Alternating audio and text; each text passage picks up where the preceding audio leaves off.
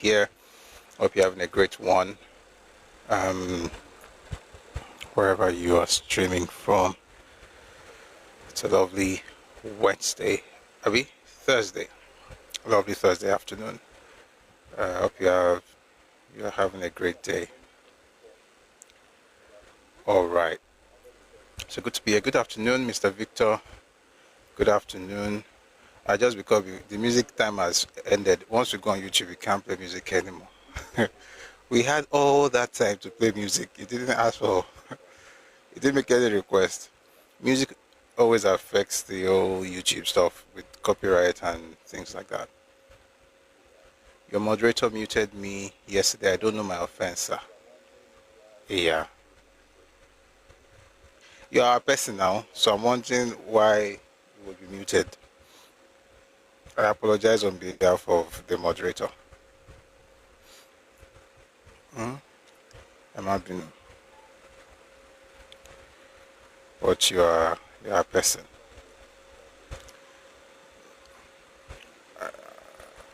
Don't worry, we are good, okay? I think it's just one of those things. 1 second, let me check if we're streaming. Okay, we're live. Are we? Yes. We're live on YouTube. Let me check Facebook. I think Facebook as well. So yeah, sorry about that, Fitila. I don't know what transpired, but maybe it's just one of those things. Oh, so sorry about that. All right, we're good. We're good. We're good. Today we are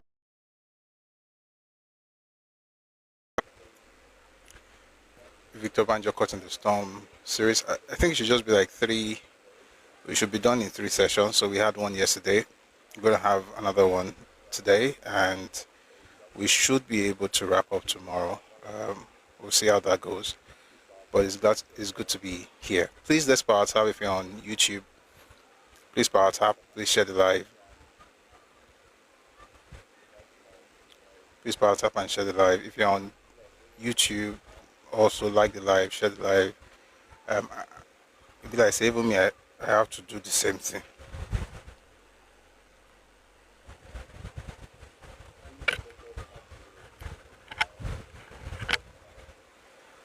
Please focus accurate. Been a while now. If there's no reason for it, I won't. Were you here yesterday? Please focus accurately. Were you here yesterday? Because I heard what happened yesterday evening was similar to what you are inferring, what you are alluding to. So were you here yesterday? By the way, I'm thinking of a session. I'm still thinking about it, where so that we don't, to be fair, when it's not an echo chamber, so that's nice. We already know that, but just so those who may have like opposing views, they'll be able to come up. And you were not given the opportunity to share yesterday. I mean, Yoruba and diaspora. It doesn't really matter whether in diaspora or at home. You will have an opportunity, but I think the thing is time. Okay, so we start like yesterday I actually didn't leave until around 8 p.m., which is too much. I say too long. So time is usually the reason. It's not because of your location. So diaspora, you're not diaspora. You always have the opportunity to speak. But I think one other thing is, so when we ask people to send requests, perhaps please just send requests at that time so that it will be requests at that time. Maybe too late to get some people up. So please try and understand. And if you didn't have any opportunity yesterday, I'm very sure you should be able to have opportunity today. Okay? And I'm sure you're going to have, we'd love to hear you speak. All right? So please, if you're on YouTube, like the live. If you're on TikTok, please power tap. And let's share the live as well. I'm trying to share this thing. That's what I'm doing now. I'm just sharing on YouTube. Then I want to share, sorry. on the share YouTube live on Twitter.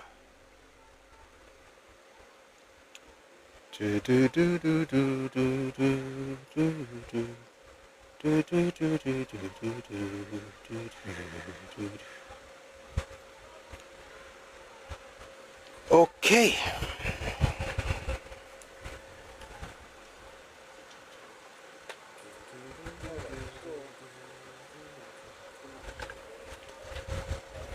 All right, so it's going to be a wonderful day today, I can tell.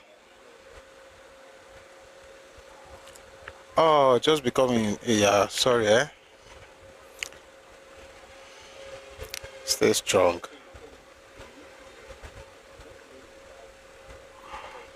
All right, so before we get into, okay, yesterday, let me even talk about that. Yesterday we had, we started Victor Banjo Caught in the Storm, and we're going to continue to the second part today. I'll talk more about it in a bit.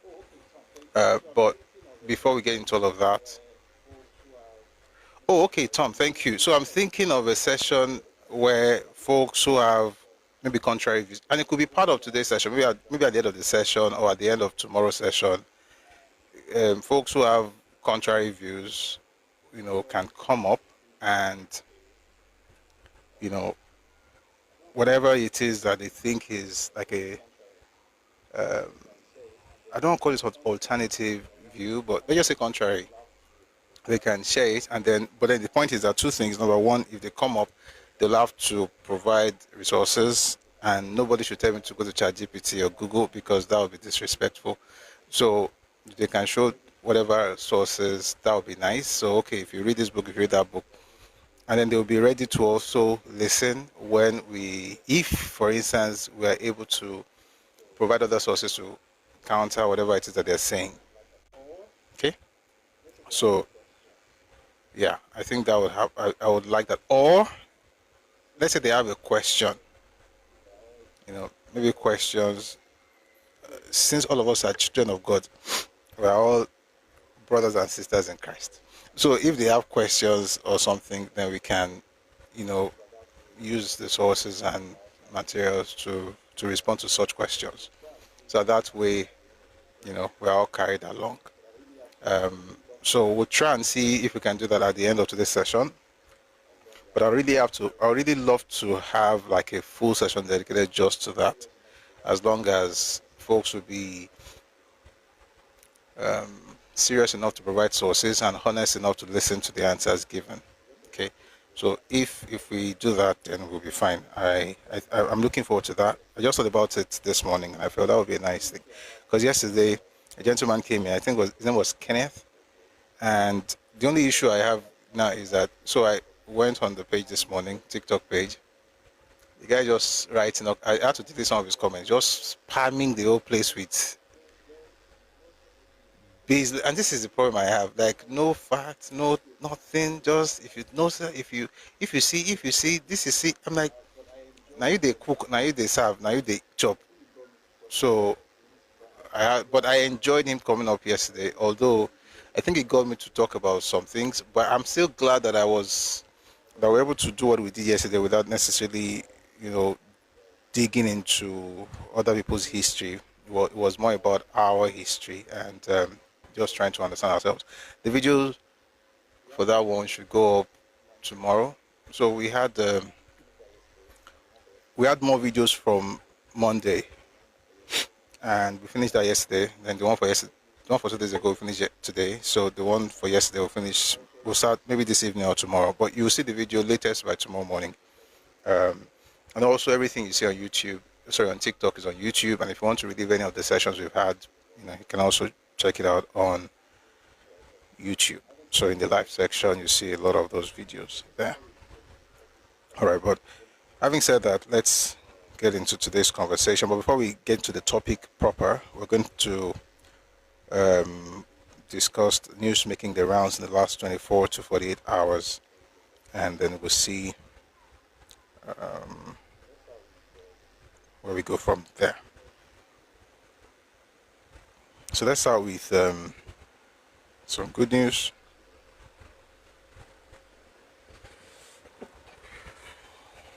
Excuse me.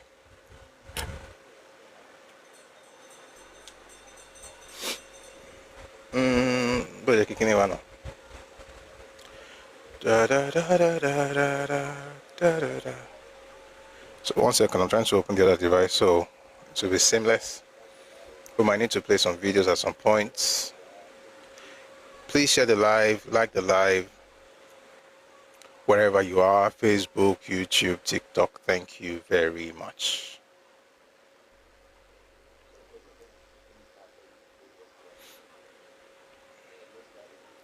Some interesting things happened between yesterday and today. But let's start with good news.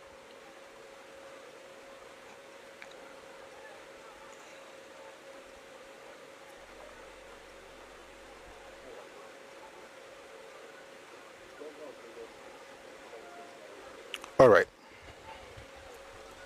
The governor of Lagos State, Governor Babajide Sanwo-Olu, celebrates his 60th birthday, and there are videos all over social media of different people having a great time with him, including coppers, and he had a worship service and a Thanksgiving service, and that was really good. He clocked 60, and we're happy for him. May God protect him and God continue to elevate him. All right, moving on from there, the Oyo Police Command says it has successfully rescued. Take that again. The Oyo Police Command says it has successfully rescued 2 sales girls kidnapped in Oyo State. The girls were allegedly kidnapped in the evening of June 18 from an agro-vet shop in Ilero, Kajula local government area of Oyo State. So that's good news. Moving on from there, I'd like to play something from the President, President Bola Ahmed Tinubu.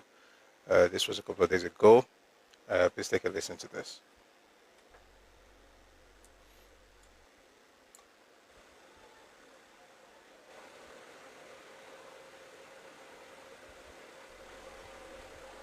Economic dynamism. We've got the West. You've listened to a daily alake. I won't go much on the economic dynamism that we are facing. But the hope is here.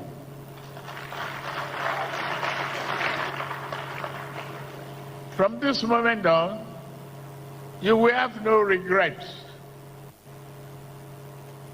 I could see hard work coming from A.A. Sule, determined to use the resources available to him for the benefit, stability, and prosperity of Nasarawa State. Sule is doing well because Ebola Tinubu is doing well too.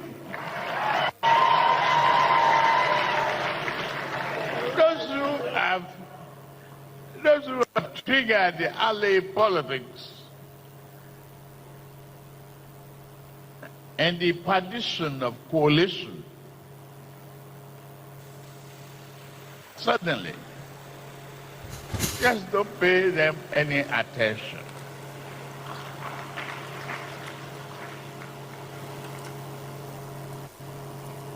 They are the political IEPs. Don't give them a home. The hope is here. Sule is doing well. We will support whatever a Governor Sule brings about to work harder for the prosperity and renaissance of Nasarawa State. That's what we stand for. All right, that was the President of Nasarawa calling certain people IDPs, political IDPs in search of a home, and that's why they created what they're calling a coalition. I don't know if I heard correctly, but I think I heard something like the perdition of coalition or something like that. I don't know if it's just me, but I heard something like that. Thank you for the gift, Fitila. All right. Moving on to more good news. I'll read something from the president himself. He says, Dear Nigerians, in a few hours, I will sign 4 landmark tax reform bills into law, ushering in a bold new era of economic governance in our country. These reforms go beyond streamlining tax codes. They deliver the first major pro-people tax cuts in a generation, targeted relief for low-income earners, small businesses, and families working hard to make ends meet. The 4 bills, the Nigerian Tax Bill, Fair Taxation, Nigeria Tax Administration Bill, Nigeria Revenue Service Establishment Bill, and the Joint Revenue Board Establishment Bill, will unify our fragmented tax system, eliminate wasteful duplications, cut red tape, restore investor confidence, and entrench transparency and coordination at every level. For too long, our tax system has been a patchwork, complex, inequitable, and burdensome. It has weighed down the vulnerable and shielded the inefficiency. That era ends today.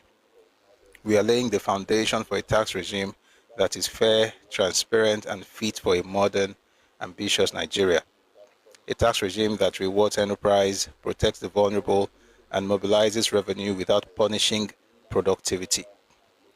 We are also building a framework for the Nigeria of tomorrow, leaner, fairer, and laser focused on unlocking opportunities for all. I commend the Presidential Fiscal Policy and Tax Reform Committee for its tireless work, the National Assembly for its rigorous review, our subnational partners for their critical contributions, and most importantly, the Nigerian people for keeping the faith with this vision of reform. However, this is a beginning, not an end. We're not just signing tax bills, but rewriting the social contract. We're not there yet, but we are firmly on the road. This is our rallying cry: simplify, reform, grow. Let the world know that Nigeria is open for business, and this time everyone has a fair shot. We are betting on a new Nigeria and building it block by block. Bola Ahmed Tinubu, President of the Federal Republic of Nigeria. But what does all of these things mean? So I'm going to read a breakdown to help understand what that actually means for the average individual in Nigeria. So let me read a breakdown from the presidency on what this means for families, what it means for businesses, and what it means for the states and also individuals. So the federal government would cede 5% of VAT revenue to states. Number 2, transfer of income from electronic money transfer levy exclusively to states as part of stamp duties. Ẹkáàbọ, welcome, apologist. Number 3, repeal of the obsolete stamp duties law and reenactment of a simplified law to enhance the revenue for states. Number 4, states to be entitled to the tax of limited liability partnerships. Number 5, tax exemption for state government bonds to be at par with federal government bonds. I think we should have a session just to discuss this. Maybe when other people come up, we'll be able to get into that. Good afternoon, Prof. Number 6, more equitable model for VAT attribution and distribution. Number 7, integrated tax administration to provide tax intelligence to states, strengthen capacity development and collaboration, and scope of tax appeal tribunal to cover taxpayer disputes on state taxes. Number 8, powers for AGF to deduct taxes unremitted by a government to MDA and pay to the beneficiary government. Number 9, framework to grant autonomy for states' internal revenue service and enhanced joint revenue boards to promote collaborative fiscal federalism. Number 10, legal framework for taxation of lottery, gaming. All of this is for subnational government. So essentially we're talking about state governments. So the states are able to keep, able to benefit, based on these 10 points that I just read out. So for homes and individuals, number 1, complete exemption of low-income earners up to 1 million naira per annum. But if you're making a 3K per month, you will not have to pay. That's pay as you earn. Number 2, reduced pay tax for those earning a monthly salary of 1.7 million naira or less. So if you make 1.7 million naira per month or less, they are reducing the pay tax. Number 3, 0% VAT on food, healthcare, education, electricity generation and transmission. Number 4, VAT exemption on transportation, renewable energy, CNG, baby products, sanitary towels, rent and fuel products. No VAT on those ones. Tax break for wage award and transport subsidy to low-income earners. It's quite good. Number 6, tax incentives for employers to hire more people incrementally than in the previous 3 years. Number 7, exemption of stamp duties on rent below 10 million naira. Number 8, pay tax exemption for other rank and armed forces fighting insecurity. Now that's good. That's good. People are risking their lives. They should get something. Many things, but at least that one is good. You don't have to pay tax. Number 9, friendly tax rules for remote workers and digital nomads. All of you remote workers, but they say it's friendly, so we'll see how that goes. Number 10, clarity on taxation of digital assets to avoid double taxation and allow deduction for losses. For small businesses, increase in tax exemption threshold for small businesses from annual turnover of 25 million to 50 million naira. So if your business is making less than 25 million naira, number increase in tax exemption threshold. Yes, so most likely you're not going to pay taxes on that business. They're increasing the tax exemption threshold for small businesses from annual turnover of 25 to 50 million naira. So if you begin to make more than that, of course. Number 2, exemption from company income tax for small businesses. So if you're a small business, no income tax at all, 0%. Number 3, no withholding tax deduction on business income of small businesses. Number 4, exemption from the requirement to deduct and account for tax on payment to vendors. We did this one before. I didn't know. Number 5, simplified statement of accounts attested to by small business owner for tax returns in place of audited financial statements. Number 6, introduction of the Office of Tax Ombud to protect taxpayers against arbitrary tax assessments. Number 7, tax disputes affecting businesses to be resolved within 14 days by the tax ombud. Number 8, harmonization of taxes and repeal of multiple levies. Number 9, outlaw cash payment. Outlaw cash payment and physical roadblocks imposing burden on businesses. I don't know how that's going to happen, but we'll see. Number 10, attractive tax regime to encourage formalization of business and facilitate growth. This may sound boring, but I wanted to read it out because I think it's important for us to know these things. Then benefits for businesses and investments. So if you have businesses in Nigeria, you have investment, reduction of corporate income tax rate. I think you can read that one on your own because to have businesses means that you will read. But let me read it so no go be like say I'm not fair. Reduction of corporate income tax rate from 30% to 25% and harmonization of earmark taxes at a reduced rate. Number 2, unilateral tax credit for income earned abroad to avoid double taxation and impute VAT credit on assets and services to reduce costs of production.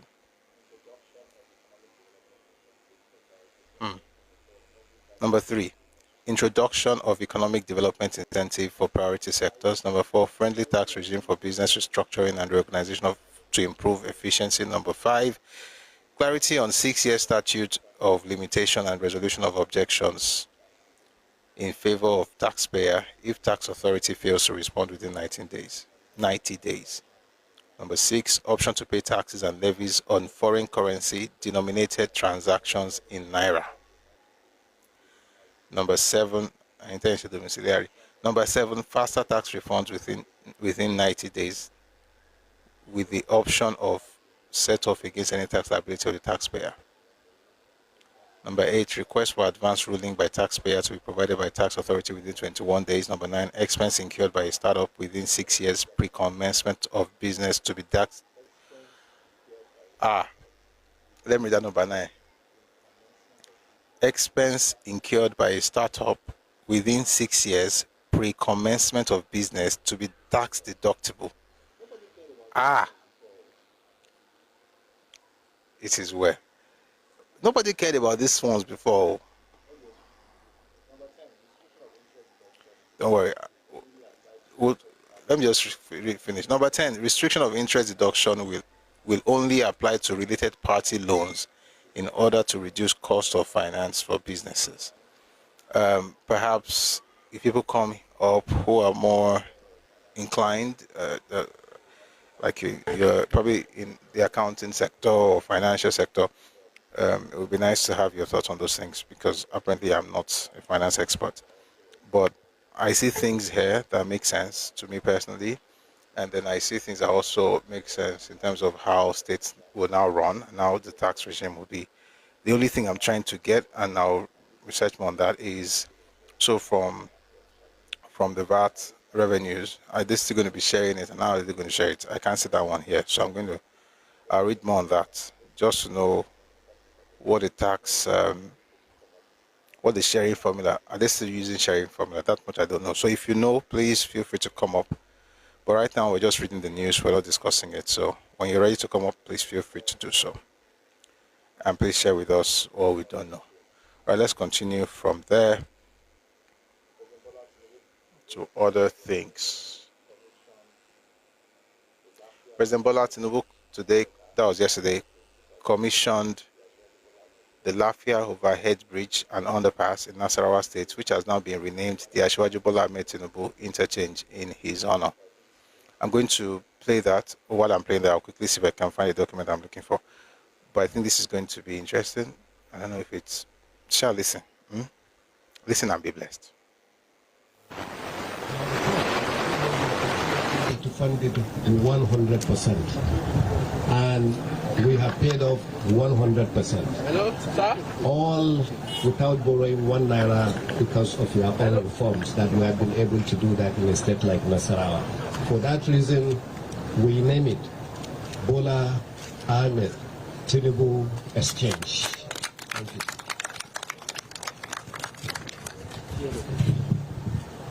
Your Excellency, thank you very much. Your Excellencies, all the governors here present, members of the State Executive of Nasarawa State, present, the House of Assembly members here present. It is a great honor for me to be here, feeling at home, feeling very welcome, and to inaugurate this project. And salute the prudent management of resources, commitment to value given by the governor of our dear state. Thank you very much. May God bless the state. I therefore commission the project.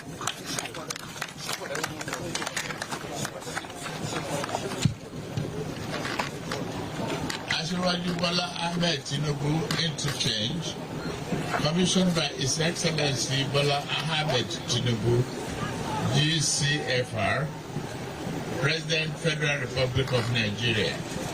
Today, Wednesday, 25th June, 2025. God be the glory.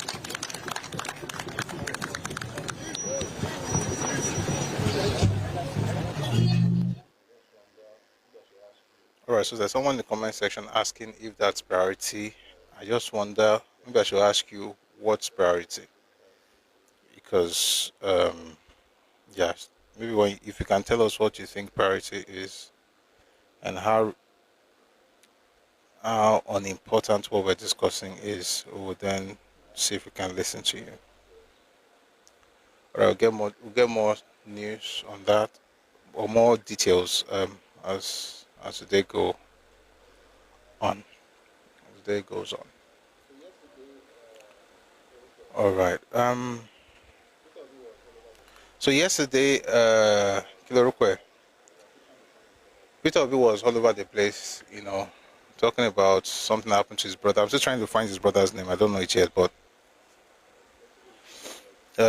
he made a video talking about the federal government doing something, and essentially repeating what his fellow followers, I don't even know, his fellow people, the same mindset. Oh, Nigeria is lawless.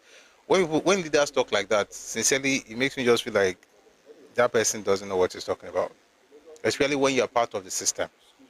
If it's lawless, but anyway, let's move on. The point is, the Lagos State building, excuse me, the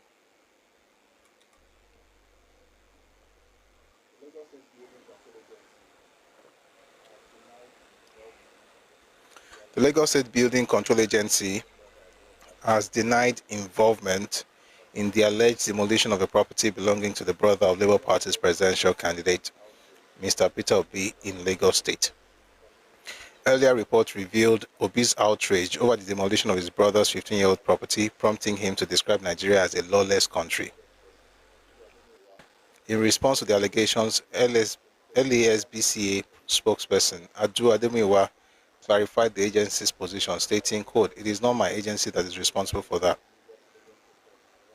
Meanwhile, while Ajitumobi, Special Assistant on Media to Lagos State Governor Babajide Sanwo-Olu, has advised Obi to channel his complaints to the police, Peter Obi should report the matter to the police. They will help him find the people who ordered the building's demolition, Ajitumobi stated.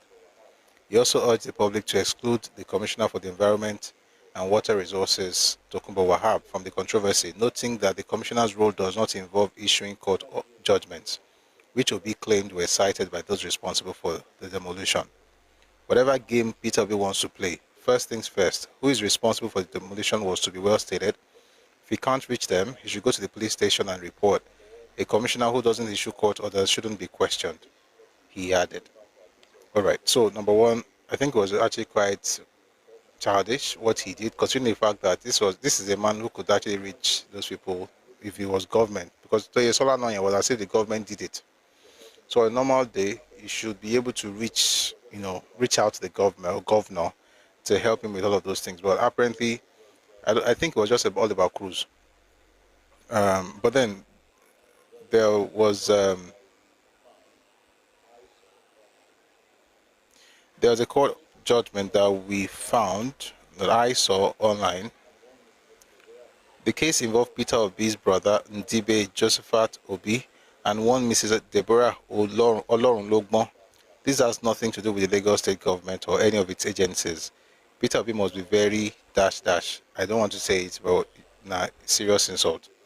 So here I have the certificate of execution of warrant of possession between Deborah Olorunlogbon, claimant, and person unknown is the defendant. This is to certify that by virtue of the warrant ID 4378LM 2023, deed on the 19th day of June 2025, delivered peaceful possession to the claimant of the property therein. So they got that on the 20th, and then they did what they did much later. So this, I don't know what he thought he was going to of shame. Like things are happening between two people. You're supposed to be the presidential candidate of a party. Let me tell you what I think. Regardless of people's education, regardless of their exposure, that market, that trade, that mindset is always there. There's nothing like structure, the proper channel, nothing, just to the cry. I'm not saying what happened was nice, but I'm saying it had nothing to do with the government. It had nothing to do with the government. Anyway, let me read something else to you. This is certificate of occupancy.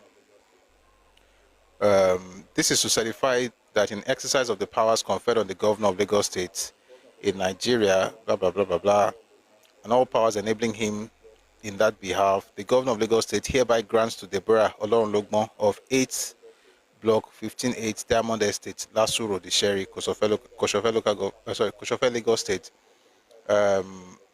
Hereinafter referred to as the holder over the parcel of land as Plot 4, Block 25, Odudua Crescent Government Allocation Scheme with survey plan. This is our own C of O. So she has a C of O. I don't know if Obi's brother has a C of O, but the woman has C of O.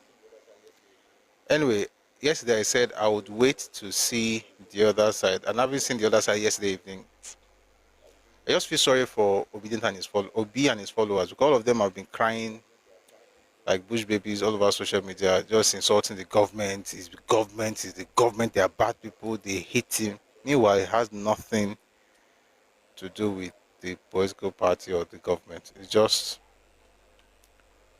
a normal thing. Going on. Alright, moving on from that. So the Guardian, there's a video I did not play yesterday. I didn't play it intentionally, but that's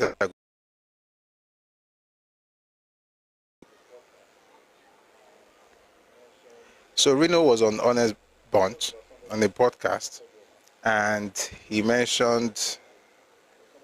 talked about somebody's head warmer. Sorry, no, not his warmer.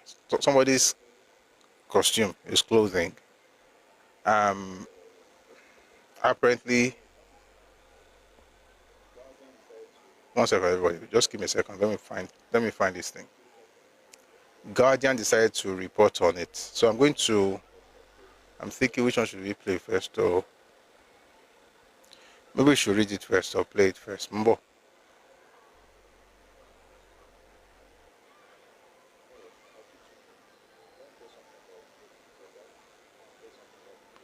You know what? I'll do two things. Let me play something about the Dirty December, then I'll play something about the clothing. While this one is going on, I'll quickly find that video. So take a listen to this.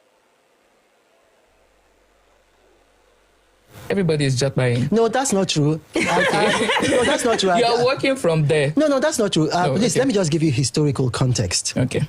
I became a U.S. resident in 1983 at the age of 9. At the age of 9, I was living at the University of California, Berkeley, in the campus at Albany. Okay. I returned to go to do some education here, and then I schooled in England.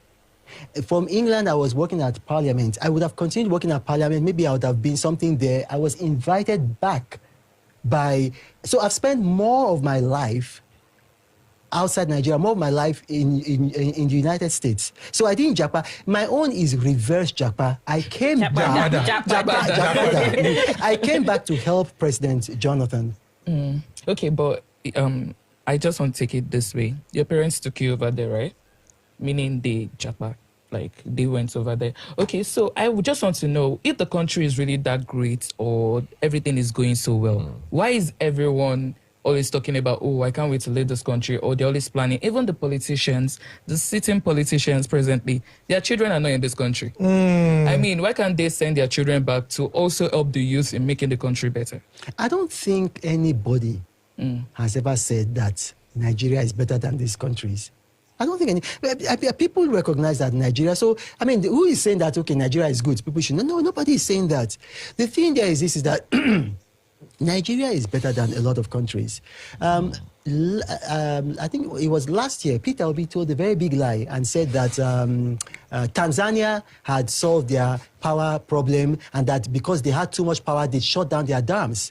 It was a big lie. There was a cyclone hit Daya, and their dams were flooded, and the whole country was on blackout, 24-hour blackout. They couldn't produce power. That was why they shut their dams. And he lied.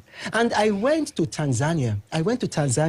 I was in Tanzania 2 weeks ago with this man, and previously I've been to Tanzania 4 times. And when I was in Tanzania, I asked them, they say, wait, they take you. I'm sure some of you might have seen the video. They say, they take light in Tanzania. And I told them, okay, how much is petrol in Tanzania? Petrol in Tanzania is about 3 times what it is in Nigeria. And I told them, okay, how much is your minimum wage? And I told them, okay, if you can come to a country with a minimum wage of about $55 and with fuel at 3 times less than, you say, please give me visa, we will come. There are people that want to come to Nigeria. That's why Dirty December is working.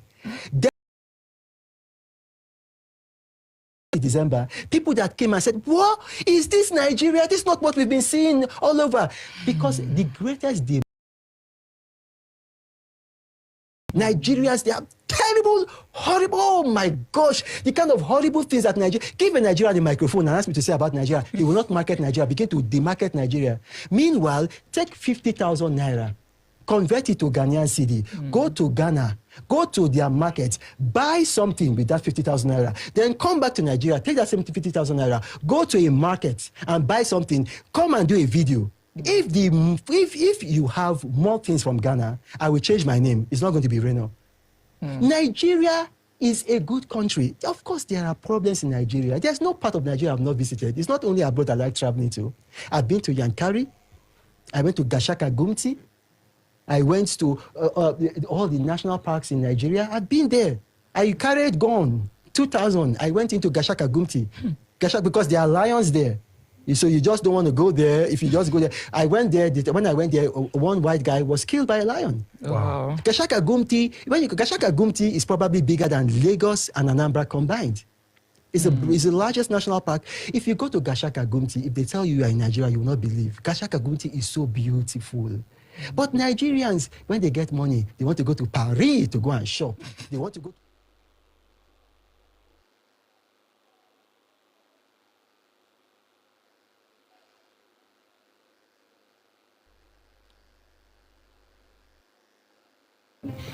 The 2023 elections, Obedience believe that Peter Obi won that election. I'm sure there's so many people listening to us right now. Even people in this room believe that Peter Obi won the election. While APC supporters believe that a vote for Peter Obi was actually a vote for Tinubu. Please throw some light on this. Well, it makes for intellectual laziness. And if there are people here, you know, I'm a very blunt person. You are intellectually lazy if you believe that Peter Obi won the election. Why do I say so? Because Peter Obi went to the PEPC, the Presidential Election Petition Court. And while there, he did not argue that he won the election. Go and read his petition. It's a public document. He did not argue. His pleas were that Bola Tinubu was not validly nominated because he had a conviction in the United States, and that the running mate to Bola Tinubu in the All Progressive Congress, Senator Kashim Shettima, was not validly nominated because of double nomination. And then said what he was calling for was another election. He did not say he won. So if the man did not say he won, how are you? Who here is believing that he won? It's just like what scripture says. It says that who shall say a thing and it shall happen when the Lord God has not said it? Peter Obi.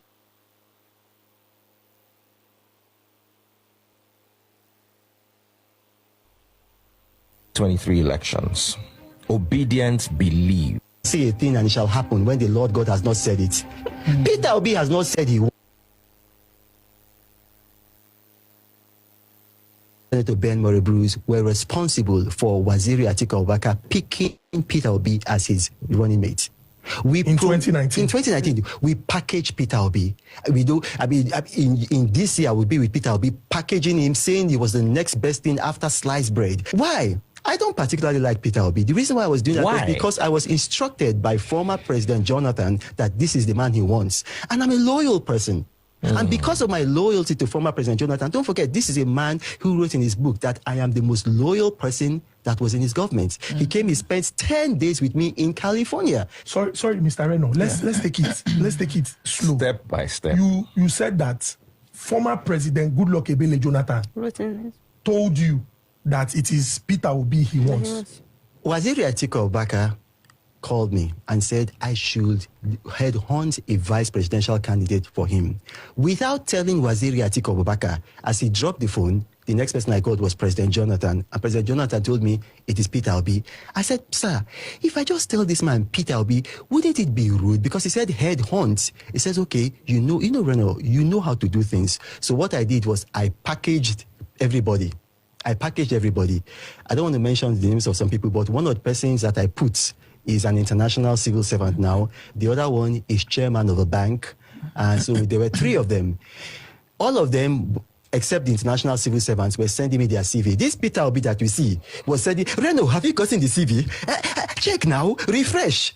This Peter Obi, in he the cannot. build up to 2019 The emails elections. are there. If he denies it, I will disgrace him. You told him to send you his CV. No, he was sending me. I did not tell him. He was sending me CV unsolicited. But this is somebody who was governor of Anambra State for 8 years.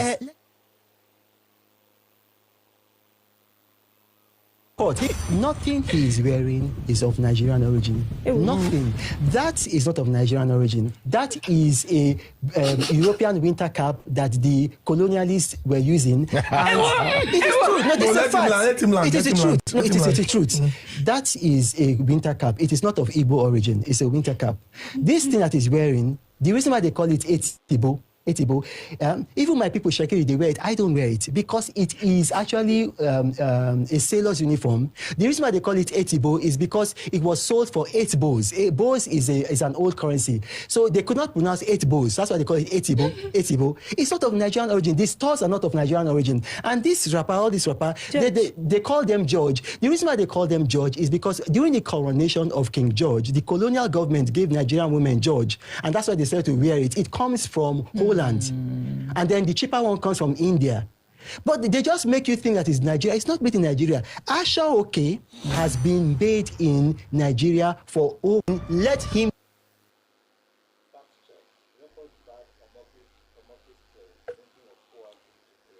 Fact check. Records back Omokri's claim linking Okpuagu to colonialists. This was published in The Guardian on 24th June 2025.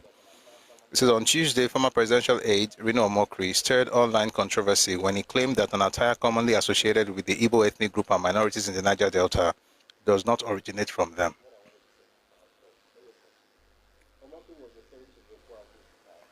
What I wanted to say now, I'll stop. Let's just continue.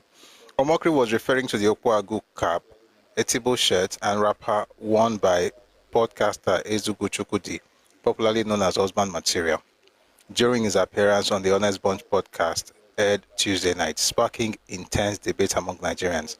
When asked why he frequently wears Yoruba Ashoke attire, which he also promotes on his social media pages, Omokri explained his preference, then turned to critique the hosts for wearing Western clothing.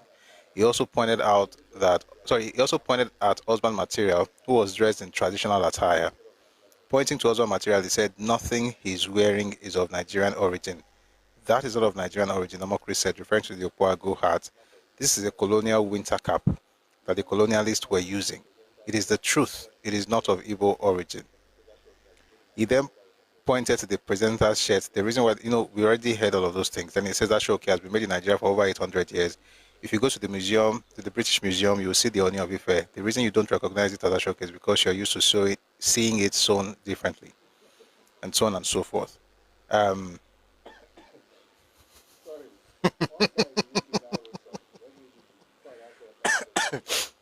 Sorry, one guy in the UK now wrote something. Let me read it before I answer what I wanted to say.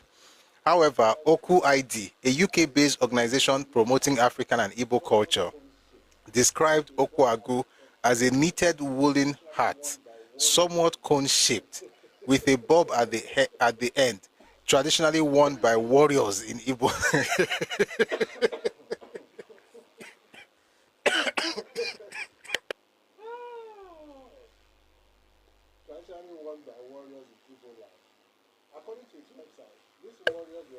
Traditionally worn by warriors in Igbo land. According to its website, these warriors were part of the Aro Confederacy, a powerful political and economic alliance.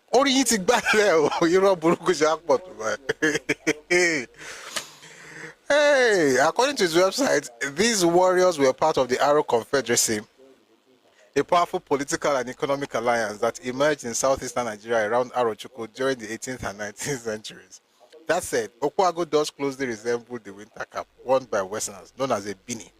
According to Zaini, a UK store specializing in knitted hats, the beanie originated in 12th century Wales, where it was called the Monmouth cap. Other sources affirm that Americans later gave the cap the name beanie when it arrived in the US in the 20th century. Verdict.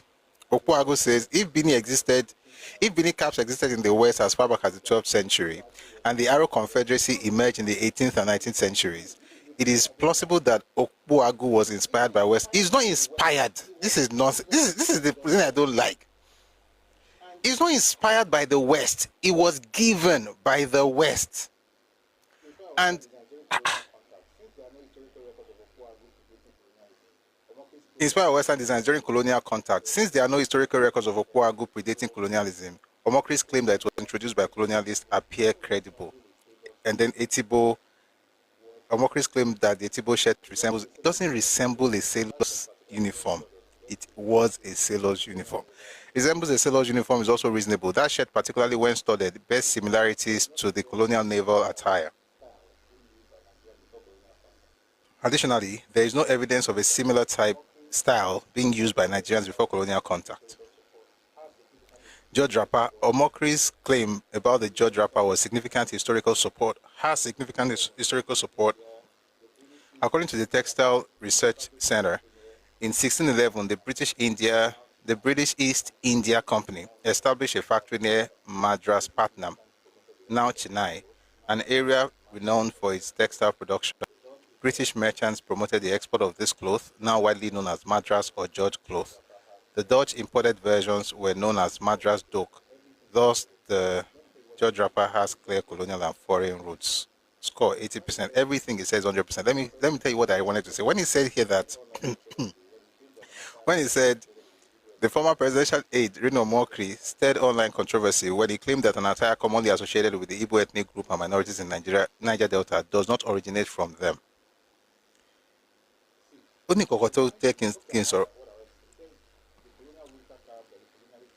See, the point is, okay, I found out what I wanted to say. He said the colonial winter cap that the colonialists were using is the truth. It is not of Igbo origin. The point is not that it didn't originate from the gentleman. The point is that there is no clothing. It's not about that clothing. It's like there's no clothing originating from that part of the country. That is the truth. Anything else is just people making themselves happy. And you know, there are people in the Niger Delta, when you see the way they dress, you know that it's not from Nigeria. The hat already is, that's Portuguese, is European. It's not ours. The shirt. But see, the reason people don't talk about it is because they know and they don't lie about it. It's European contact. They got it and then they dress that way. No big deal. Their warriors used to wear beanie in the 18th and 19th century. Guys, that thing was a gift from the British, and they gave it to the Warren chiefs. The cap, the other cap, that one is from Turkey. That red one, that one is from Turkey. The beanie, that was from the British. So the shirt, the wrapper, the cap, whichever cap you are using, anything you are talking about, none of those things originated from the Southeast. You see, it is not a problem. It is not a problem. Let me do like Wiki. It is not a problem. The real issue is for people who just would not accept that, listen, this is how we evolve. That's what I was talking about yesterday. It shows that you are not yet, the culture is underdeveloped. A developed culture accepts. That's what they just will tell you. That stuff, they got it from me. The Shekiri, even Rino that I was talking is the Shekiri now. The things they wear, have you seen the way the kings dress? The top looks like a cassock. It's because of their connection with the Catholics, the Portuguese. Guess what? It's okay. It's history. Now the person will context say, their warriors used to wear winter cap. Jesus. Ah, how much you? Igbos and their history.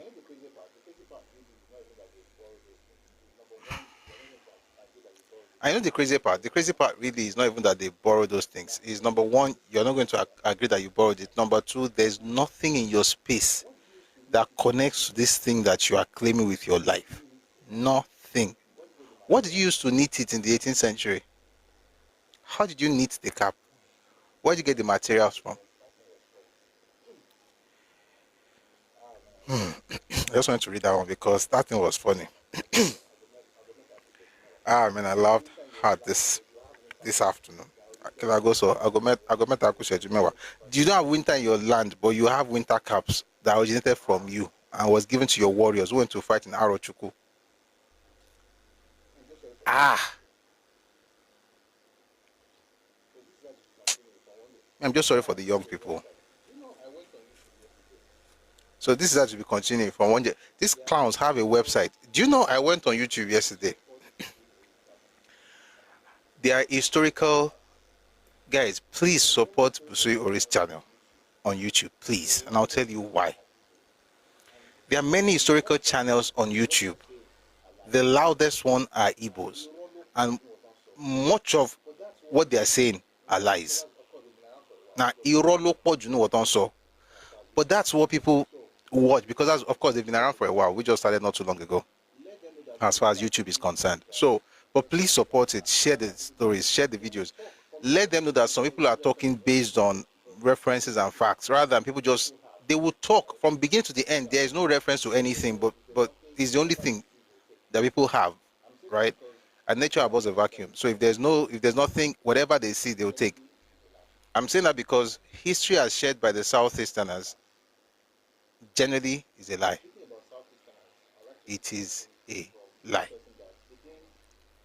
And speaking about Southeasterners, I'd like to read something from one person that, again, the most educated and the least educated think the exact same way. They just use different words to explain what they think. So let me read this to you.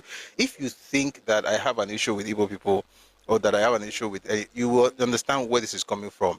The political class thinks in a very distasteful way, and that's me being mild. This one I'm about to read, this guy talked about Ataturk a couple of months ago, wishing for a messiah. He would like to have a situation where we have strong men in politics. He's the weak man. You know why? It's a weak person that constantly wishes for a strong man to come and save him. You have no plans to change anything. You have no vision for the people, but you're always constantly whipping up sentiments and asking for something strong, somebody strong to come and help and come and save you. And the only group that does this is the Southeast. Listen, if you're a young person from the Southeast, you are blessed. But if you can, please listen to other people from other places so that your life can be better. Because this is. Let me read it. So don't go blind as I just talk. By the way, the man's name is Kingsley Mogalu. No surprises. You don't expect too much from there, but that's his name. Again, some of these guys may be very good accountants, good whatever they're doing professionally, but outside that profession, be like say, let's read. He says, I smile when people say we need strong institutions but not strong leaders. Truth. We need strong men and women, strong in the right manner, visionary big thinkers to build strong institutions. There's a reason why Rwanda works. I'll talk about that. And why Singapore became what it is. We'll speak about that. And why China rose. We'll talk about that as well. When South Africa became the Rainbow Nation, the 6 founding fathers of the American Republic, George Washington, John Adams, Thomas Jefferson, James Madison, Alexander Hamilton, Benjamin Franklin were men of strong character with large vision. The systems all these strong men built are all different depending on the local context, but the leadership was characterized by one ingredient, vision and the strength behind it. No. Just sit one place and be talking. Maybe you're talking about your dad, Anayo. Your dad is the one sitting in one place talking nonsense because you basically have only inherited the stupidity of your parents. That's what I was discussing. This man said the only thing that made them that was vision and strength behind it. I'll tell you this. If you are a Nigerian, especially young people, and you listen to motivational speakers, please be careful. Majority of motivational speakers, maybe they mean well for the most part, but they are very ignorant of the reality. If you think the only thing that makes Singapore and Rwanda and all those things is just vision, you don't get it. And this is the shame that you get for going to school and not thinking straight and just be shouting that you're something. You're a professor, but you don't even understand basic. Let me tell you something. This thing is saying, was exactly what Iransi tried to do. And he has mentioned it several times. The idea of erasing ethnic identities, no tribes, we are all one. Then we have a visionary leader who is able to shape stuff and just create what we want. He has said this thing in different ways. So let's interrogate very quickly, because of time, some of the things that he has mentioned. He mentioned Rwanda. Let me tell you something that is true, and you can fact check me. At the root of all the countries he mentioned is ethnic identity. At the root of the success of the countries that he mentioned is ethnic identity. Something that Igbos hate to admit. Rwanda is what it is today because, somebody came here the other day, we had a session on Rwanda, and apparently they're saying things he couldn't say. He lived in and still has stuff in Rwanda, so he was very careful. But this is the basic one. The Hutus and the Tutsis had a war, proper genocide, terrible stuff.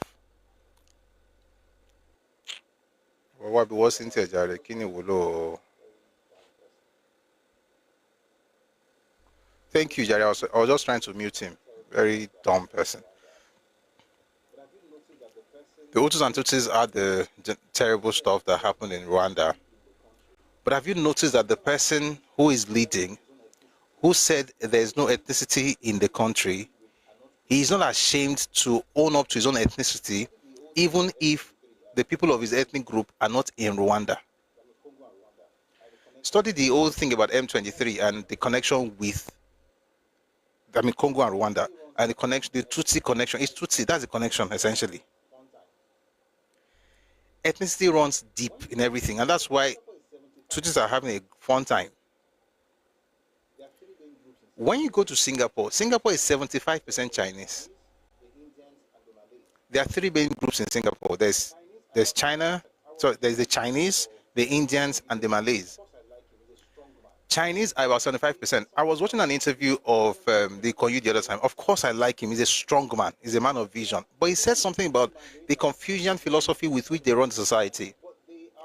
They may not be speaking Mandarin like you hear all over China, but they are Chinese.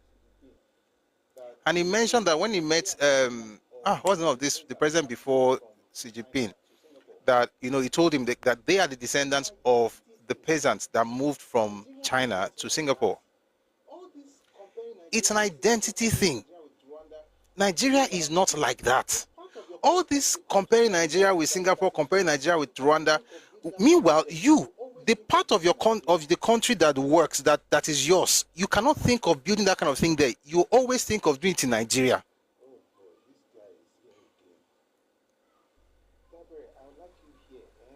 Oh boy, this guy is here again. Dabere, I would like you here, but I can assure you, you can listen without using your fingers. Just use your ears. Because most of the time, the things you type, just don't worry. I like that you are here, but just listen. And if you have anything against what I'm saying, I'll bring people up in a bit. Come up. And when you come up, hopefully you'll be able to say something that will, controvert what I'm saying. That will be fine. But don't just be typing things that are nauseating. Where was I? At the root of what you see in Singapore is an ethnic identity. Even China, as big as China is more than 90% Han Chinese.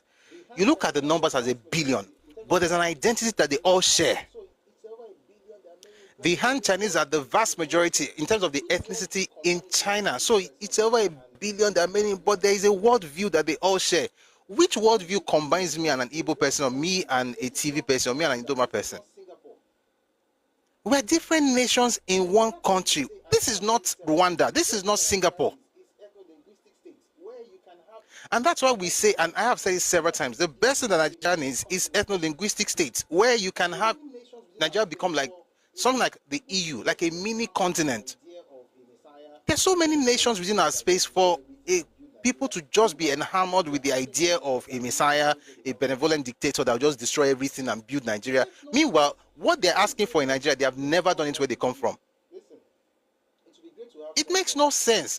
When you say, like, we need strong men to build, listen, it would be great to have strong men, But we've tried it in Nigeria, and every time we have strong men, and we did, not once, not twice, not three times, not four times. Tell me what the system that the strong men have built since 1960. I can tell you the system that a strong man built in my region in the 1950s that still stands to today. And one of the reasons for that is because there is cohesion, there's homogeneity as far as our ethnic identity is concerned, and we have the same worldview. We are Yoruba. The Chinese, for instance, have different sub-ethnic groups and all of those things, but at the root of everything is a common identity. They're able to plug into that, even in Singapore. People just sit and be shouting his vision that will kill everybody. It's not the same vision that made somebody come and say, we have to make Nigeria a unitary system. On the advice of Igbo leaders, because it was in the manifesto they wrote in 1944. Guys, I said there's something I will not say. The least way I can say, I will say it. They have a plan, and that plan has always been based on unitary system. And that's why Zeke himself was for unitary system. Although he would go, one day he would tell you it's federal, then he go back to Zeke, unitary, going back and forth. The first time they had absolute powers, what did they do? They created a unitary system in Nigeria. What did that do for us? What is it doing for us? Since 66, we are still in soup. This is 2025. And somebody has not learned anything from that. Just wakes up one morning and says, wait, let's go back to that thing that Tirasi did not do well. Let's try it again. We need strong men. Whatever makes you ask for strong men, dictators, shows you are from an underdeveloped culture. There's only one group in Nigeria today that's always shouting and clamoring for military. It's because you are not developed. The only way you can be led is by force. And everybody has gone through that, by the way. Everyone has gone through that. It's just that the time that they went through it, you haven't been through that. Actually, the same things you guys said the Igbos did then are what the Yorubas are doing now. Please let me know which exact thing that the Yorubas are doing now that the Igbos did then. Nobody mentions the mistakes of the past, so you guys will just wake up and repeat it all over again and ask for. It says I smile when people say we need strong things. This is somebody that worked in the CBN. This was the deputy governor of Central Bank of Nigeria saying that what we need are strong men, not strong institutions. Let me tell you something. Is it good to have strong men? Yes. Can strong men build the right institutions? They can if they want to. Because we've had many strong men who did not build any good institution for Nigeria. Awolowo was a strong man. But the reason, if Awolowo had done what he did in Western Nigeria and Nigeria, it would not have succeeded. There's no way now. Nigeria has a way of unraveling. They will see what's happening right now. We're talking about the tax system. Somebody comes up, and the next thing you are hearing is that the priority? It's not because what he's saying, it's not because what Tinubu is doing is a problem. It's just because Ilara. And Jew won't say villager is Jalara or Tomboro. Ilara Yewambe. Like if it's not my own, it cannot be good. These are people talking about vision. In your region, what is the vision? What is the plan for the Southeast? And I'm mentioning Southeast now, Igbo now, because Mogalu does this every other market day. He will come up with one idea of, and you know the funny thing is on Twitter. Young people are on Twitter. They are reading this nonsense. And I'm calling it nonsense. I know it's a agbalagba, but it's rubbish. He does it every time. What do you think is going to happen to young people who read this nonsense? They start longing for that time where you can have one military get out, just come and do. We have Traore. As though we've not been under military regime. See, it would make sense if we never grew up under military regime. We grew up, we saw it. Abacha was a strong man. Babangida was a strong man. Buhari was a strong man. Obasanjo was a strong man. Look at the other one. Murtala was a strong man. Gowon was a strong man. Ironsi was a strong man. Now, put all those seven together. I'm intentionally removing Absalom Abubakar because it didn't stay too long for the no, Idiagbon was second in command to somebody. Put all those seven people together, right? Combine all the forces, right? All the achievements in the last 60 some years, right? Combine all the achievements, compare it with the achievements of Singapore, of Lee Kuan Yew in Singapore. The reason you can't have the same thing is because we are not the same people. It's simple. So what works is that you create a structure where that strong man you're looking for, have it in your region. Since you cannot think on your own, you cannot create any systems for yourself, have that strong man in your region, because at least now you have your own people and you can become Lee Kuan Yew and become Singapore and grow Dubai.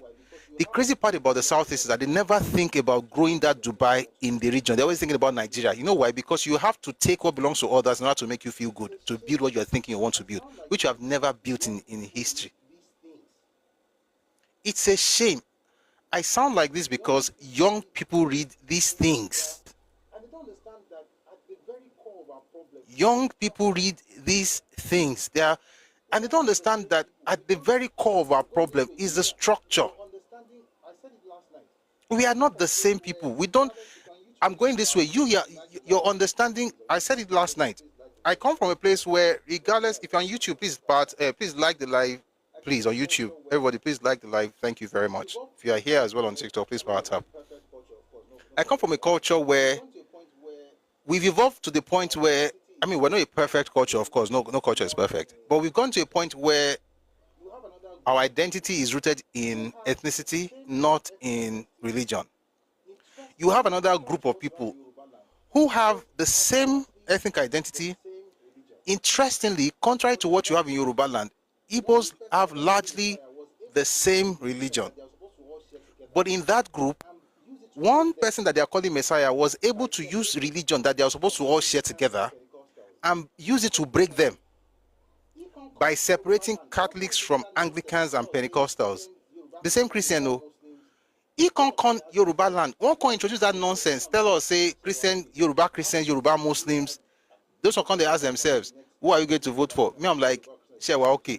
How many times have we had these conversations about who is the next governor? Is it Yoruba Christian, or Yoruba Muslim? Who cares? What you usually do in Yoruba land is about, oh, okay, fairness, this person is there, that person will also be there. But when it comes to all those elections, you really sit down and say, okay, and this is what Yoruba Christians will vote for, Yoruba Muslims will vote for. For the first time in my adult life, I saw it in 2022-2023 election. And the reason it happened was because somebody from another culture, I don't care what they do there. I'm not saying it's good. I'm not saying it's bad. That's their business. He brought that warped culture into Yoruba politics and muddled up the waters. And before you know it, you have Yoruba Christians. So those ones think that they understand what they're saying. Church, take back your country. We don't want the Muslims to take over. I'm like, sure, well, okay.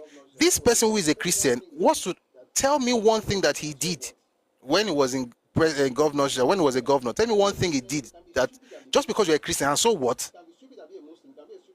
I'm a Christian. You can be a Christian, you can be stupid and be Christian.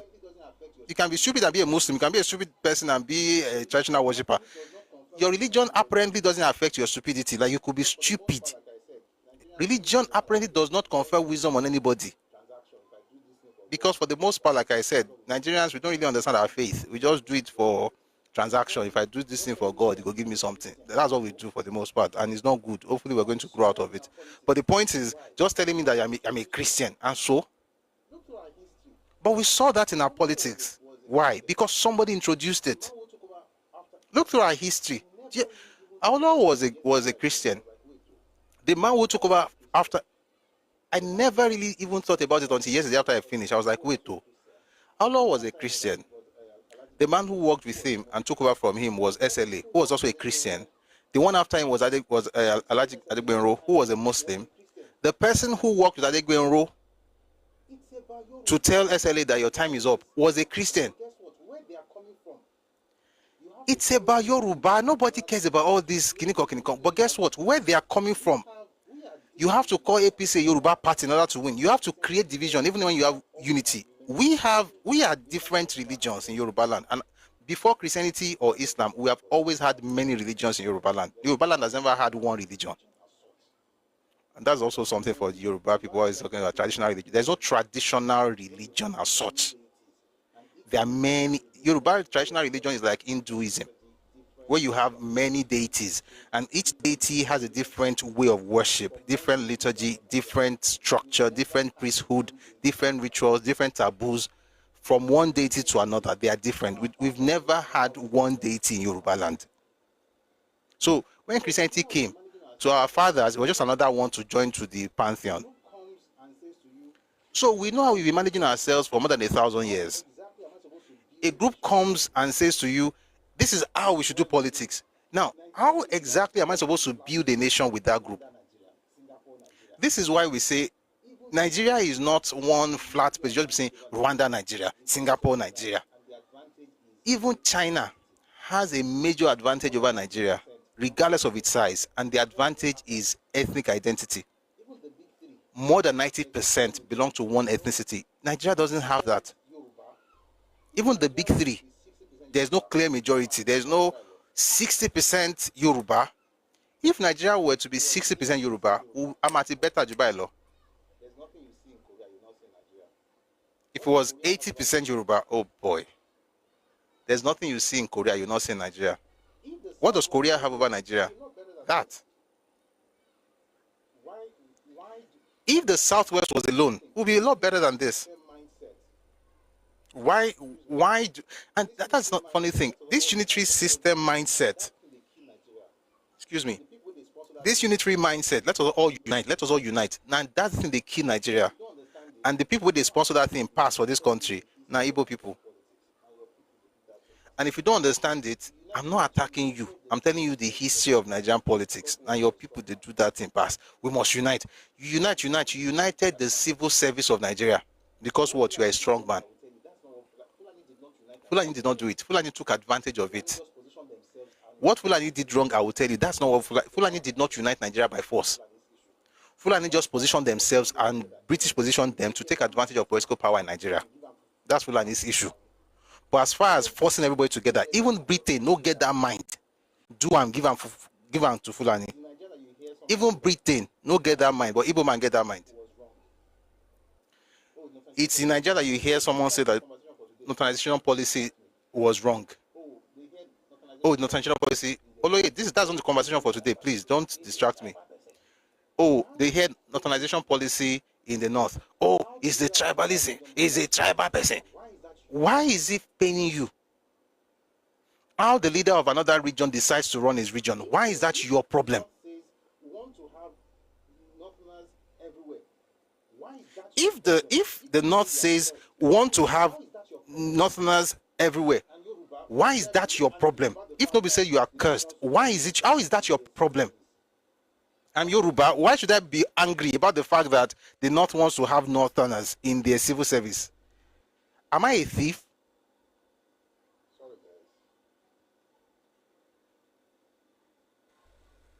Sorry, guys.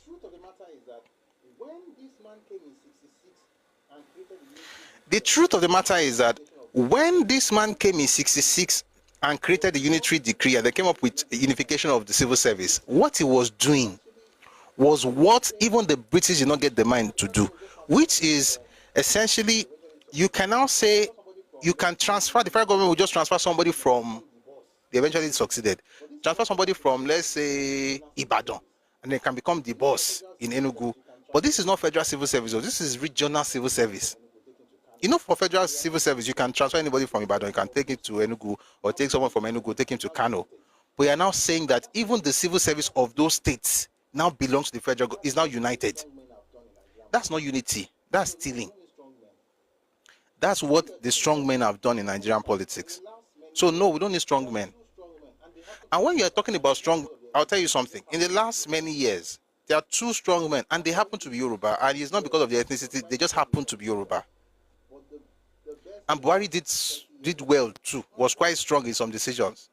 But the best in the last 30 years or so have been Obasanjo with all his faults. And Tinubu is the one who doesn't care if you love him or not. How can you have someone like that you're still looking for a strong man? Because you don't understand what you're even looking for. So when you find it, you don't know. Somebody's giving you tax reform policy. Somebody is doing is removing subsidy. People are speaking. It's changing the structure of your country. You still don't see any sense in that. Why? Because what you really want is a person from your place who will forcefully unify everybody and take advantage of everything they have and then create a new Nigeria. May that day never come. The new Nigeria we're looking for is the one where every group, wherever they are, will thrive. Everybody will do well. But people will not be looking for a way to steal what belongs to other people. That's the kind of new Nigeria we are looking for. And if that's not your vision, you will fail. So he does this every other day. And I'm quite passionate about this because, like I said, a lot of young people don't know history like that because you are doing other. I'm not even blaming anybody. I'm just saying we are too busy. Sometimes young people are very busy. You're going to school. Nobody really talks about these things. And then the people you are looking up to in society, right? Educated people. How educated do you want a person to be again? You were the deputy governor of Central Bank of Nigeria. You were educated. Is that same person that will come and tell you about Ataturk? Is somebody that will be quoting one Zambian president saying for the nation to be born, the tribe must die? It's the same person that will be telling you about how Rwanda became something, how Singapore became something, without understanding, just shouting his vision. Let me ask you a question. Lee Kuan Yew was was prime minister for almost 30 years in Singapore. I want to ask you an honest question in this place. If you have President Tinubu say to you that after the second term, he will stay another term, he will stay until another, let me say, under 20 years, what will you say?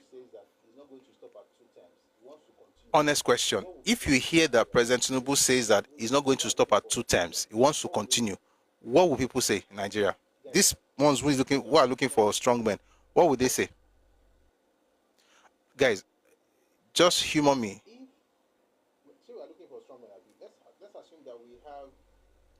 If say we are looking for strong men, let's assume that we have Tinubu, this president, who is doing fantastically well, by the way. I don't care what you think. That's my opinion, and that's the objective reality of what we have in Nigeria. If that man says, I'm not stopping at 8 years, I'm going to continue for another 20 years, the same people who are looking for strong men will be the ones calling him a dictator. But guess what? That's exactly what happened in Singapore. That's exactly what is happening in Rwanda. That man has been there for more than 20 years. You have a people who are just deceiving themselves. So let's assume that in this prayer for great man, strong man, no institution, just strong man, we now say, let him be a strong man. And guess what? Let him govern Nigeria based on Yoruba ideals. And let him stay there for the next 30 years. What are people going to tell us now? Oh, see, Yoruba people, they are just doing something. They are just using their culture. That's exactly what Rwanda is doing. What you are seeing is his own understanding based on his ethnic identity and ethnic, intelligence. So what you see is the Tutsis gaining upper hand. I'm not saying it's good. I'm not saying it's bad. I'm just telling you that what you are looking for, people should know exactly what they are looking for. And guess what? If you are up for having Tinubu do that, please let me know. Maybe we should start a campaign. Since all of us are looking for strong men, let him stay there. Lee Kuan Yew was there for about 30 years. This man in Rwanda has been there for 30 years, Dosha.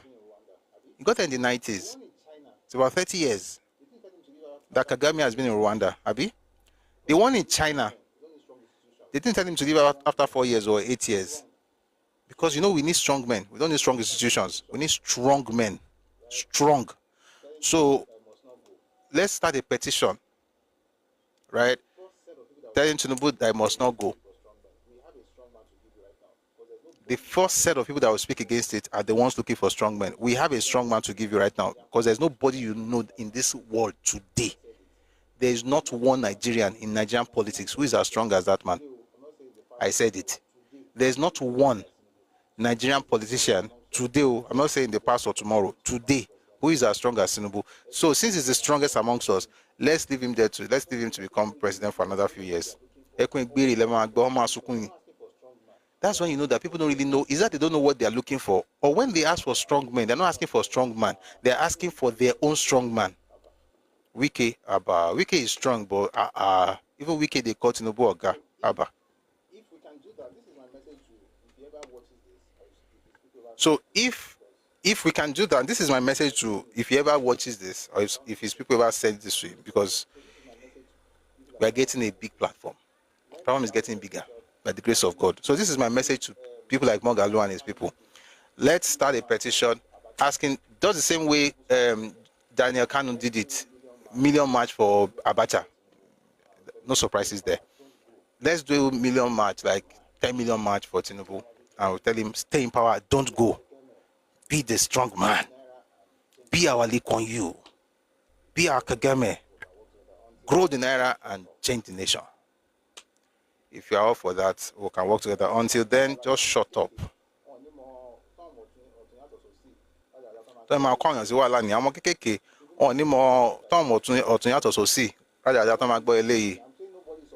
Tinubu must prepare a watertight iron class succession plan. You are not listening to me. I'm saying nobody is succeeding him now. Say we are looking for strong men. You are talking about succession. I say you should stay there. Don't you like it? You don't like strong men? Oh, Etungege is saying you don't like strong men. Let him be strong. Let him stay there. That's when you discover that the person who is asking you to have strong man is looking for his own strong man. That strong man must come from his ethnic group. And that's the reason Omar Lekan Okotode is present in Nigeria, because everybody is now at alert. If all your leaders are sounding exactly the same way, people are threatened, not by your brilliance, but by your folly. Because if you ever get opportunities to do something, you will scatter everything. Do people understand how this thing works? You hear this one, it sounds like that. You hear this one, it sounds like that. The other one sounds like, everybody is sounding like that. And you want to lead the group. And they are noticing that everybody from this place is sounding like this. What do you think is going to happen? If you have a presidential candidate saying that Nigeria is a lawless country because somebody who owns the land went to demolish the land and did not think to go to the police, just went to set up camera and says that, and you notice a pattern of the kind of leadership a particular group has, that once you get there, everything becomes clannish. What do you think is going to happen when you want power? You have a leader who doesn't have one commissioner or administrator cheering him. Oh boy. When you talk about the bureau, come for. About the leadership, come follow down on your come. Yes, life president. We should campaign. Let me say something. I think it's going to be a good idea. He's not going to do it, by the way, but I think it's going to be a fantastic idea. By the time it's done, we'll have Dubai. But you see, jokes apart, what I really think Nigeria needs is that strong king they are looking for. Make it regional. Do it on a regional basis, right? Have your Christopher Wallace in your part of the country. I'll have my Awolowo. I'll have my Tinubu. I'll have my Bola Ige. I'll have.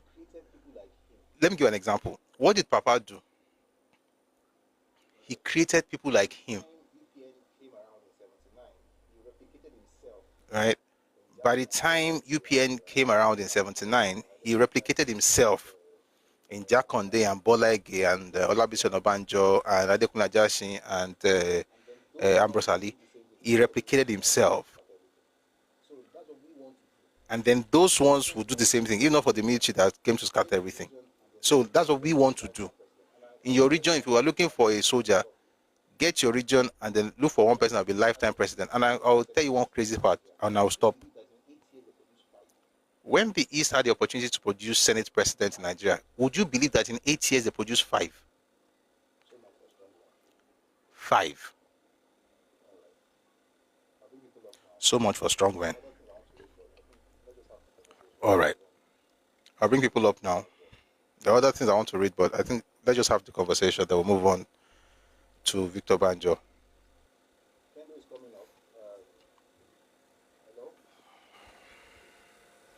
Kendo is coming up. Hello? Hello, yeah. I've been listening to a lot of what you had to say.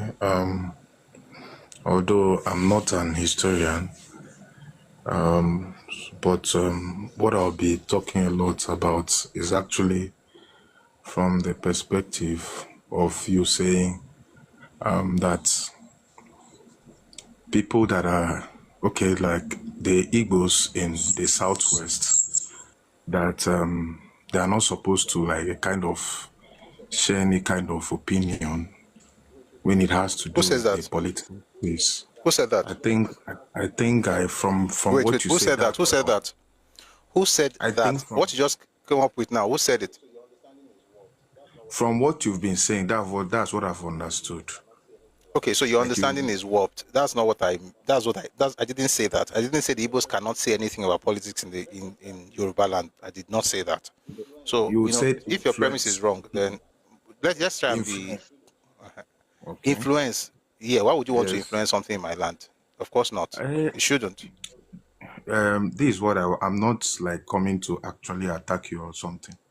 This is Okay. what me I understand. Should understand. Okay. I believe some of like me, for example, I've been in where I am now. Maybe my parents were here. I grew up here. What I've come to understand is actually here. Should Okay. understand? It's not Southwest. So whenever I'm doing anything, I don't visit. I visit my place occasionally. Whenever I'm doing anything, or whenever I'm saying anything, what I actually see is here. And because I'm a Nigerian, whenever I see something does not actually align, you understand, to what I think should be progress, should lead to progress in a particular place, I'll talk about it. If it is possible, I'll try to influence it in such a way that it will lead to progress, because my children might also grow up here.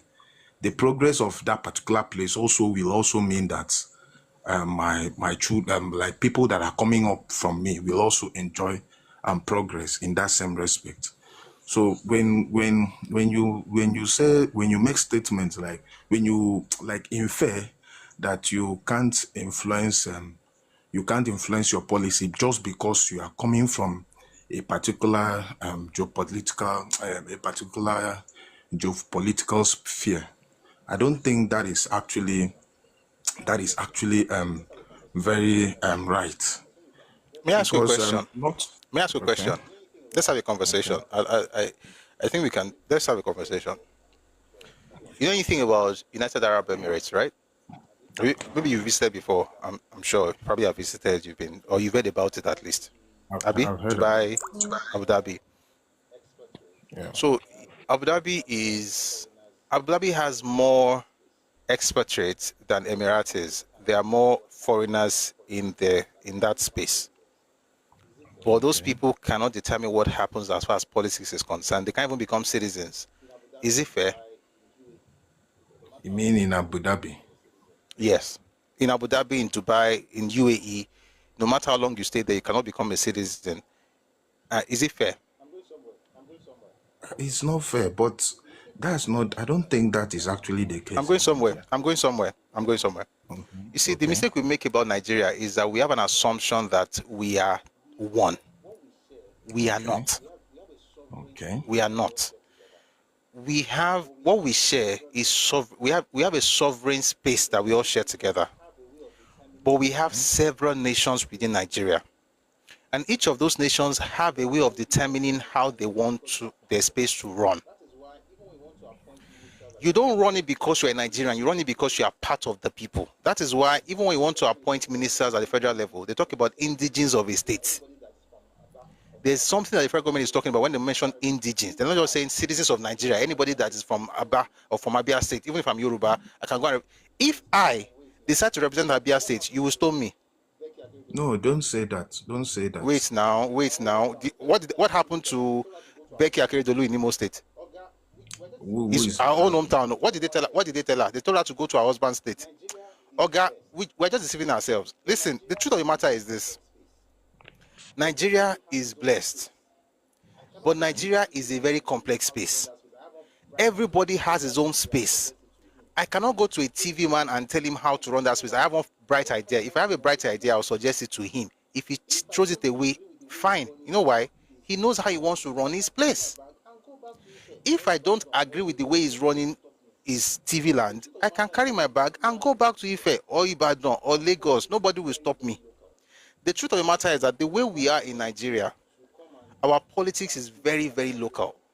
And listen, Yoruba land is not the place to come and practice the tribalization. There's no other place in Nigeria where people try to do it. Not in the east, definitely not in the north.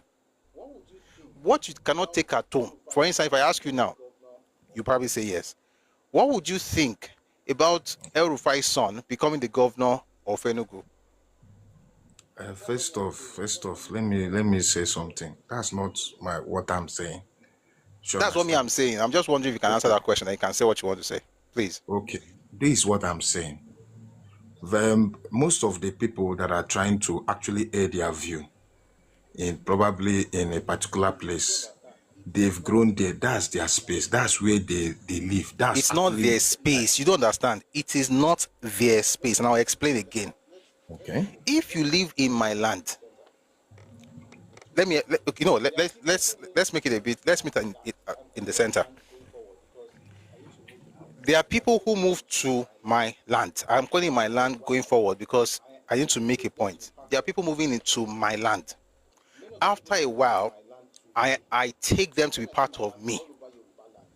Okay. Many of those people still live in my land today. When I say my land, all over Yoruba land, there are people who were not Yoruba some generations ago, but now they are Yoruba. We have a process of doing that is independent of the constitution. You are not like that. When you come into my land, you assert that you are one of us. You even assert to be an owner of the land because the constitution says so, even though the constitution does not say so. You say that because I have lived here, I own part of it. Now, people who talk like that, of course, are underdeveloped. Not you. I'm saying generally speaking. But if you come into my space, I don't care if you have lived there for 1,000 years. As long as you are not going to abide by my process of assimilation, every country has something called naturalization. You cannot claim to be British just because you have lived there for 27 years. It doesn't matter. There's a process you go through. Oh, I've been here. I gave birth to all my children in England. Therefore, I'm English. No. Let me tell you something. No matter how many years you spend in England, you can never become English. Me, I can never become English. The best I can get is British. Okay. You that are talking now. Wait, hold on. Let's say you move to Surrey or you go to London and you spend your life, I don't know, Birmingham, wherever you spend your life in England. No matter how many years you spend in England, you will never become English. The best they can do for you is British. In Nigeria, no matter how many years you spend in Yoruba land, you cannot become Yoruba. You are Nigerian. The process of making people one of your ethnic people, the process of assimilation into the ethnicity is totally different and it's traditional. Now, this is the crazy part, my brother. Your folks don't believe in that process. And that's fine. I don't even think they should. Since you don't believe in that process, live as Nigerians. But don't assume that you can do what Yoruba man does. You are not Yoruba. The same way you cannot become English even if you grew up in England. It's not difficult. But if you don't mind going through that process, which is rigorous, by the way, and a lot of people have gone through it, then maybe you will become something. But you know the point, the truth is, you will never say, like people, David King, this is not your beer parlor. We don't do let people talk here. You don't have anything to say, just relax. That's the point. So if you don't go through that process, if you like, stay here for 1,000 years, if you like, have 7 generations, you will still be outsiders. Okay, I get what you are saying. If I'm trying to infer properly, what you are saying that we are Nigerians, you understand? Yes. But Nigerians is just what we are. But we are like, when it now comes to, there are now subsections, like there are nations inside Nigeria, and their policies superimposes whatever the constitution tries to infer. What does the constitution say? What the constitution say? I think the constitution, when it has to do with, when it comes to Nigerians, If I want to, like, if I'm inferring, I think it gives fairness to citizens before any other thing, just like every other country does. No, no, it Citizens. doesn't. Unless you are quoting that. Unless you are quoting that stuff. If it gives fairness to citizens regardless of anything, how come you cannot just appoint ministers in the federal cabinet? How come you have to appoint indigents of states? It's in the law. It's in the, you know what? Yeah. No, I don't want to go into that. How come you have to appoint? I'll open it because I don't like saying something without. So not gonna be like say I just read them. How come you have to appoint indigens as federal ministers in Nigeria if indigenship doesn't matter? How come Benjamin Kalu is asking for people to become indigens of other people's land after staying there for 10 years if indigenship doesn't matter? You mean who? Who? Please, can you say Benjamin what you Kalu. said? Okay, you said what Yeah, did he say? if citizenship is not important, why is he asking if indigenship or indigeneity, if it wasn't important, why is he asking that folks who live in a place for 10 years can become indigens of those states? Why? I think probably he's trying to, like, although I might not know the position of his thought process, but I think he wants to, like, a kind of give somebody that is living in a particular place a kind of sense of oneness in that particular place. No, Because no, you cannot legislate. That's the problem. You cannot legislate that. Where's the sense of oneness for the Fulani people living in Enugu? Where's the sense of oneness for the Hausa man living in Enugu? How many governors, how many indigenes of Enugu are Hausa? What if they cannot feel Hello? that sense of oneness until they have that thing legalized? Then that means that this one that's spamming my comment section. What's your name? Obina. Elections have consequences. Okay, that's the answer to your question. There's no law that says you must have. The law is that you must have one person from each state in Nigeria. The fact that you have 5, you should be thankful. So don't be grateful. You guys you don't understand gratitude. So Kendo, if you would round up, I'll bring someone else up. Please go on.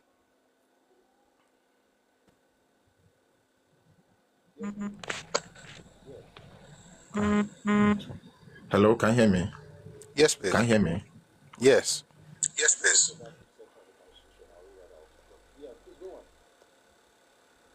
I'm looking for that section of the Constitution. I'll read that out. But yes, please go on.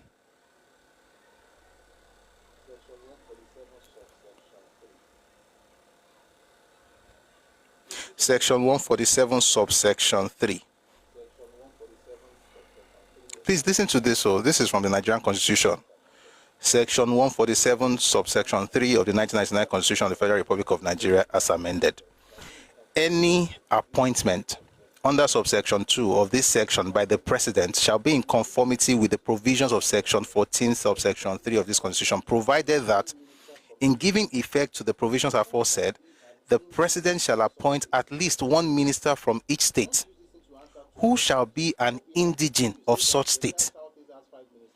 I want to use this to answer 2 questions. Obina, when you say that the entire Southeast has 5 ministers, that's what the Constitution actually allows. At least one. And for a people who did not vote for the President, you should be thankful. The Constitution says you must have at least one minister from each state. You have 5. That's 1 per state. What we should be hearing is gratitude. Oshe Ojesu, imela, imela. You should be happy. Not complaining that Ogun State has Kinikon. What Ogun State did, the entire region did not do. That's 1. Number 2, it says here, that minister shall be an indigene of such state. My question is this: since we are all citizens, why is the Constitution asking us to ensure that whoever is going to be the minister from a state must be an indigene of that state? It means indigeneity makes sense. Indigenship is very, very, very, very, very, very, very important. State of origin is very, very important. Anyone who wants to remove either of those 2 things is a thief. I don't care their argument. I have listened to their arguments and they know that they are thieves. They know. And they've done it. See, this didn't happen in the 60s. It's not today. Don't happen before. It says the minister must be an indigene. If indigenship doesn't matter, why is the constitution specific? Section 147, subsection 3. You can respond and then we'll round up. Please take a minute and then we'll bring somebody else up. Unless, of course, you have another question. Thank you. Somebody says, Kubo says, so they can all migrate into lands with small population of ethnic indigenes. By the way, if you are a minority ethnic group in Nigeria, you're from the south, you're from the middle belt, you know, and you support, remote segregation, it doesn't really matter. You don't understand that the only thing that protects you from the big guys in Nigeria is state of origin. The only thing that protects you in your ancestral space is state of origin. Is the fact that since you are from that state, you can claim to be an indigene of that state. Once you remove that, a group who has maybe less land for whatever reason can move into your space, take over the entire place and call it their own. And guess what's going to happen? By the way, let me tell you one crazy thing. The reason I sound like this, sincerely, if you have studied this history, even you will also be like this, if not extreme. I try not to go extreme. Do you know there was a time in 1966 that Ironsi was saying to the kings that he was going to begin to transfer them from one region to another and unify them? So, for instance, you can have an Obi of Lagos, an Oba of Sokoto, an Obi of Ibadan. What do you think he's really trying to do? This was in May of 1966. What am I saying? Was it 66? Yes, 66. It was killed in 66, Abi. Yes, it was in May. They had a meeting in Ibadan. He was asking them to sing national anthem. I've read it here before. You know what? It's looking like it's not true. 1 second, let me read something to you. It's from Dent.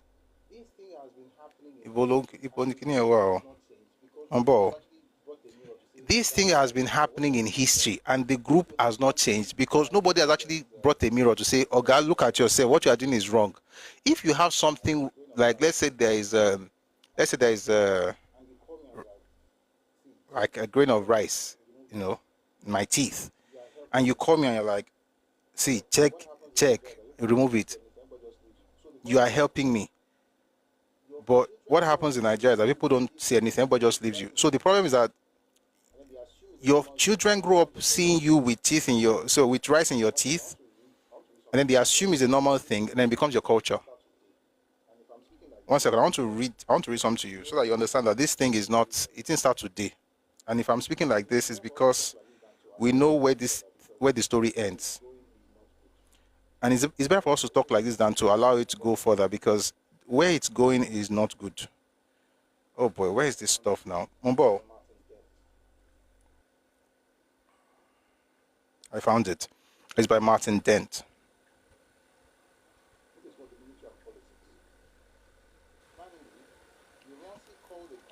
The book is called The Military and Politics. Finally, Ironsi called a conference of chiefs to Ibadan, and the plan was made to overthrow him there. One of Ironsi's last acts, it is said, was to gather the chiefs together to teach them to sing the national anthem. By the way, this I just read now, you will find it also in Luke Bulam's book, in the interview that was conducted for T.Y. Danjuma. He taught them to sing the national anthem, and apparently to indicate that he, Ironsi, wished to post them around Nigeria in the same way as he was posting the governors. A suggestion so contrary to the ideas of the particular local ties of chieftainship that the emir of Kano walked out of the meeting. Ironsi's plan was to be moving kings all over the place. What does that mean? There's no indigene. You are not connected to anywhere. Imagine an Oba being moved to, let's say, Enugu. What is his connection? See, the point is, when you are thinking of stealing people's property, you don't think the stupidity in some of the things you are saying. Ironsi was just saying it. And guess what? It's not different from what you are seeing hearing today. I've lived in a place, I'm part of them. Who says? Or says who?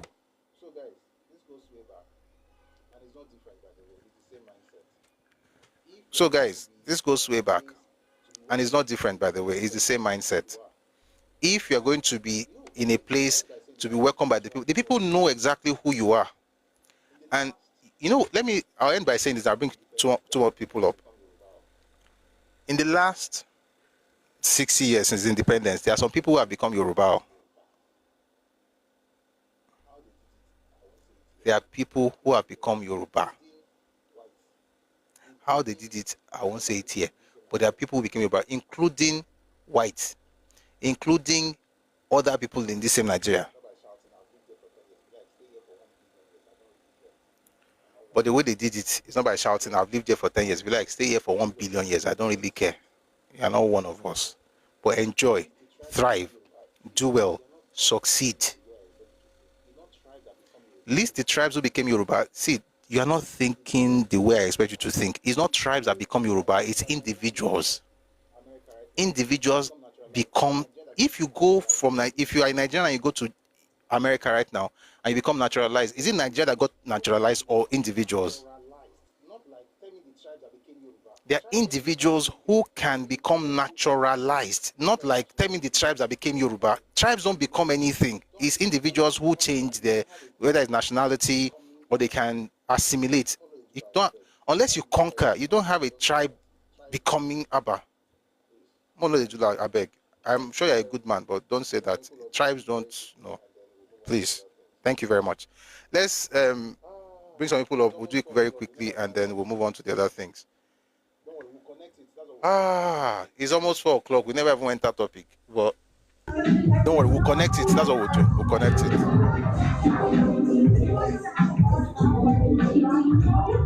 Thank you for the music. Olujimi, please mute. I can't mute you. Thank you for the music, by the way. Let's start with Adebayo. Good afternoon.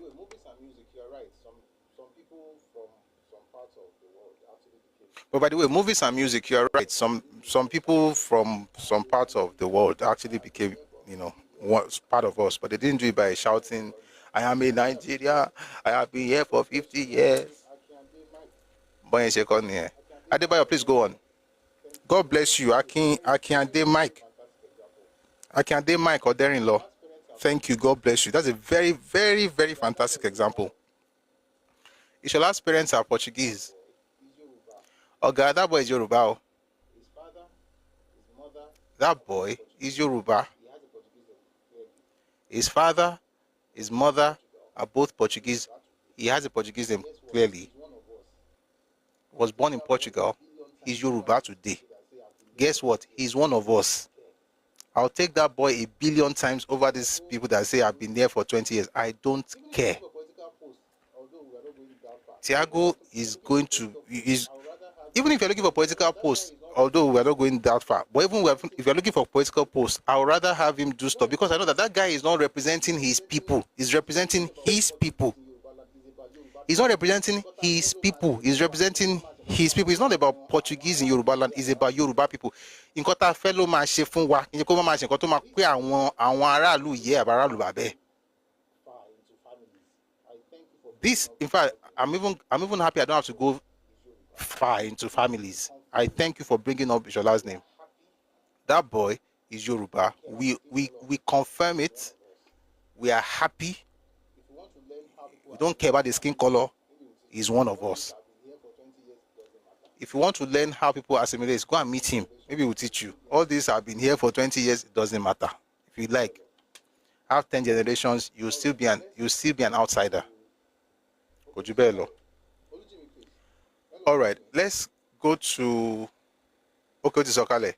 Olujimi, please. Hello, Olujimi.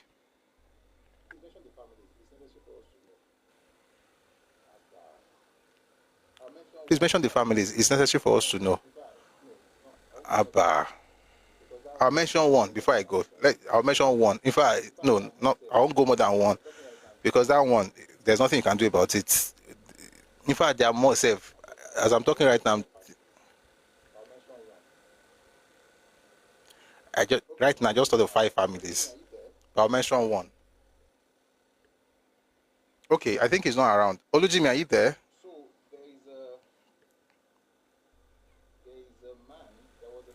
So there is a man called Ladunji. I'm not sure if I'm getting the pronunciation right because it's not a Yoruba name. Ladunji or something like that. He got into Lagos as a slave, but he escaped. was able to escape. And then he got into the town and then became part of the people. Eventually, he became a chief in the palace of the Oba of Lagos. He went on to become the Oshodi. If you've ever heard of Oshodi Takpa, he is of Nupe origin. His great-grandchildren today are not Nupe, they are Yoruba. They are part of us. Before he died, he became Yoruba. But it's not because he lived amongst us for 20 years. He became one of us. And there's nobody on the surface of this earth that will go to meet that family in Lagos Island and tell them, oh yeah,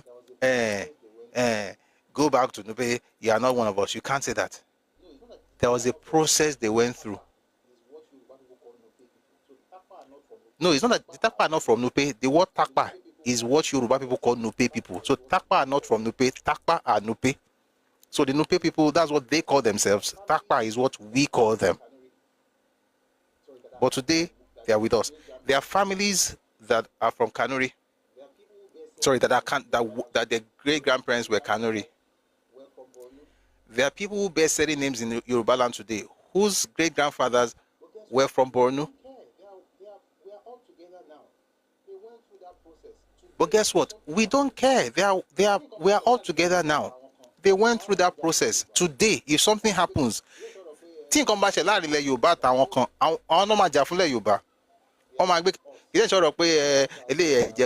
no, they are us. Not that I've been here for 5 years. You follow Babodi. The lot of Bara, okay. Ah, man, you are mentioning names, man. Aloba, thank you. It was so, in fact, I said I was going to mention only once. Why just mention that one? When you hear Sophie Oluwole, Professor Sophie Oluwole, who wrote the book on Oromila and Sophocles, no, Socrates, Oromila and Socrates, two patron saints of classical philosophy. That woman, whose life's work was Yoruba philosophy, that woman, her grandfather was Edo. Her father was born in Igbaroke. Herself and her brother and her siblings, their surname is Aloba, is Yoruba. Not Bini. She spent her life teaching, researching Yoruba philosophy. Wrote a seminal work, Oromila and Socrates, two patrons of classical philosophy. Fantastic work. She is Yoruba. Toya Imako is Yoruba. Listen, there's a way this thing works. It's not, but if you don't understand how culture works, you'll be fine. Just be angry and be shouting Constitution. And by the way, Constitution actually recognizes indigenes. Susan Wenger, that's another good example. There are many, many, many examples. But we do it on our terms, not on your terms. This is not your space. This is Yoruba land. We have a way to make people one of us. So it makes sense. So Dele Momodu's mother is even from Gbogan. Dele Momodu, if the only reason why people are saying Dele Momodu is not Yoruba is Nigeria. I'm responding to you now, my brother. Movies music. The only reason people are saying Dele Momodu is not Yoruba is Nigeria. It's not Yoruba. Yoruba people will not tell him he's not Yoruba. The man practically grew up in the palace in Ife. Delegiwa's father was in Ife. Delegiwa and Dele Momodu were born in Ife. You're waiting for the topic. We're already in it. All right. I don't think people here, let me just take everybody down and then we'll get into the topic. Thank you very much, Mr. Roland on YouTube. All right. And the guys who came up on TikTok, but I said we don't finish our conversation. Kendo, are you okay? Are we done? Are we done? No. I actually I'm understanding. I'm trying to get where you are coming from. And I think probably if there is enough sensitization about what you guys presume or what you guys infer, I think it will go a long way to actually stop stop certain things.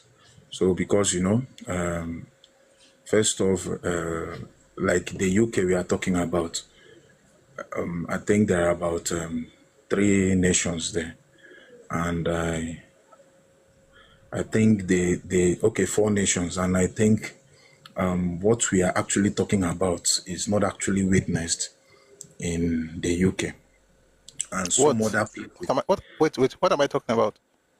What's like, for example, if let's say somebody from Scotland comes to United Kingdom and stays, you understand, the person is actually not from Scotland. I think in the United Kingdom, the constitution imposes, Let me make you laugh. This will be the last thing we'll talk about. Then we'll go on. We'll go off. Do you know that if you are Scottish and you want to go to university in Scotland, do you know you will not pay anything? Do you know that if you are Irish, you pay about 9,600 plus? Do you know that if you are Irish in Northern Ireland, you will pay about 4,650 in Ireland, Northern Ireland, let's say in Belfast. But if you are English and you go to Northern Ireland, you're going to pay more than £9,000 for the same school, for the same education. Listen, okay. let me just tell you the thing. Ethnicity is different from nationality. A Scotsman cannot become English, but he can be British. They are all British. The Scotsman is British, the Englishman is British, but the Scotsman cannot become English.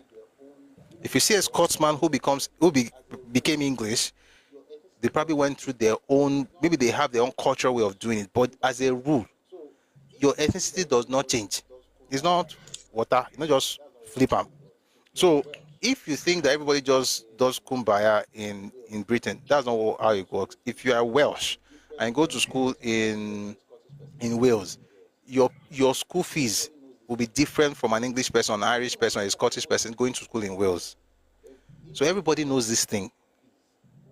Even America that's supposed to be free for all, there's the different fees in many schools. It's like that all over the world. Not be only us, and it's not tribalism, it's protection. You're protecting your own. There has to be something that accrues to people, to my children in their father's land. It's like if you come to my house now, no matter how much I like you, there are certain things you will not get that my children will get. Why? They are my children. You are not. And no, it should not be a problem. It's not. I'm not saying it's a problem. Sure, understand. Okay. This is what I tend to understand before probably hearing, because maybe when you tend to listen from certain, I've not been in Lagos, so I don't actually experience certain things, or in the Southwest to actually experience certain things. What I know, probably where I'm coming from, like certain inferences like that, which is akin to the Southwest, are not there. So me, I'm just saying this based on like personal opinion and based on my own understanding from where I am. You understand? So thank you. I think probably, but this is one thing I also want you to understand too. I think prior to now, an average, let me talk about the Igbo man that goes somewhere, trying as much as possible to get invested in trying to like do everything he can possibly do in his home, in a particular place he finds himself. This is one thing you should also understand, that when everybody imbibes that knowledge into their way of thinking, what knowledge? Don't you think if people have the knowledge that okay, this is the way things are, when you are coming here, that you are supposed to know this place is not part of your, despite you being a Nigerian, this place is somebody's let me I'm going to end up, I don't think I'm going to, I can't change your mind, but let me say one more thing. In 1921, they were recruiting folks into the constabulary in the north. About 270 1970. I can't get you the exact date right now, but I'll see if I can find. If I find the material, it's not today's topic. But by the way, investment doesn't. Nobody cares about investment. If you like, bring money. That don't bring money. Money doesn't rule the world. It's culture and wisdom. In 1921, they're trying to recruit the constabulary in the north. About 200, I think about 260 thereabout. I can't, or 240 to 260. If I find the book, I'll let you know. They were Hausa. I'm trying to see if I can find that book, or if I find it, I'll read it out. If I don't find it, another day. They were Hausa. The next set of people, in terms of numbers, and those ones were about 220 something. They were Yoruba. This was 1921. Okay. As at the 1890s, there were Yoruba people in the West African Frontier Force in the north. As at 1910, Yoruba people were about 12%, 10 to 12% of the people living in Minna. In 1910, the entire space, Minna, was divided into 6 districts. 2 of those 6 districts were led by Yoruba men. From Ogumosho, 1910. In Jos, there are 4 generations of Yoruba people in Jos. There is a community, a huge community of Yoruba people, Ejibo specifically, in Côte d'Ivoire. They've been there forever. They trade. All this trading investment, they do it.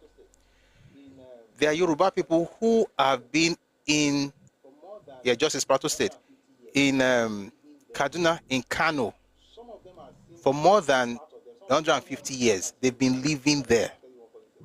Some of them are seen as part of them. Some of them are seen as Yoruba. In fact, let me tell you one funny thing. When it was the British government that actually influenced the creation of Sabongeri. When it was introduced, in many cases, the Yoruba and the Hausas were not even living apart. Some of them were still living together in town, regardless of the fact that strangers were coming into Hausa land. You have to understand that whatever you think you are doing is not novel. What you started doing in the 1930s, we started doing it before Nigeria was formed. We started doing it in West African sub-region. We're doing it in Senegal.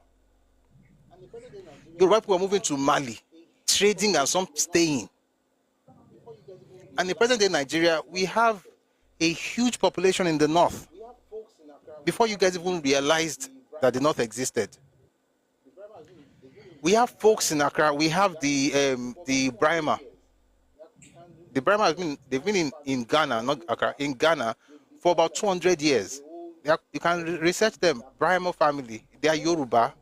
They've become like a whole ethnic group in that place. Whatever it is you think you are doing by saying, oh, we have moved everywhere, we have invested, you are not the first. We have been doing this. This is who we are. I don't want to mention Sierra Leone. One call I Sierra Leone. Bita said in Lota Loba on business about we better invest to the point where by 1910, I don't have to read all those materials, but I can tell you where to find them if you ask. In fact, the 1910 claim, for instance, you'll find this in the book by IBB, The Journey in Service. The one about the North, you'll find it in the paper by, what's this man's name? If I find his name, I'll let you know. I'm trying to find it right now. I think it's Bolaji Owosheni. The point I'm trying to make is this. This whole idea of, we are moving everywhere, guy, nobody really cares. There's a way the people of the land want to run their space. And when we got to those spaces, the question is, how did we do it when we got to those spaces? I'll give you an example, then we'll move on. There was a crisis in Shagamu, early 2000s. Nothing else were dealt with. Many of them moved back to the north. When they got there, the emir said, no, you guys, you cannot just come home and say you are fought.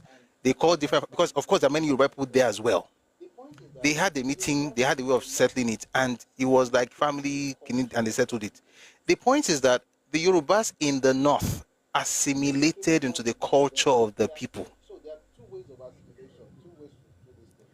They became one with them. They are still, so there are 2 ways of assimilation, 2 ways to do this thing. Is that you assimilate where you become that group, or you integrate where you are still Yoruba, but then you have you are working with the group you have. What's it called? Integration is that you are bringing your own, you are mixing it with their own, but their own, of course, is the major one because it's their land. The assimilation is that you get lost in their own. Many people actually get lost in ours. Like, we've been like that for a while. We're used to it. But we also have a way of entering into that group where you subject yourself to the culture of the land. You are not better than the owners of the land. There's nothing that makes you better. If you are so better, if you are better, you go back home. They become one with those people. They don't carry shoulder and say, we own this place. We've been here. From the years I told you right now, this was in the 1880s, 1890s, 1900, 1910, 1921 was the recruitment. When you look at that skinny, they've been there for a long time. Their families, their children. You don't have anybody there shouting, oh, do you know how long we have been here? Nobody cares. If you're not going to assimilate, if you're not going to integrate, if you like, stay in our land for 1,000 years, you will still be an outsider. And we're not going to change that because of you. By the way, this is how the world works. It's only certain people in Nigeria that don't understand it. The world works like this. And lastly, lastly have I said? That stuff that man was saying in his book, what's his name? Mogalu, saying, was mentioning like Jefferson and Alexander Hamilton. What people don't realize is that in the beginning, when they were building America, they didn't build it for everybody. They built it for themselves. Again, ethnic identity. I've said it several times here. There's an acronym, WASPs, White Anglo-Saxon Protestant. That was the original reason and ethnicity and the group that owned America, and they still own America, regardless of whatever you think you are seeing right now. With all this mosaic of different colors or different people, now them own that place. They built that place for themselves. You can go there and be shouting, I want equal. Now waiting and give you, go take. If you are so angry with what they are giving you, go back home. It's how the world works. It's not about Nigeria. It's not about tribalism. It's the way the world works. I have to let you go now, my brother, because we have to move on. So thank you very much for coming up. We'll talk another time. Okay? Okay. No, even that American settler colonies, let me tell you something about that. America is a settler colony, but when they even settled there, they took it for themselves. They didn't take it for the world. You couldn't be a Chinese and just waltz into America with 1,000 people and say, it's the land of the free and it's land of, I have American dream. Send your padani. Later on, she bele. Let me tell you something. Let me tell you how crazy this thing gets, Kendo. And this goes to our people who live abroad, I'm praying for you, especially Yoruba people living in the US, in the UK, that you will do well, that you get opportunities, and that you will break the ceilings. The truth is that in many of these places, even amongst themselves, forget Yoruba, even among themselves, especially in Europe, they have a glass ceiling for others in their space. I'm not talking, forget black. Amongst themselves in Europe, they have glass ceilings for others in their spaces. There's only so much you can do. There's only how far you can go. They put it there. You don't go beyond this point. I've said it several times. We travel, we go everywhere, but we need to understand the systems around us. So I'm not be crying, tribalism. In Europe, shaping you can move anywhere you like. There are certain things you would not be able to do if you cross from one area to another. They will make sure you don't go beyond that thing. No matter how. That's why, if you notice, it's just now that we're talking about the possibility of doing certain things in the UK. In the UK, Nigerians in the UK, you notice that once you get to UK, most likely your first job will be factory. There's a reason. They conditioned us to work in the factory. Like, it's like rite of passage. There is a way they structure the system. And as all this Oyinbo we are speaking, in the history of the UK, how many Welsh prime ministers do we have? But they had an Indian guy now. No. Leave down. I'm talking about the owners of the land. Wait. I'm going to explain to you. How many Welsh prime ministers has the UK had? I'm not an historian, so I can't actually tell. The answer is none. How many Scottish prime minister has the UK had? I don't know about that. One. Gordon Brown. Only one Scottish, no Welsh. In the history of the United States, how many Catholic presidents have been American presidents? How many Catholic presidents has the United States had? You would know this. How many Catholic presidents has America? No, you don't have to be Catholic. I'm not Catholic. How many Catholic presidents has America had? Gordon is Scottish, yes. Egbe. Scotland is Scottish. America became a country more than 200 years ago. There's only been 2 Catholic presidents, and neither of them served more than 1 term. As a matter of fact, one of them did not even finish his term. America has had JFK and Biden. Those were the only 2 Catholics in the entire history of American presidency. And if you combine the time that both of them spent, it's not even up to what Obama spent. JFK did not finish. Biden had 1 term. That was it. Why? The space was built for white Anglo-Saxon Protestants. Protestant.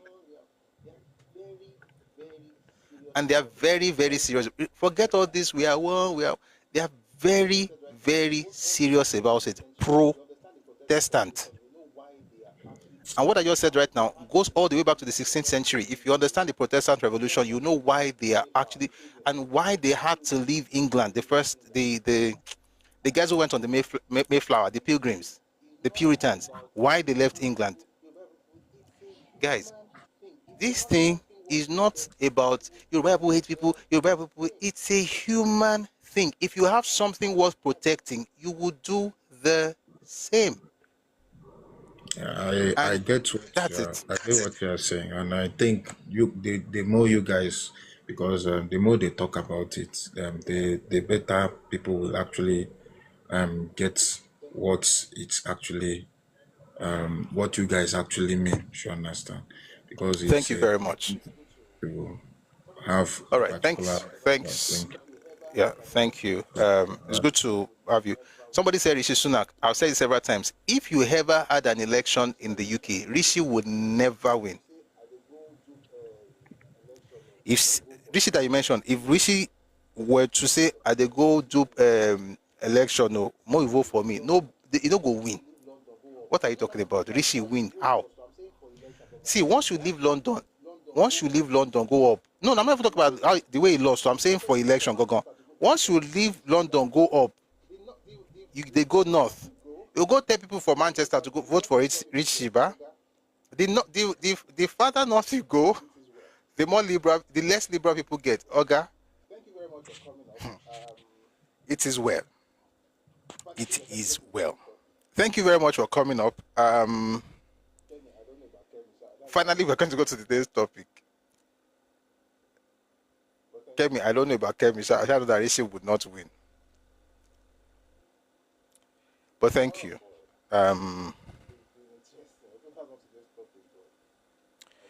Oh boy, it's been interesting. Although that's not today's topic, but I think we've had a nice conversation. I just want to say to that point where we understand how the world works, especially, and I say it several times for those of us living abroad. Please put your eyes on the ground. Learn the systems that they use to build their countries. You know, when we say things like insane climbs, you know what they do in insane climbs? That insane climb you are saying, don't be talking about the road and the planes and the railways. Those are important, but don't be talking about those things. Underneath all of that is a superstructure. That superstructure, in there you have ethnicity, in there you have value system, culture, norms, mores. That's what builds these things. Those soft things, those invisible things are the things that build the things that you see. You know, the Bible says that the visible things of this world are made from the invisible things. That's what the Bible says. In truth, The invisible is more powerful than the visible. Right now, we are talking all over the world right now. But you know that what is making this happen is invisible for the most part. The invisible rules the visible. The culture, the intangible, the things you can't touch, they are the things that are giving you the planes and the trains and the rail. It's the system of the land. That system is built on something. And I can assure you, there's no way you go in the world, unless you are talking to a bunch of retards, where you will not see how important. In fact, even if you go to the animal kingdom, people are territorial. Animals are territorial. It's an instinctive thing. It's something you have it by instinct. This is mine. Can I share? I could share, but I would not lose it for you. So it's a human thing, and I hope that that helps us understand humanity a bit more. And once you get this, you will never say that I'm a tribalist or bigot or any of those you gods that you guys call me. It's just that we don't really study it that much, but we're getting there. All right. Where were we? I'm trying to find my notes. Give me a second, please.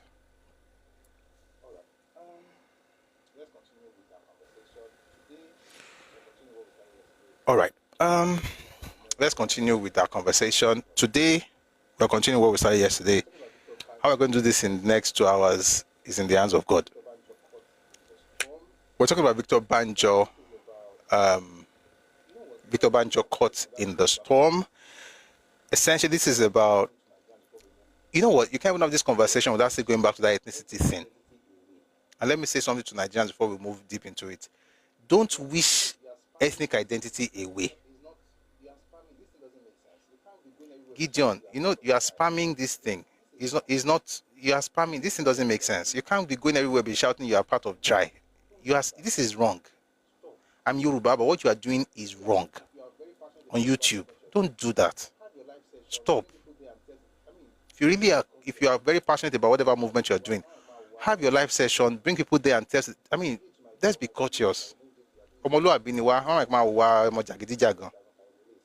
did it to on my videos, I removed it, you are doing it here.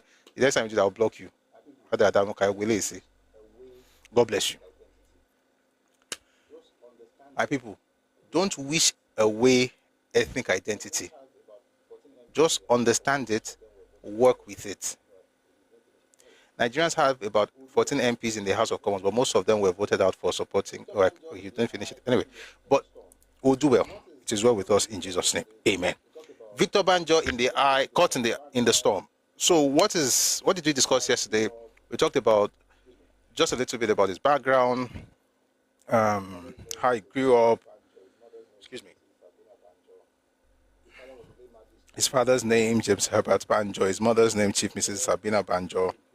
The father was a lay magistrate. He was called a wigless lawyer because of his understanding of the law. How he grew up. He went to school in British Cameroon, 1935 at the age of 5, moved back to Nigeria, eventually went to Makurdi, to Lagos, CMS, grammar school in Lagos, and eventually he joined the army, studied at Sandhurst, and also obtained a degree in mechanical engineering in University of London. And he became the first Nigerian director of electrical and mechanical engineering of the Nigerian Army, and rose to the rank of colonel before January 66 school. We also know that he's from a family of many firsts. His sister, who is the author of this book, A Break in the Silence, Efadetomo Ogunsheye, was the first female professor in the history of Nigeria. Go figure. That's his sister. His daughter's wrote, so this is his sister's book, by the way, A Break in the Silence. This is his daughter's book, Gift of Sequence. His daughter wrote the book. His daughter is Olayinka Omigbodun, and she's also the first female professor of psychiatry in the history of Nigeria. And he was the first Nigerian director of electrical and mechanical engineering of the Nigerian Army. So he's, of course, from the family of first. And one of the books that we use, of course, was Colonel Victor Banjo, A Revolutionary Betrayed by Niyi Aborishade. And then we read some other books. We might get into some other books today as well. So yesterday we tried to explain what happened in the first half of 1966, how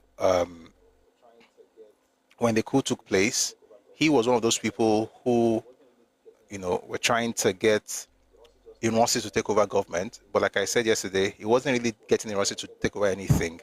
Iransi just needed them to be able to say, they said I should do it. And guess what? What I said right now was exactly what Iransi said. You find that statement in, I won't read it, I won't open for now, but you find it in this book. It's called Beckon to Serve. It's by Shehu Shagari. And Iransi was essentially saying, the boys want me to lead. By the way, it's not just him. Shehu Shagari was not the only person who said it. Chief Richard Akinjide also confirmed it, that, this guy was just saying, oh, the police, the boys are here and they want me to become a guy and everything. But in actual fact, it wasn't that they didn't have to convince him to do anything. He already had a plan. Like I've said it several times. When you study all these materials on the coup, you live with the same understanding that Iransi was not only in on the coup, it was a major part of it. And that contrary to what a lot of people believe, Iransi did not foil the coup or quell the coup or any English you want to use. Iransi actually was part of it. And that's why when you read this book by Shehu Shagari, he mentioned the way Iransi took power from them. And he said, the last phrase he used, it was a coup. And that's why he said also that at least 2 coups happened on between the 15th and the 16th of January 1966. I'll say that again. At least 2 coups happened between 15th January and 16th January 1966. At least 2. Possibly 3. But definitely 2. At least. And the first one is the one everybody talks about. The other one is the one that was internal. And that's the one that got Ademoyega, or caught Ademoyega and Zogu by surprise. We're not talking about that today. Anyway, Victor Banjo was one of those people who also helped persuade Northern officers to work with Iransi, in the aftermath of the first coup of January 1966. The coup was on the 15th, was a Saturday. Iransi became head of state. Guys, believe this was on a Sunday, on the 16th of January. On Monday, the 17th, the man who helped Iransi to become head of state on the 16th goes to see Iransi. While he was in the anteroom, the reception room, 2 officers come to him and they admired the gun that he had in his holster. They took that gun and they turned it on him. On that 17th, he was detained. To make matters worse, a couple of months after that event, those 2 officers were promoted. All I've said right now, you find it in the letter that Victor Banjo wrote to Iransi on 1st of June, 1966. 1 second. Wherever the children of God are gathered, sometimes Satan, like in the book of Job, Satan will also go there. So let me try and deal with one of the children of devils who just came in here. My moderator is busy, I think. Just give me a second. It's going to take... Done. All right. So in the space of 24 hours, so 15th was the coup, 16th, Victor Banjo was, helping Iransi and talking to the boys. You got to work with this guy, you got to work with him. By the 17th, he was arrested and detained. Was taken to the ship, and then eventually to Kirikiri, then from there to Aba, from there to Ikorekpene prisons. Sorry, to Enugu, I think. So I said he wrote a letter on the 1st of June, 1966, where he actually spoke very boldly, and I'm actually quite proud of. His children should be proud. I was reading this book and I was like, his children must be proud because of the way he wrote the letter. The way he's, not just that letter, but the other stuff he wrote as well, was very bold, and it's just quite nice, And then, of course, when he wrote to Iransi returned, responded by saying that he was protecting him. which is crazy considering the fact that, and he also said that he didn't know about what happened. And this man was saying, this thing happened 20 feet of you. How come you're claiming that you didn't know about it? The people who did this nonsense, one of them is Kurubo. I'm looking for the second name. One of them is Kurubo. The other one is Agaya. No, Awuna. Lieutenant Colonel GT Kurubo and Major PA Awuna arrested him on Monday, the 17th of January, 1966. I say that to say that, you see,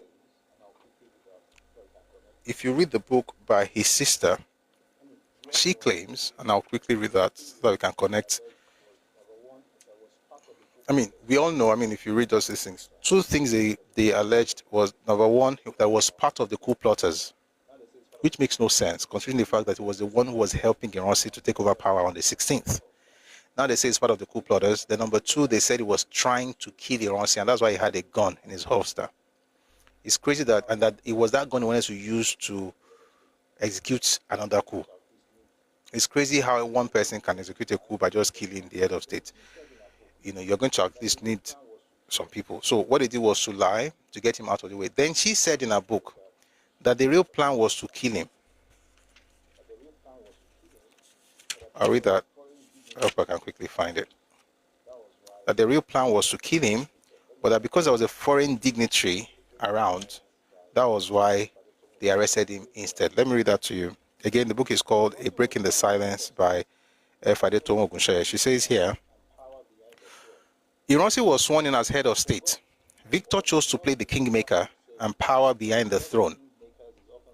He forgot or ignored the Yoruba folk saying that the blood of kingmakers is often spilled on the route of the king's ascent to the throne. 1 week later, Iransi, the head of the army, it's not even 1 week, it's actually the same week. Maybe she's saying 1 week because it's from Saturday to Monday, but it's just 2 days later actually. It's like, no, 2 days later, 1 day later, Iransi, the head of the army, schemed with the other officers who feared Victor's popularity with the coup plotters to have him eliminated. While waiting in the reception room to confer with the head of state, two fellow officers, Major Anwuna and Lieutenant Colonel Kurubo, pretended to admire the latest weapon in the arsenal of the army, which Victor was carrying, asked to see his gun, and he handed it to them. If he was going to kill them, would he hand them the gun? He handed it to them. The officer friend and colleague, after examining it, turned the gun on him and had him taken away. There was a foreign visitor in the reception room at the time. This prevented them from shooting him right there, as was planned. They had given out the news that he had been shot because at this point, there was already news that he don't die. This is how we know that the plan was to kill him. Why did they want to kill him? I'll tell you in a bit. This prevented them from shooting him right there as was planned. They had given out the news that he had been shot in an assassination attempt. He was, however, rescued by another faction and made him live to tell the story. I said something yesterday. Every single officer who was not Igbo and what, by the way, I think I should preface it again. Let me say something. If you are Igbo here, this is not about you. I don't hate your group. It's just that people from your group have done some terrible things in history, and we cannot say because we don't want you to feel bad, let's not talk about it. We have to talk about it so that we can prevent more Yoruba people from falling into this ditch. The ditch was made with implements named the tribalization and One Nigeria. I'm a One Nigeria person, but I'm not the tribalized. You think you are doing, we are all one, but there's something sinister going on beneath the current, like beneath everything you're seeing. Every non-Igbo senior officer who was around in Nigeria on 15 January 1966, they were unalived. 6 of them were killed. Interestingly, the ones who were Igbos, who were even the majority, they were spared. Now, having killed all those people, The most senior guy happened to be this man called Victor Banjo. So when you look at the names, Ademulegun in Kaduna and Shodende, they were killed in Kaduna. Memalari, Kur Mohammed, Lagema, and Pam were killed in Lagos. If you were senior and you were non-Igbo, you were gone. Why? You were a threat to the throne. That's why I tell people, all this thing of it's because of Awo is a lie. It's because of Iransi. It's because of the Igbo agenda. If you are Igbo here, you may not know about it. I'm not saying it's your fault. I'm not saying you did it. I'm just saying that people did it for your sake. And by the way, every time they did something for the sake of their people never said, I don't want to, I'm a better man. No. Everybody takes advantage of it because guess what? They are humans. They are humans. So nobody's blaming anybody. I'm not saying Igbos are bad or anything. I'm just telling you that your leaders did some terrible things. And we cannot say because it's going to make you feel uncomfortable, we shouldn't learn from those things so that we don't have our young people repeating that stupid mistake of we are all detribalized. The person who this man was killing himself over, by the time he got in power, 40% of his entire cabinet was Igbo. 100% of his advisors were Igbo. That unitary decree, that demonic unitary decree that he promulgated on 24th May 1966, it came from his advisors. All of them were Igbo. Those people that advised him were part of the Igbo State Union and the Igbo National Caucus who drew up that plan in 1944. That plan, without going deep into it, that plan was the same thing that Charles Oyema let slip in 1945. That plan was the same that Azikiwe alluded to in 1949. It goes back a long time. You may be young. You may not, what did I do? I did not do it now. You are bigot. I'm not a bigot. You may not know it. I'm not saying it's your fault. But guess what? We have to talk about it. So that our own people will not go and fall into a ditch created by people who actually have ulterior motives. Okay? So I'm just, from time to time, I'll be throwing out this caveat because I think it helps. But if it doesn't help, I don't care. Or long. I'm not saying this because I care about what you think of me. I'm saying this because I want you to be able to get the message. All right. What was I saying? Having killed all the senior officers who were non-Igbos, the most senior guy who was available at the time was Victor Banjo. So what did they do for him? They put out news that he was trying to kill the head of state and he was killed in the process. At this point, they never catch him.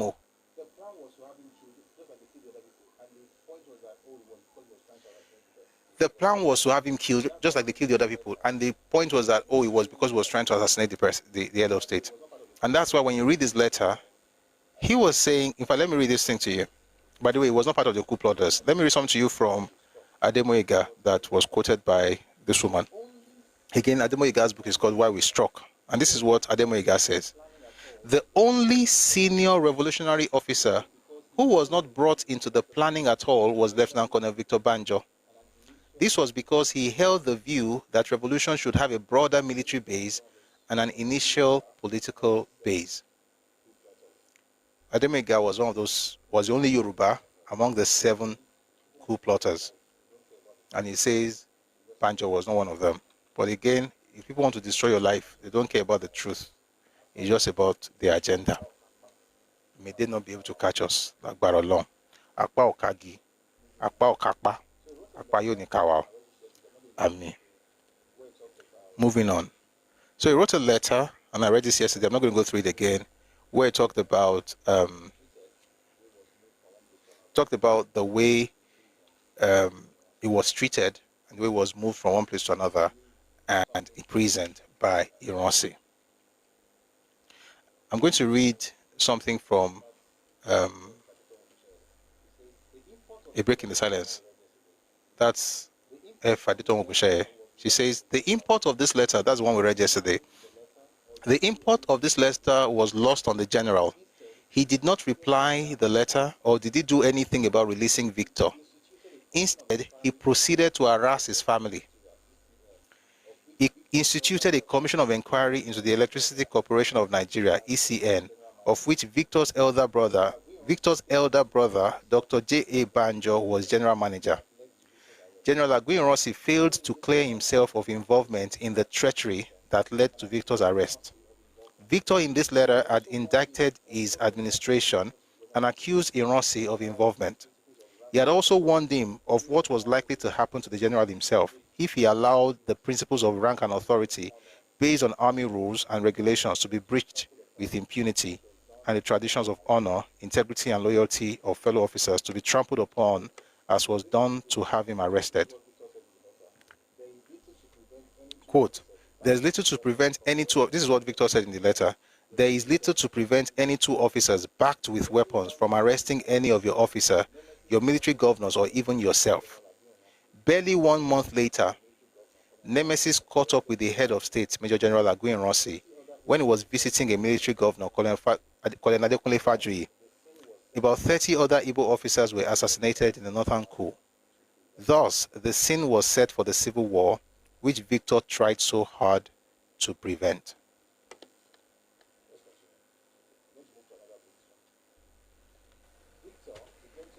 Let's continue. We're going to move to another book soon. Victor, the gentleman officer who refused to take advantage of the crisis to take over power in order to maintain army standards of honor. One second, please.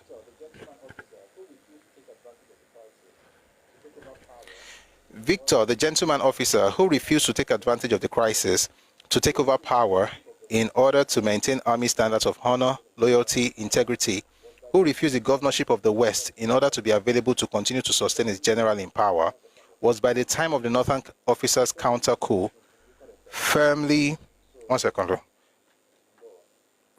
imprisoned in Ikorekpene. So, Mbo.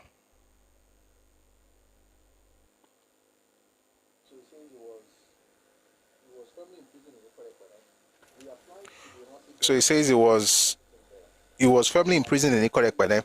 We applied to the Ironsi government for permission to visit him there. Ayo and I finally obtained a government permit to visit him. It was a hazardous journey with army checkpoints manned by ferocious-looking, barely literate soldiers all through the 6-hour journey by road. We arrived in Ikorekpene late in the afternoon. We presented our permits to the prison officials. We won't go through all of those things. Let's just go straight to the things that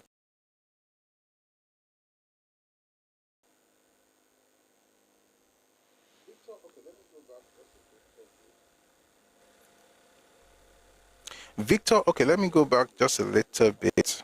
You know what, let's read it. I think it gives it context. Let's read it. We presented our permits to the prison officials. They were very nice and kind to us. After our papers had been scrutinized, one second. I don't think I'm sitting properly.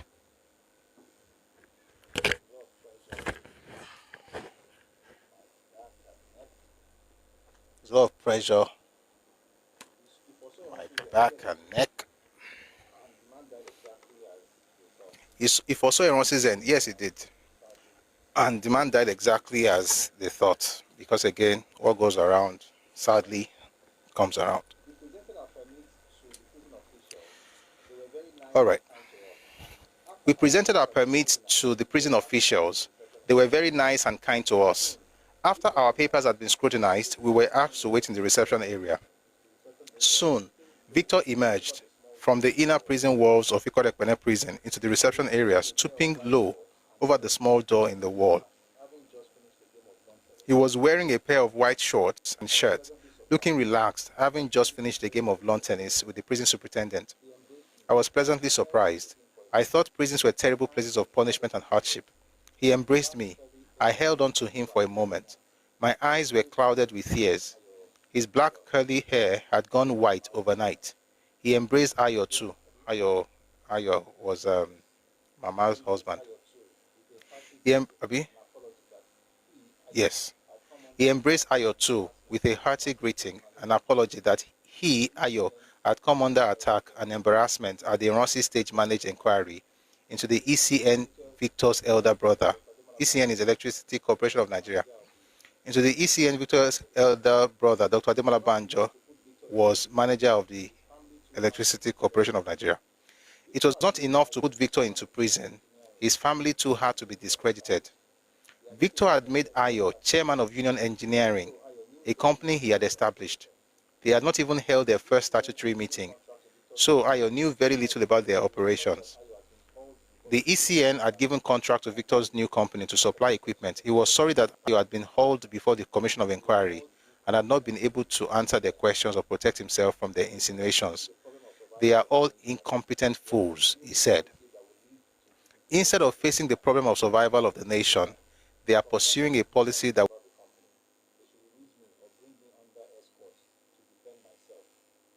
will lead to disintegration of the nation.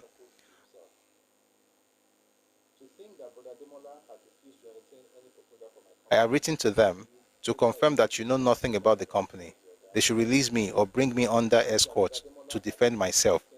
But they don't have the guts to do this. He chuckled to himself. To think that Brother Demola had refused to entertain any proposal from my company. Demola again is his older brother who was the Oga of ECN. To think that Brother Demola had refused to entertain any proposal from my company. We went to the secretary and put in our offer through him. Now my fastidious brother is being accused of nepotism. We had only 1 hour for the visit. We tried to brief him on the developments at the home front. We're not going to go into all the things that happened to him. For instance, what happened to his wife. Tai was subjected to interrogation and searches. Eventually, she had to leave and travel back to Sierra Leone, where she's originally from. By the way, his wife was originally from Sierra Leone. Also, herself, Professor Ogunsheye, was also harassed several times. They go to her house to search with her mother in there. I won't go into all those things, but I want to read something very interesting that I found in this book. I marked it because I think it's important for me to read it. The University of Ibadan became the next focus of power play by the Ironsi regime. The coup, which was hailed as savior at the beginning, had turned sour. I remember the great jubilation that took place when news of the coup reached Ibadan on January 15, 1966. The whole student population in the halls of residence had sung the national anthem for 2 hours in jubilation. Then the details of the coup started filtering in. The officers who planned and executed the coup were mainly from the eastern region. The prime minister and premiers and other politicians killed were from the north and western regions. To make matters worse, there had been a massacre of senior army officers of northern and western origin, Hausa, Fulani, and Yoruba. The East seems to have been excluded from the purge. The academic community was always the first to articulate misgivings about injustice. After the removal of Victor, Ironsi had gradually built up his own power base and surrounded himself with officers largely from his own ethnic group. They started tinkering with the political structure and made amendments to the law of the country that enabled them to discard the federal system of government. Guys, I read very fast, so this is now work for me. I read too slow, but let me try and slow down. They started tinkering with the political structure and made amendments to the law of the country that enabled them to discard the federal system of government for a centralized unitary form of government. This is where I'm going on this page. A new land ordinance that will be operated throughout the country was being proposed.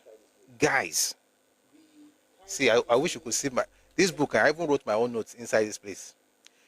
The kind thing where, let me read it.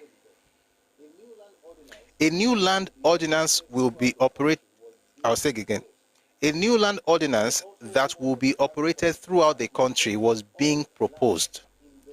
There were also rumors of a land policy that will vest all lands in the central government, thus removing them from the powers of local chiefs in the western region.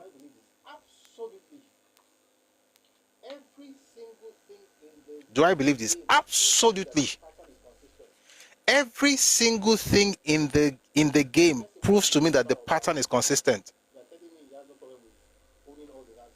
The person who won the transfer Oba, you are telling me he has no problem with owning all the lands in Nigeria. He's a soldier now. What you go do? May I read them again? All the people looking for military government. Something is not. Maybe one, please, is not right. Let me not say what I want to say. Let me just go back to reading. A new land ordinance that will be operated throughout the country was being proposed. There were also rumors of a land policy that will vest all lands in the central government, the same way governors now. You know, before 1978, the land were under the powers of the chief of the kings and of the Western Region government for us, not for the North, shall, but for us, it was the kings and the Western Region government. But the community, they owned those lands until 78 when the Land Use Act was, Land Use Decree by Obasanjo. But what they want to do, and by the way, Obasanjo put everything under the governors. What they wanted to do was to put everything under the head of state. Guys on TikTok, please, you have to power tap. This thing is I'm going back to the book, but we have to do this. Please power tap. If you're on TikTok, please click on the art icon beside the name Busui Oris. Please, I have to drag a puzzle piece.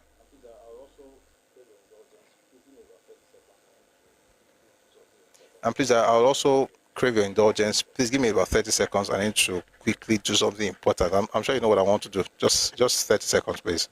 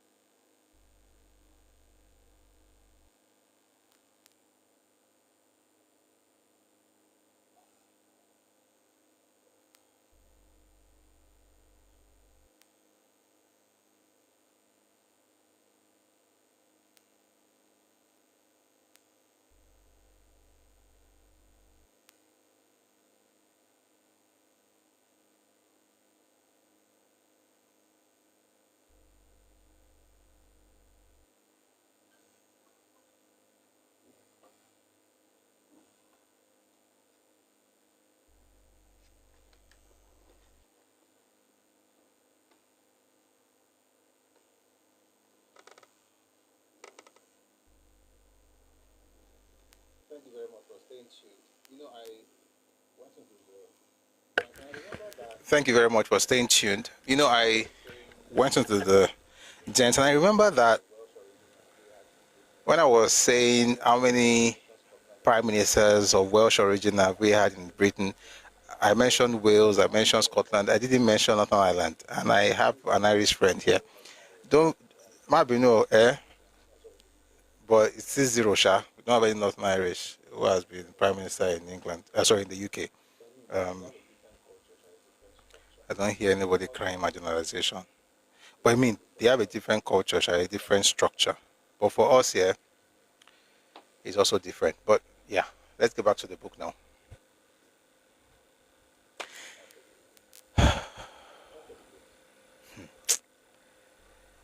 I'll take it again. Thanks for the gift. Please, let's power tap, please, especially on TikTok. And thank you, we're on 138K already. Thank you. Thank you.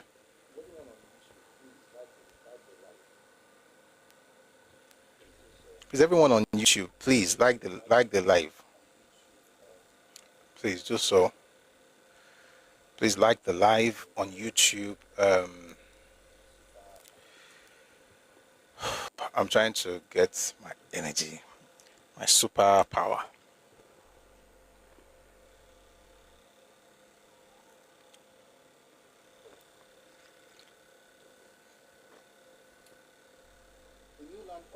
All right. We're good. A new land ordinance that will be operated throughout the country was being proposed. There were also rumors of a land policy that will vest all lands in the central government, thus removing them from the powers of local chiefs in the western region. Some of our Eastern Igbo friends were beginning to see the government as specially made for them. A remark by an enlightened close Igbo colleague that they can now, quote, appropriate land in the West for land-hungry Easterners, end quote, did not go unnoticed. A feeling of disquiet hung over the country and the university campus in particular.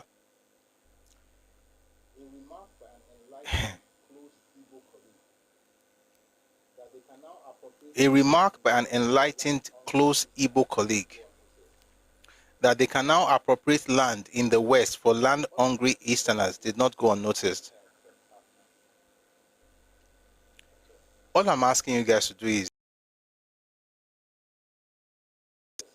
At all.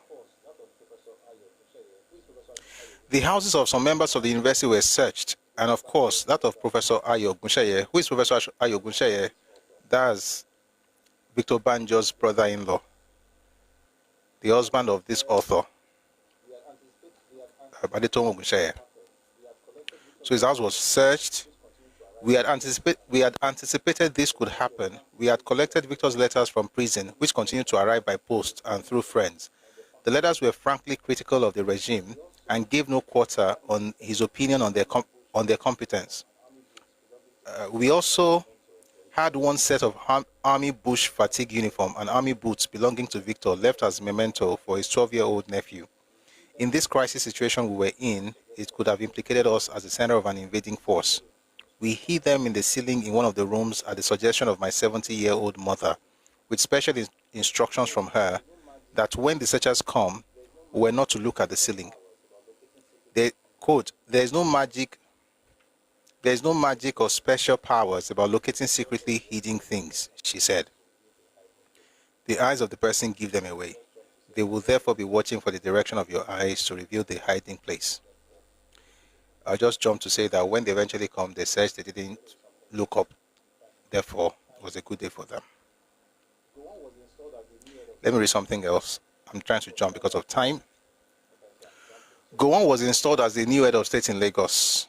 Of course, that was after, like I'm saying, I'm jumping. So, of course, July 29, 1966, the Northern Counter coup was executed, and Ironsi was unalived in Ibadan, in Lalokmo, a suburb of Ibadan. And they also killed Adekunle Faji. By the way,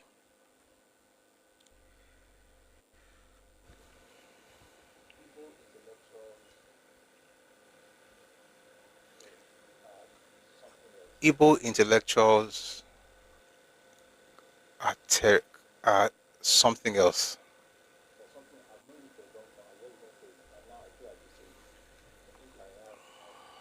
There's something I've known it for a long time. I just didn't say it, and now I feel I should say it. I think I have enough patience to say it.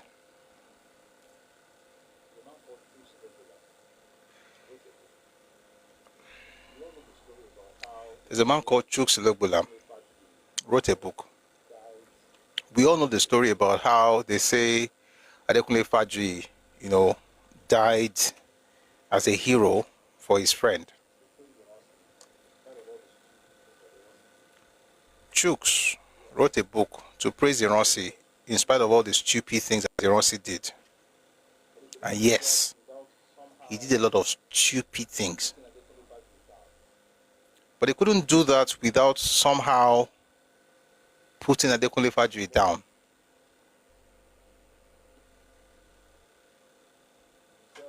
Number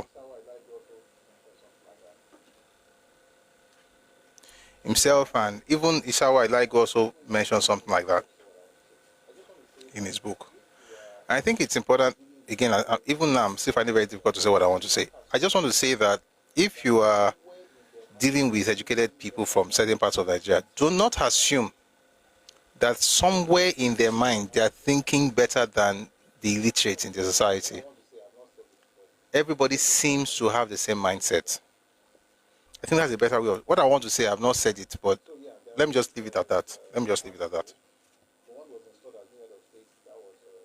So yeah, there was the counter coup. Gowon was installed as new head of state. That was, let me just read very quickly. The army officers retaliated the killing of the civilian prime minister and the northern premier, and quite a number of army officers of northern origin, by killing many Igbo army officers. Of course, Major General Ironsi was killed as well. You have always mentioned the Westerners killed, but never mentioned the Midwesterners like Okotebo. Are you saying you have never heard me say it, or I have never said it? Early official, I'm going to pause for you for like 30 seconds. Are you saying you have never heard me say it, or you are saying I have not said it? Which one? Which of the two? Ellie, I'm stopping this because of you. Are you saying you have never heard me say it, or which one? You're not responding. I'll move on because I can't respond to what you're saying. You're not even asking a question. You're making a statement of, you're accusing me Radha. Where was I?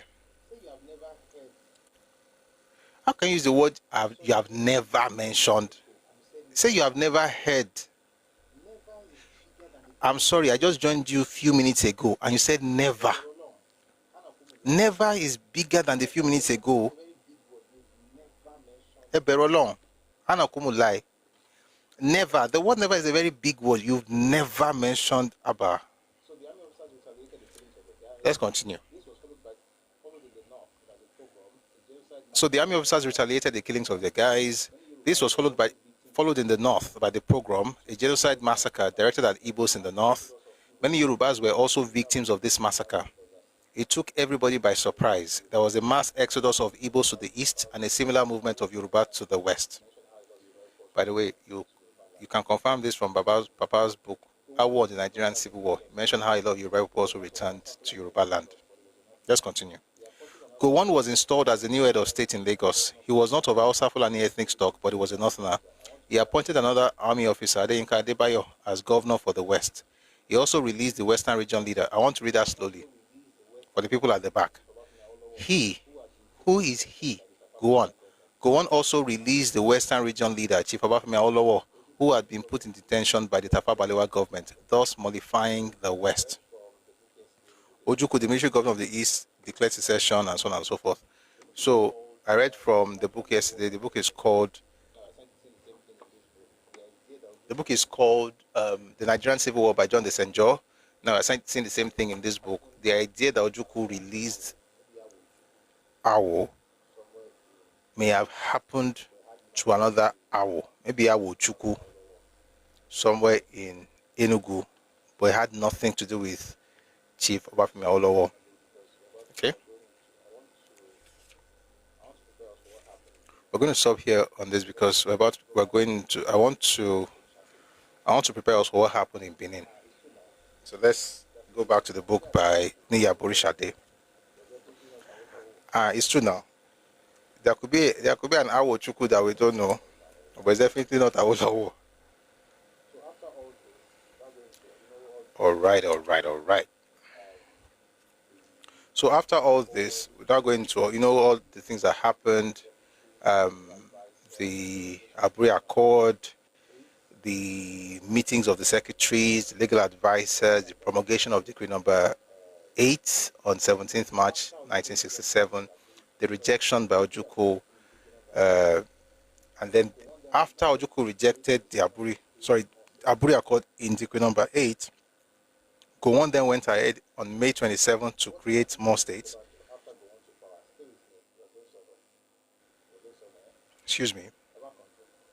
What now happened to Victor Banjo after Gowon took power? Stay with me. We're going somewhere. Emma Konju.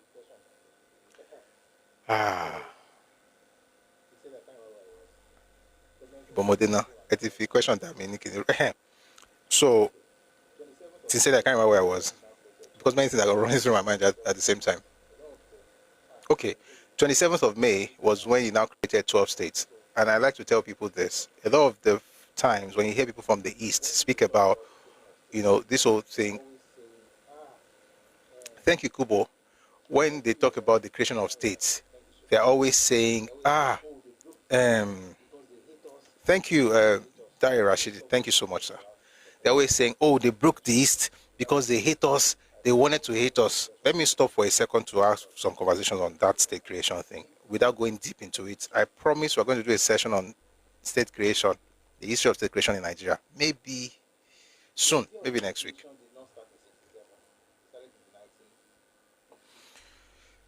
The idea of state creation did not start in 1967. It started in the 1950s, right? As a matter of fact, people have been talking about it since the 1940s. When you read the first book that Papa published, the book is called The Path to Nigerian Freedom. It was published in 1947. In that book, even Papa was talking about state creation. By the early 50s, the folks in southern Cameroon were very, very resolute on breaking out of the eastern region. Those guys were not trying to leave Nigeria. They were trying to leave the eastern region, but the way to leave was to leave the country. And so They in 1953, I mean, they had to do what the British told them to do. That in 53, if you're able to win seats in the parliament outside NCNC, then you're going to get your space, and they did. On board, they won, and then in 61 they eventually got their separate space.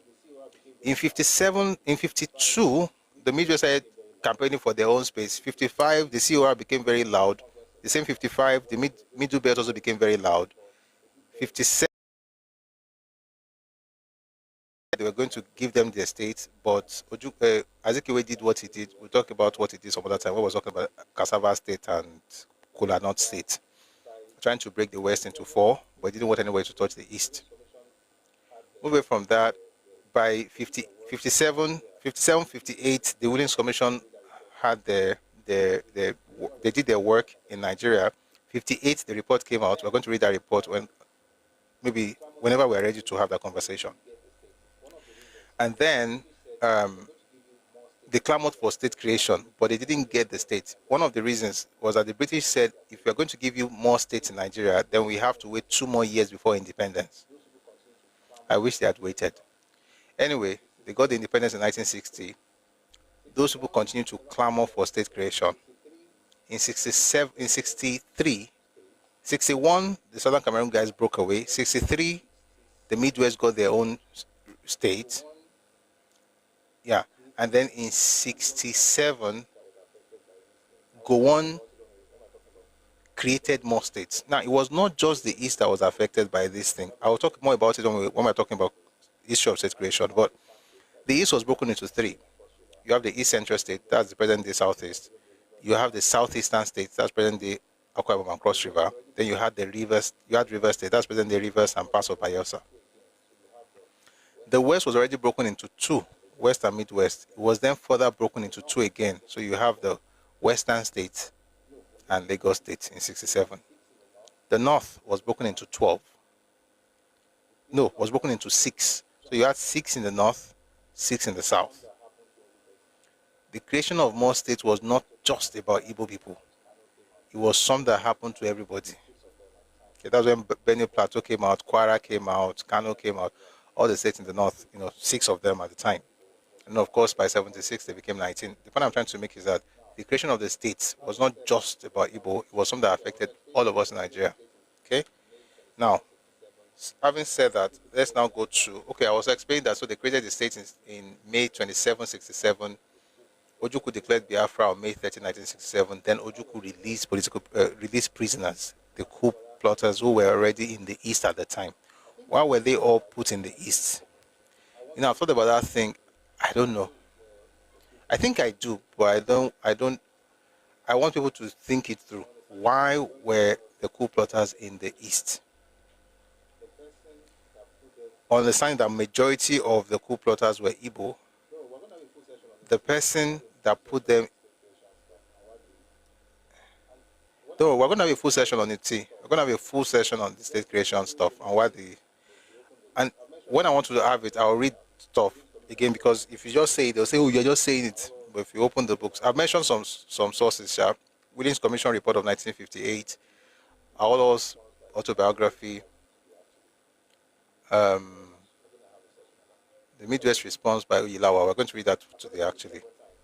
But thank you very much. We're going to have a session on that. Where were we? I've thought about this several times. Why did they put just about every single one of the coup plotters in the East? Why? Was it to protect them? And was the protection based on ethnicity?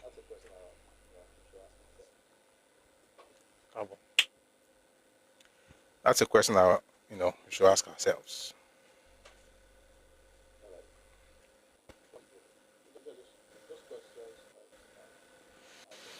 All right. Let's now go to this book. These are just questions like you can answer. So this book is Colonel Victor Banjo, A Revolutionary Betrayed. By the way, these books, if you go on Telegram, check Redomi Books. By the way, let me put the general group here so that in case you want to join. By the way, I'd like you to join Redomi Global on Telegram.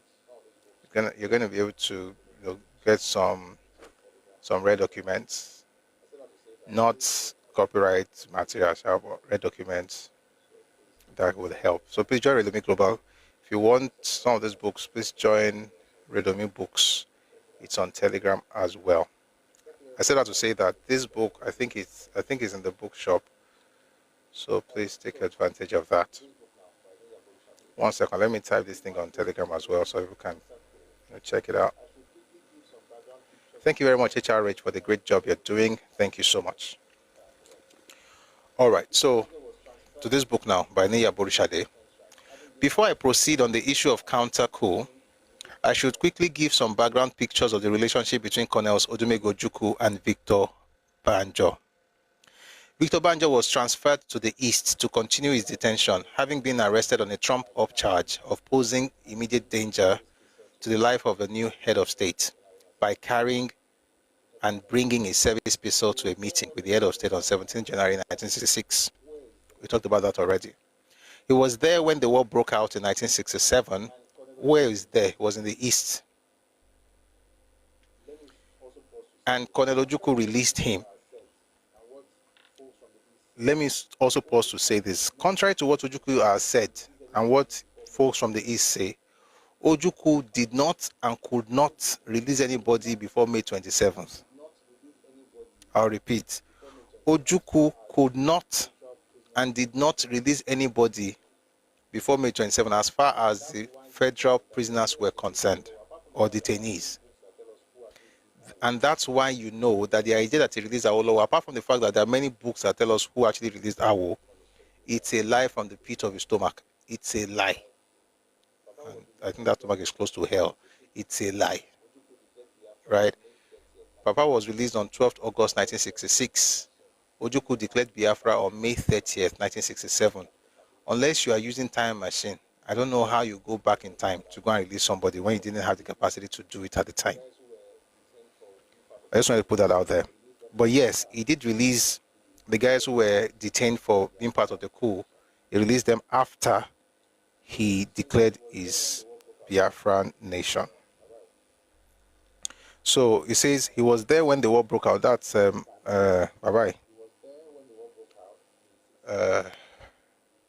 Banjo. He was there when the war broke out in 67, and Colonel Ojukwu released him. They had been friends in the military since their career started in the 1950s. Ojukwu joined the army in 1957, and he was the first university graduate to join the army. He was a graduate of history at Oxford University.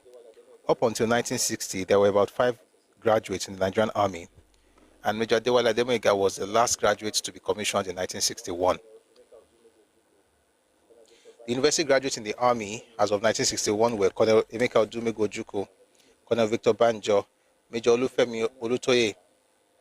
By the way, I was reading his interview earlier today. Major Emmanuel Ifajina and Major Adewale Ademoyiga. Banjo had tried to persuade Ojukwu not to secede, but to take the fight to the Fulani oligarchy.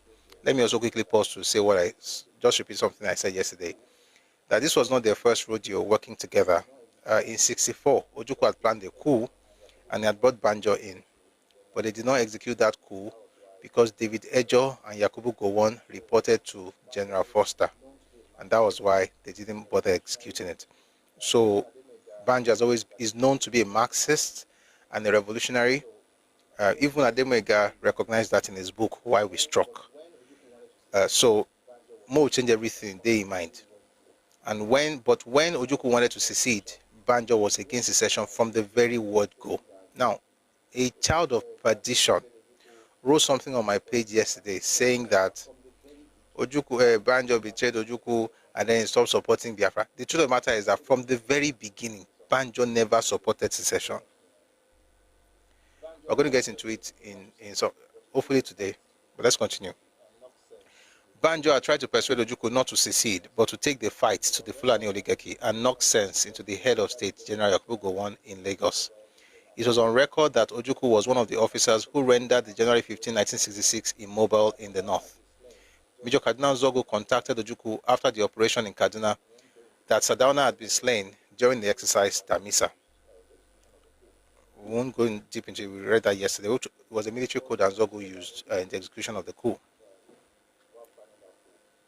And of course, we also said that Ojukwu betrayed them while planning that coup. That much you will find in the book Why We Struck by Adewale Ademoyega. We read this yesterday. I think we got the message, but essentially,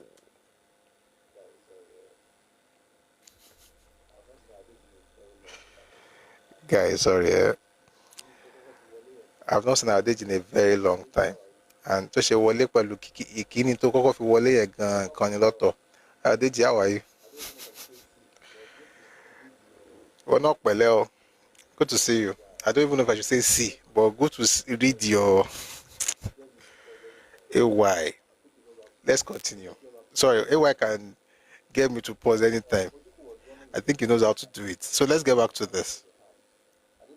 It says Ojukwu was running with the hares and at the same time hunting with the hounds. Had it been that Ojukwu assisted Nzogu in consolidating his success in the north, Ironsi would not have taken over as head of state, and perhaps the July 66 counter coup would not have happened, and there would not have been a civil war. The truth of the matter is that Ojukwu worked with Ironsi. How do I know this? By reading the book by Ademoyega, who was one of the plotters. So let me quickly read that before we go on. Today we're going straight to the war. It's just that we spend so much time on other things. But don't worry, we'll get there. So this is from Why We Struck by Adewale Ademoyega. It says, Ojukwu was both crafty and selfish, and would neither give nor withhold his loyalty. He was running with the hare and chasing with the hounds. He was an opportunist. Who is surprised? Not me. He was an opportunist who put himself above the safety of the nation. When at first Nzogu contacted him on the telephone, he was fully in agreement with the revolution. Soon after that, he was in touch with Nrosi, to whom he pledged his loyalty. After that, he was playing hide and seek with Nzogu and mainly biding his time. So again, Ojukwu is not a person that even it is well. Let's come back to this book. So we're going back to the other book now. It says here, 1 second.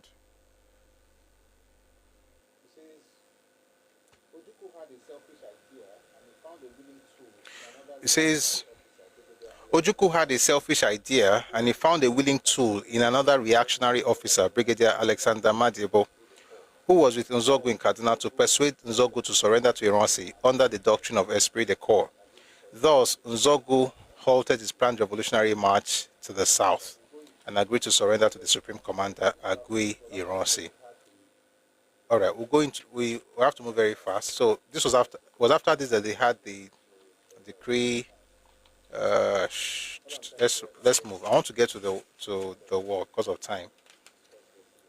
All I'm trying to do right now is just remind us some of the things that we discussed yesterday.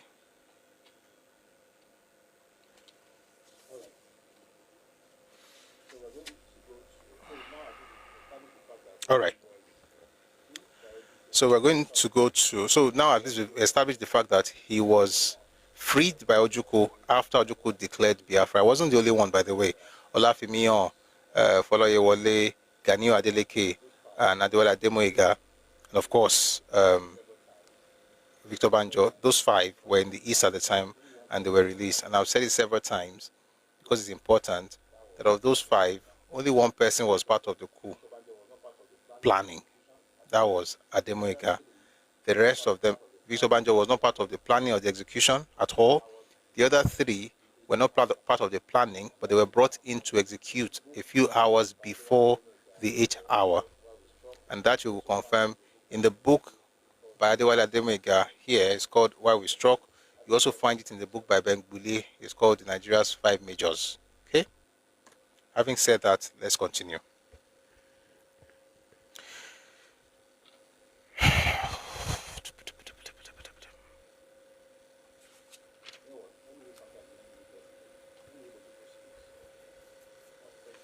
You know what? Let me read something I didn't read yesterday. Let me read Ojukwu's speech of 30th May 1967. This is what Ojukwu said to declare Biafra. Now, therefore, I, Lieutenant Colonel Chukwuemeka Odumegojuku, military governor of Eastern Nigeria, by virtue of the authority and pursuant to the principles recited above, do hereby solemnly proclaim that the territory and region known as and called Eastern Nigeria, together with our continental shelf and territorial waters, shall henceforth be an independent sovereign state of the name and title of the Republic of Biafra.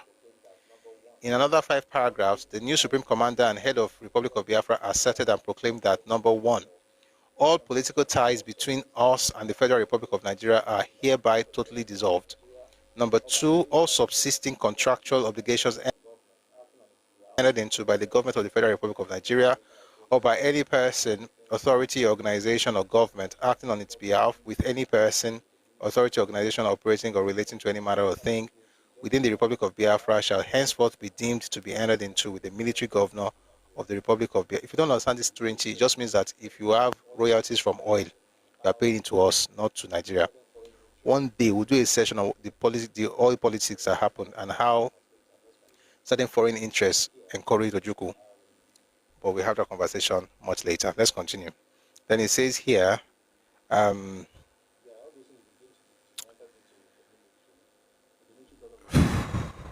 yeah, all those things will be deemed to be entered into with the military government of the Republic of Biafra, and on behalf of the government and people of the Republic of Biafra, and the covenants thereof subject to this declaration be performed by the parties according to their tenor. Number 3, all subsisting international treaties and obligations made on behalf of Eastern Nigeria by the government of the Federal Republic of Nigeria shall be honored and respected. Number 4, Eastern Nigeria's due share of all subsisting international debits and obligations entered into by the government of the Federal Republic of Nigeria on behalf of the Federation of Nigeria shall be honored and respected. Number 5, steps to be taken to open discussion of the question of Eastern Nigeria's due assets of the Federation of Nigeria and personal properties of the citizens of Biafra throughout the Federation of Nigeria. So this guy was planning to have a conversation with federal government to discuss properties of Biafrans throughout Nigeria.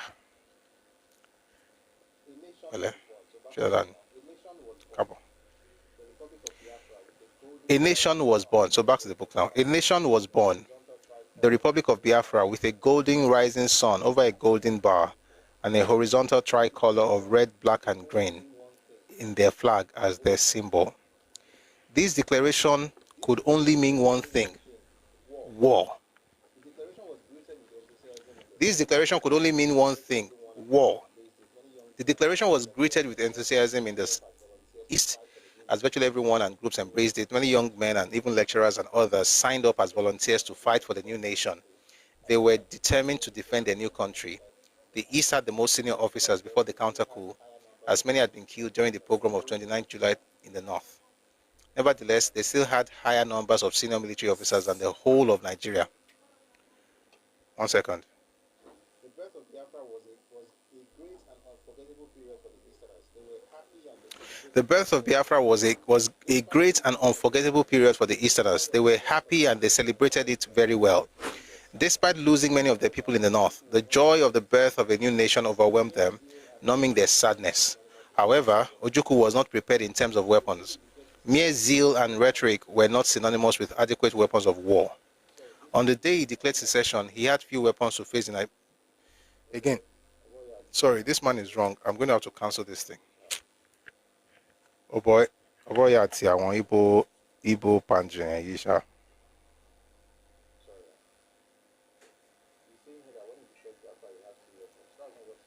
Sorry. He's saying here that when he declared Biafra, he had few weapons. That's not what he said. He mentioned Awolowo. Once you mention Awo, Arabi man Shibakan. No. What happened was he actually boasted. I want to write it here. He actually boasted that he had built the largest army, or the strongest army in Black Africa. He said when he started the struggle, that was before May 6. So when I started this struggle, I had only 12 guns. That's what he said. He said, let me read to you. So 120, not 12, 120. So when I started this struggle in July with 120 rifles to defend the entirety of the East, I took my stand knowing full well that by doing so, etched my name in sands of history. I was also signing my death warrant in history. Then he said, this man is also, why is he doing this? You know what, let me read the full thing. I don't like people that pander to Igbo people. Like, say the truth respectfully. It's better than lying and just be saying, Umbo, look away, you know, I want to, because he didn't write it properly, I want to read it, what he actually said.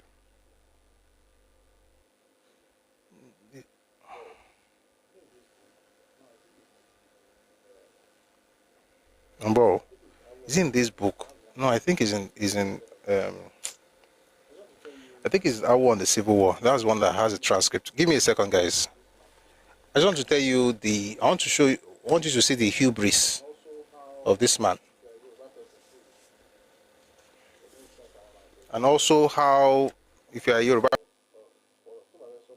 person, please, go make sense. Come on, my go. Come on, pekuro. Poro. To ba so ma so. O daju ki on wa bere ko ma se bikini lo. Number.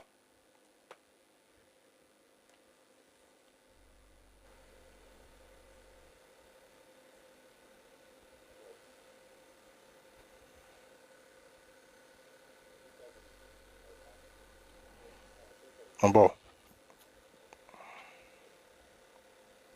It's inside this book, but I can't. Let I can't quickly find it. Let me see. Maybe I can.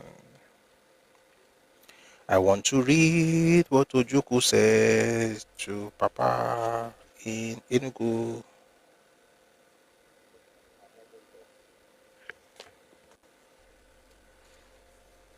One second, I'm almost there. How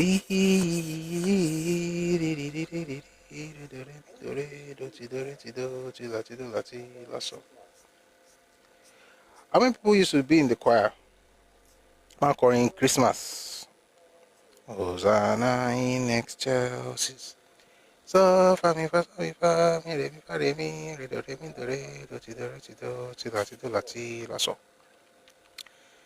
Bola wa kini si ba yen sin tori Ọlọ́run.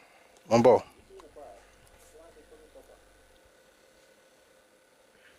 Nix, you used to be in the choir. Ṣé máa ń ṣe tonic suffer? I love tonic suffer.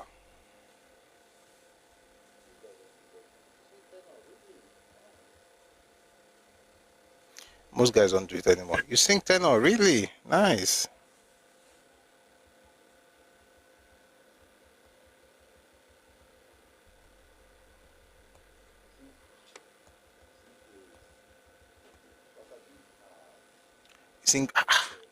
Sing bass.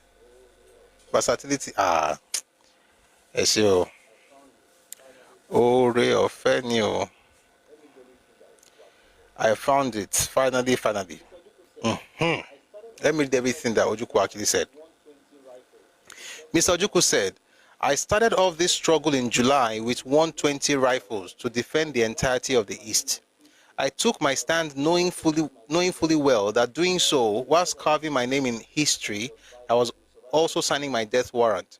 But I took it because I believe this stand was vital to the survival of the South. South Irowo. I appealed for settlement quietly because I understood this was a naked struggle for power and that the only time we can sit down and decide the future of Nigeria on the basis of equality will always be equality of arms. Quietly, I built. If you do not know it, I am proud, and my officers are proud, that here in the East, we possess the biggest army in Black Africa. That's what Ojuku said. When Papa traveled all the way to go and meet him in Enugu, imagine talking to Agbalagba like this. Where will you find it? You'll find it in the speech by Anthony Enaro, 12th August 1968. It's also from this book, I Won the Nigerian Civil War, that has a transcript of the meeting. And when Papa asked him on the specific question of whether there is a possibility of contact with the North, Ojuku said, the answer is at the battlefield. When was this? May 6th. This was 24 days before Ojuku declared Biafra. Oh, Ayomikun is on YouTube. You sing everything. Don't worry. One of these days, maybe we'll do choir. I'm a calling. I'm a cover. Well, I want to fella show one day at your bank. We'll now move to Bedu. Bedu is the problem. Anyway, you get the point. So,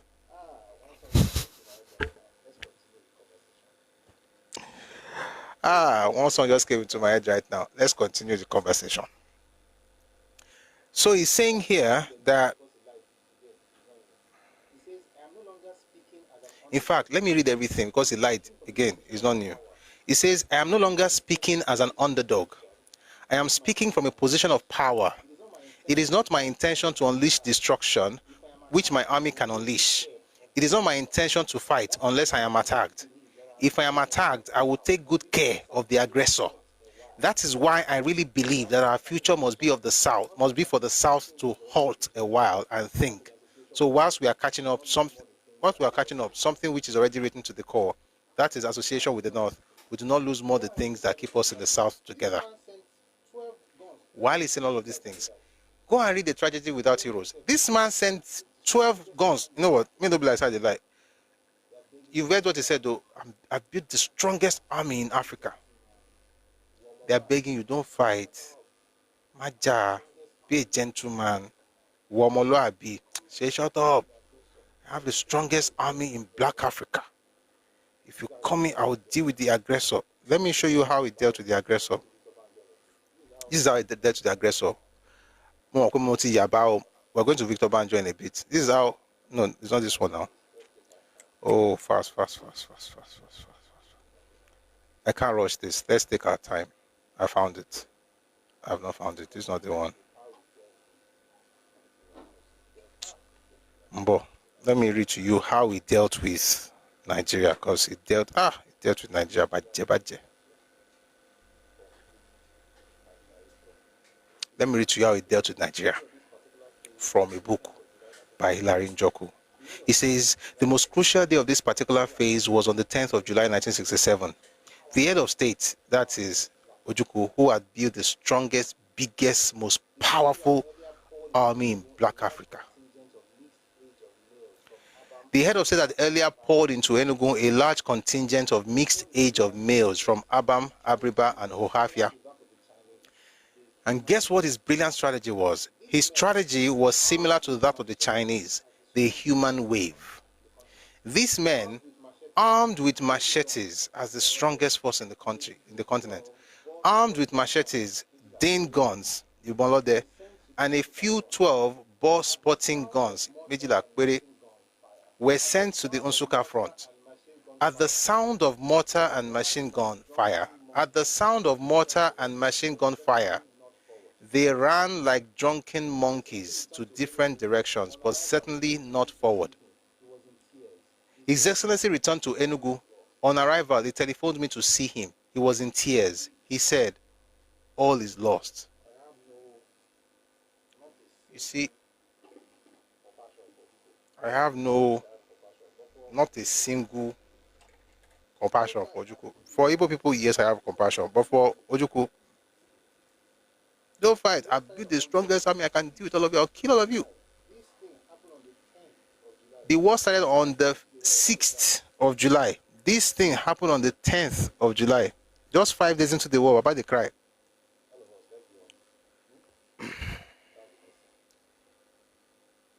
All of us, let's be humble. That's the lesson. All this, I can do anything, I can kill everybody.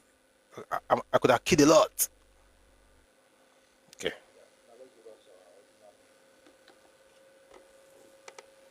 We'll get back to that. Now let's go back to our original book. They still do that today. Yes, they do now.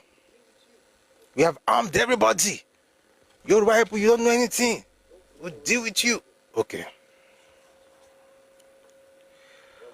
Okay. Where were we? Mere zeal and rhetoric were not synonymous with adequate weapons of war. We're going to move from there to what happened when Papa went to meet him. Awolowo led a team to appease Ojukwu in a peace meeting in Enugu on Saturday, 6th May 1967, where he said the things I read earlier. Shortly before the declaration, Banjo was not present in the meeting, nor did he meet Awolowo on that day. The meeting took place in Enugu.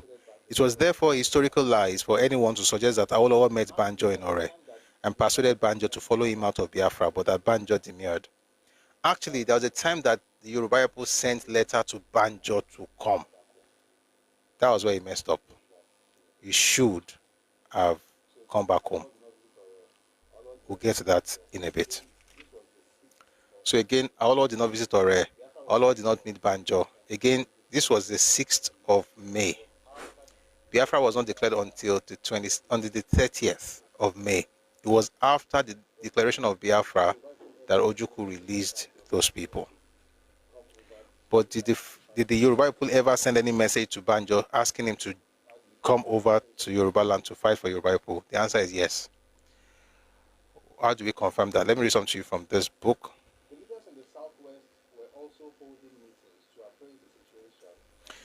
The leaders in the Southwest were also holding meetings to appraise the situation on the roles to play in the tumultuous activities precipitating war.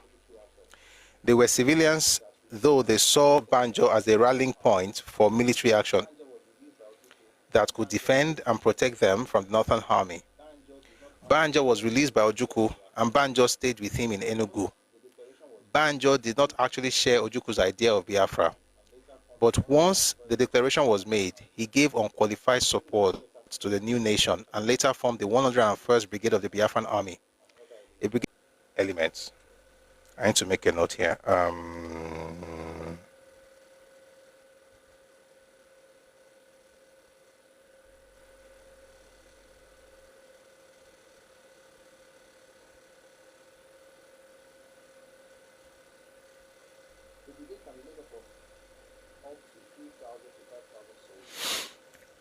A brigade can be made up of up to 3,000 to 5,000 soldiers. Banjo formed the brigade from scratch and transformed it into a standard fighting force. When the leaders in Southwest found that Banjo had been released, they sent a delegation. So we are going to the second part of the stuff now. So we don't start today's session at 5:33. It is well.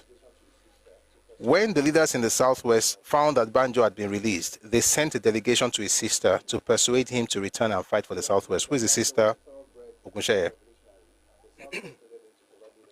They recognized that Banjo was a thoroughbred revolutionary and the Southwest needed him to provide leadership in their military arm. It was hoped that in the event of war, Yoruba would not be defenseless. This was a brilliant tactical move, and the four regions would have gone their different ways. Banjo could have been happy to help his people as well. However, before that time, he was already supervising most of the commanders and senior officers of the Republic of Biafra. If you ask me the greatest mistake Banjo ever made, is this one.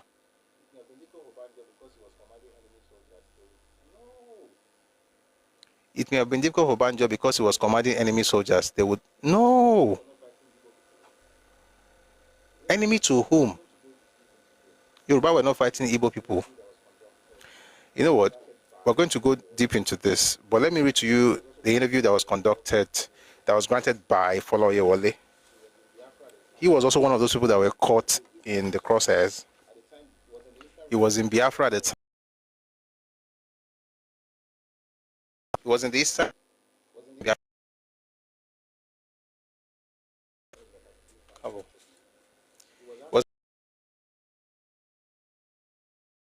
Let me see if I can quickly find that interview. He was asked a question, why did you fight for Biafra? Mombo.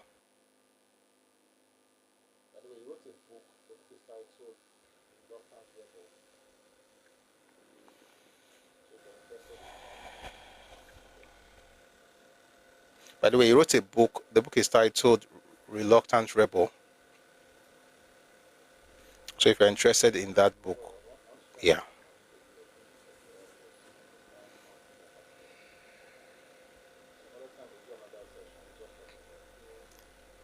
Mambo, I want to try and open an interview. I think it's going to help us understand some of the things that happened here. Some other time we'll do another session just talking about him and maybe Ganio Adeleke. But for now, Just want to know why on earth they chose to fight for Biafra. Because they were Yoruba. Let me read something that someone wrote on YouTube. I think what killed Banjo was blind loyalty, a typical Omoluabi strength and weakness. That's actually it's a good theory. Makes sense. A lot of sense.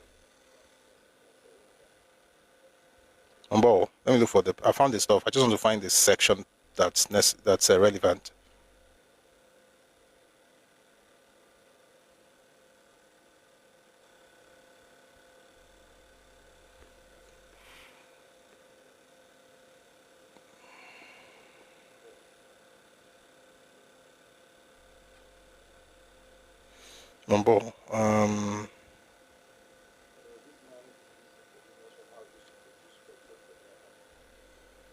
By the way, this man in this interview mentioned how he used to produce petrol for Biafra. But I think that's this conversation. What I'm looking for is why he fought for Biafra. Wumbo.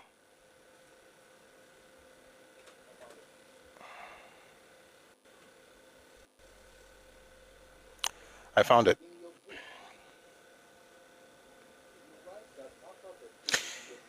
In your book, you write that after the coup, you were detained in Lagos and then transferred to the east, but Ojukwu released you. We wonder why you did not run away. And this is Folayewale's response. He says, where do you want to run to? In Nigeria, I was absolutely persona non grata. Is it heaven you want to run to? Apart from that, I and my other Yoruba colleagues had the fortune of having a chat with Chief Obafemi Awolowo when he came to the East. He and leaders of Southeast, I can't remember all of them, on behalf of Nigeria, they came to plead with Ojukwu, and we had the fortune of meeting him because my late uncle, M.A. Oyewole, was Awo's friend. So when he was leaving Lagos, he jokingly told him, you must come back with my son. So when he came to the East, Awo started looking for me. Eventually, he left a message where I would meet him, and I did. I told my colleagues, and we all went and we saw Awo. And in the course of the discussion, we did ask if we could come home. And he said, not now, don't try it. 1 second.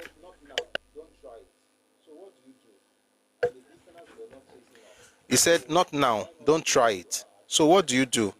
And the Easterners were not chasing us. So why not stay where you are accepted? So we stayed. By the way, this was before May 30th. Even me, I think there's something missing now. There's something missing. Ombo, there's something missing. Big Fala is our person, or just becoming. Just mute everybody. There's something missing here. As at May 6th, that Papa was visiting, these people were able to go and meet him. So that means that they were released around that time. Anyway, the point is that at this point, Biafra had not been declared. I don't know. I don't have any other source. So this is my issue now. I don't have any other source to prove that they met with Papa. And you know what? If they did,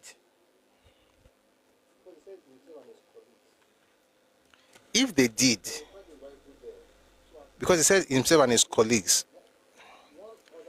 there were 5 Yoruba people there. So at least one of them, one other person wrote a book. One person wrote a book. No, so let me put it this way. 2 of them wrote books, Folayewale and Wale Ademoyega. One of them wrote a series of letters that have been published as a book, Gift of Sequins, that's Victor Banjo. No other person mentions Awolowo meeting them. No other person mentioned Awolowo meeting them. So I don't know how true that is. If I find other things, other sources to corroborate that, because he said there were many, so at least we'll check. But the point is that he says there was a trade. So they asked him, so why did you not run away? Why did you decide to fight on the side of Biafra? Then he says, there was a trade I learnt. That is soldiering. what will I be doing in Biafra if I did not fight? I only practiced my trade. It is as simple as that. You could not just be walking around town doing nothing. And the question says, but Ojukwu asked people who wanted to leave to go to the federal side. And then it says that is before the war. If you remember, early in 66, before the war till late 66 during the pogrom, not by the time the war started, non-Easterners were in the East, they had not gone. In the book, you said you do not believe in secession, then it says yes. Despite that, you have it in your book that Ojukwu had genuine grievances. Yet you fought on Biafran secessionist side. Help us reconcile these positions. Then he answers, you might have your objections, but the powers that be, this was what they wanted. You have no choice. Mark you, I was not the only one who, given the chance, did not believe in secession, more so because we were not ready. We did not have enough arms. We had manpower, yes, credible manpower was there, but manpower alone doesn't do it. All right, I think we'll stop here now. I want to just read something from the other book, and then we'll go back to Victor Banjo. So where are we right now? We are at the point that he was out of prison, and they had a plan to do stuff.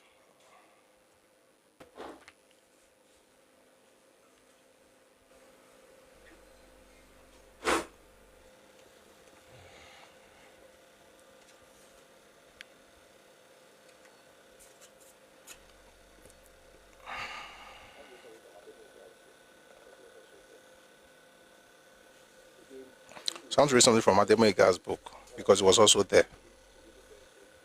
Again, I think it's the best way to, this is what I believe to be the best way to recreate events of the past by comparing and contrasting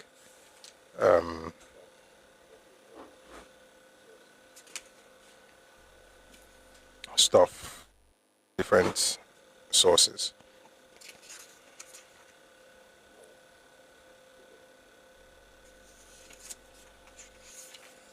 I'm almost there. Okay.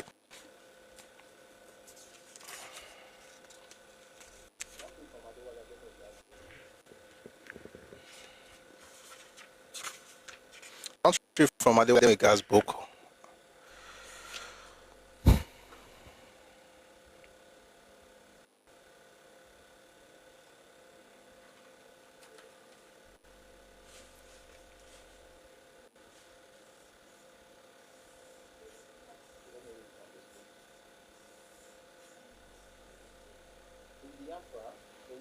So let me read from this place. In Biafra, the war fever had been on for nearly a year. Their governor, now head of state, had always assured them that they would fight to the last man. This man just wasted people's lives for nothing. Nothing but ego. I'll read that again. In Biafra, the war fever, by the way, if you read On a Darkling Plain by Ken Saro-Wiwa, he mentioned how students and lecturers were thirsty. They were war thirsty. They were thirsty for war. We're going to fight. They started practicing. They started, training, because they're going to fight and destroy everywhere. Then they planned out to bomb University of Ibadan. Everybody wanted to fight. I'm just trying to tell you that waiting this man they talk, there are other places where you find them. And by the way, Saro-Wiwa was in Nusuka at the time. In Biafra, the war fever had been on for nearly a year. Their governor, now head of state, had always assured them that they would fight to the last man, which in some quarters was interpreted that even in the face of defeat, Biafrans would rather die than surrender. Before the outbreak of war, the meaning of his expression was hidden from their eyes. I'll read that slowly.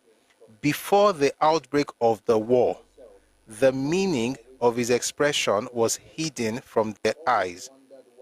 I myself, hugging to my radio in my small detention room in Warri prison, always wondered why Ojukwu was sure that it would be finished, especially adding that when his men were finished, the grass would fight. If there's anything I like about this guy, he knew how to use words, Ojukwu. But Oporo Kagbon. Oporo Shekini Okagbon. Before you know it, you are going with the song by Fela. Basket mouth, don't open mouth again. You can say anything you want. The man said, if you stop fighting, the grass will start fighting. They want to bomb UI. Of course, they want. Not only did they want to bomb UI, they planned to bomb UI. They brought dynamite into UI to blow up UI. They were caught by federal forces. If you read On a Darkling Plain by Ken Saro-Wiwa, you read how they were talking about bombing UI. If you now read Crisis and Conflict, have I not read it here before? Crisis and Conflict in Nigeria by A.H.M. Green. They were caught with dynamite, about 10 of them, in Abadina, in a village, University of Ibadan, planning to bomb the university. I think I've read it here before. You find it in the book. Crisis and Conflict in Nigeria. What are we saying? That was in 67. Even in 66 September, they were well. But they got bombed in their own car while driving. Bombed that place in the car. Bomb exploding. The explosion affected the filling station. That's why I say all this thing of we need a strong man. We know exactly what Moghalu meant when he said they need a strong man. Ojukwu was the idea of strong men, and that's the idea of a strong man. A strong man that will always lose because ọpọlọ tààrà nínú ìgbékalẹ̀ nǹkan tó fẹ́ ṣe. Ọlọ́run ló yọ ilẹ̀ Yorùbá o, and we're not even part of it o. So they were trying to do the same thing during the NSAS protest. Yes. Yes. Let's go back to this.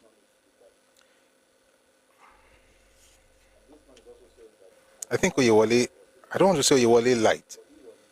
I don't say he lied, but I don't think he meant Papa. I think Aboyeshade was correct. Aboyeshade said Papa did not meet with them. And this man is also saying that as at that time, he was still in prison. But he was in the Midwest, by the way. Ademoyega was in the Midwest, not the East. But he was in the East at a point, but at this point, don't declare Biafra. He was in Warri, but he was listening to a radio. So let me read that part again. I myself, hugging to my radio in my small detention room in Warri prison, always wondered why Ojukwu was sure that it would be finished, especially adding that when his men were finished, the grass would fight. So Ojukwu said he would fight with Nigeria, and that when himself and his men were done, the grass would fight. No, and I think maybe he was telling the truth. You know, he had an interview where he said he knew from the beginning that I could not win. But he wanted to make sure that the federal government did not win. And the federal government not winning would be him winning. I played the video here before. He said, I knew from the beginning that I would not win. But Lagos will also not win. And Lagos not winning will mean that I have won. Like that's the wonderful philosophy behind Biafra. Imagine the people that died for that kind of crazy philosophy. But no, insult everybody else, but the man will actually cause the wahala. Please, if you're on TikTok, we have to power tap. I can see the amber alert. So please, power tap. Thank you so much. If you're on YouTube, power tap just means like. So if you're on YouTube as well, please like the live. Thank you very much. And subscribe to the channel. Eshe.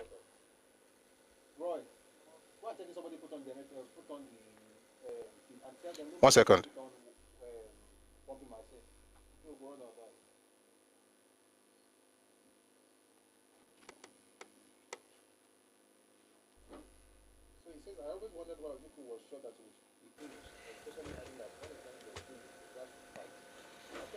So he says, I always wondered why Ojukwu was sure that it would be finished, especially adding that when his men were finished, the grass would fight. I kept on wondering whether or not he really meant it. Later on, after I had been released to join in the struggle, I realized that Ojukwu knew what he was talking about. He knew he was ill-prepared for the fight, and that if it came, he had nothing to send against the enemy except the bodies of his own citizens. Yaburo. I have to write a note here. Confirm with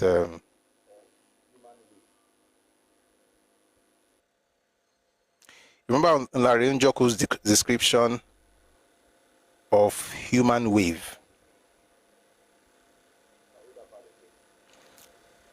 This is how you connect these things.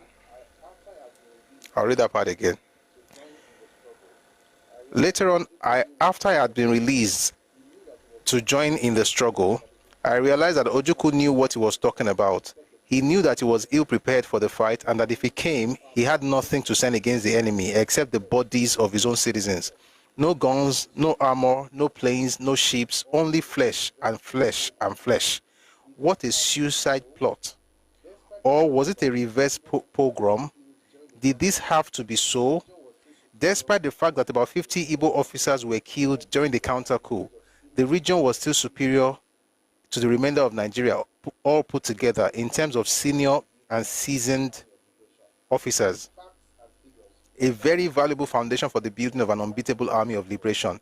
In facts and figures, Biafra had 18 senior officers of the ranks of major and above, all of whom had been commissioned before independence. In contrast, the federal side had only 7, because about 10 others were kept neutral in the Midwest. On the other hand, Biafra had fewer young officers, captains and below, numbering less than 70 compared with 220 on the federal side. However, the young officers were easier to make through accelerated training, which the senior officers could organize. In view of these, while I was confined in detention, I could not conceive of the East as not being ready for war.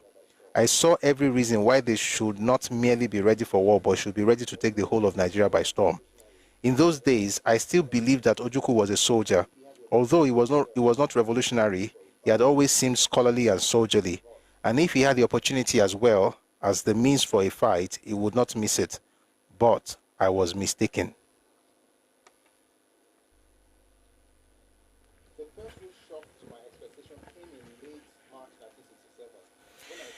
The first rude shock to my expectation came in late March 1967, when I received the first letter from my friend Nzogu. He had been separated from me since March 1966, when we were all dispersed from the maximum security prison at Kirikiri. 1 second. Go and check if the freezer downstairs is on. Somebody is putting on something. Go and check if the freezer downstairs is on. Give me my director jail. Alright, thanks for staying. So he says, he has been separated from me. Alright, thanks for staying tuned. So he says, he had been separated from me, talking about Zogo, since March 1966, when we were all dispersed from the maximum security prison at Kirikiri. He was transferred to a destination that I did not know in the east, so we lost contact. However, by March 6, 1967, Ojukwu had Sorry, this was the date I was looking for all the while. Oh, I knew I saw it somewhere. Guys, if you read books, please try and be marking them.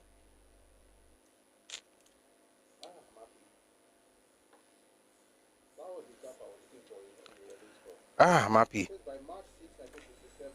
That was the gap I was looking for in Oyewole stuff. It says by March 6, 1967, Ojukwu had unilaterally released all the officers and men that were detained in the East for their part in the coup. Nzogu was released with the others. So he was the first to contact me. By that time, I was the only officer in detention. That was because I was detained in Warri in the Midwest. 2 of our officers, Major Okafo and Anufuro, who were detained in the West, had both been killed in a most brutal way during the July 29 atrocities.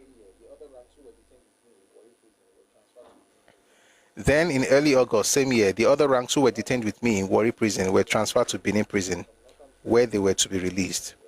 Rather unfortunately, while they awaited their release, some northern troops who came to Benin from Lagos for some special duties broke into Benin prison and carted the detained soldiers away.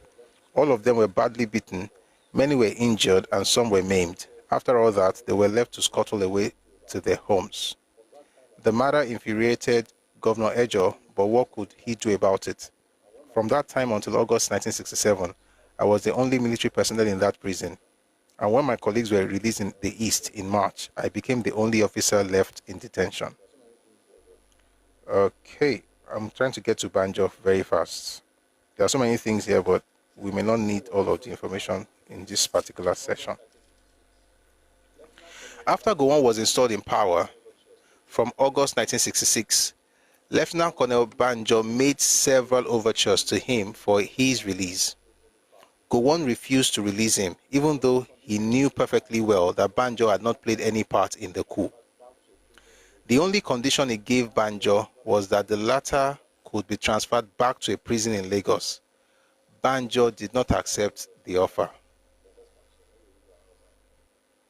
I'm tempted to look for Banjo's letter on that, but let's continue. Maybe we'll read it another time. After the Aburi meeting of the Supreme Military Council, there was pressure on Ojukwu to release Nzogu and co. He agreed and unilaterally released those of us who were in the East. Wait, oh.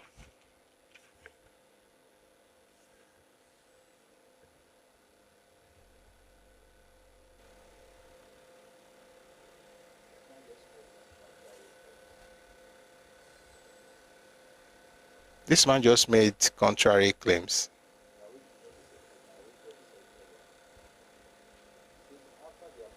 I'll read what he's saying here now. I'll read what he said earlier.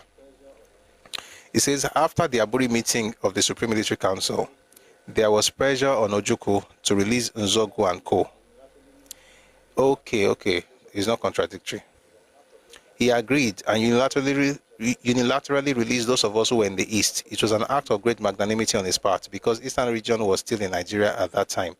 As for the lonely me, I was glad for my colleagues, and I believe very firmly that one of Ojukwu's reasons was that he needed a corps of the revolutionary officers and men for his war operations.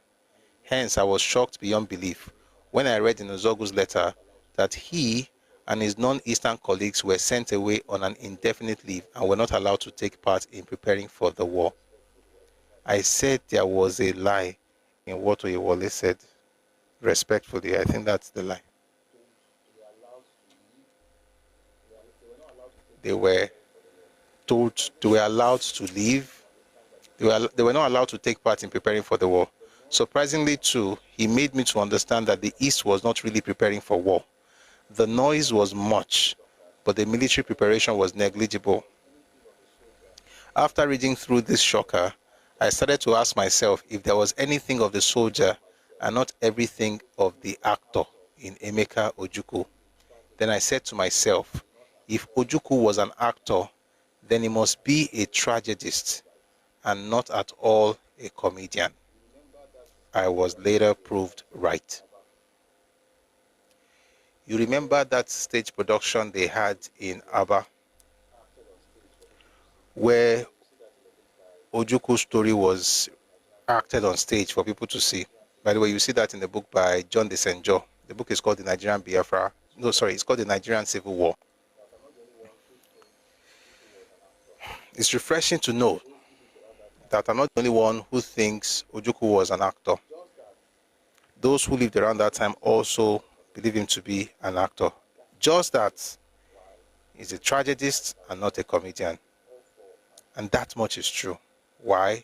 Look at the lives that were lost, all for an act. We destroy everybody with the strongest army, with the kinikon, on top of waiting, just mouth. The sad part is that that's exactly what's happening in the Southeast today.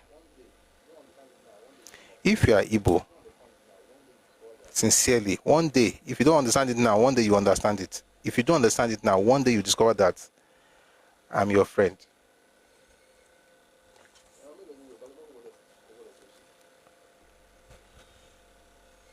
Ìran mélòó ni Yorùbá tó pé kò gbọdọ̀ tòṣì? Ìran mélòó ni Yorùbá tó pé kò gbọdọ̀ tòṣì? You cannot keep repeating the same mistake. Ìran mẹ́ta.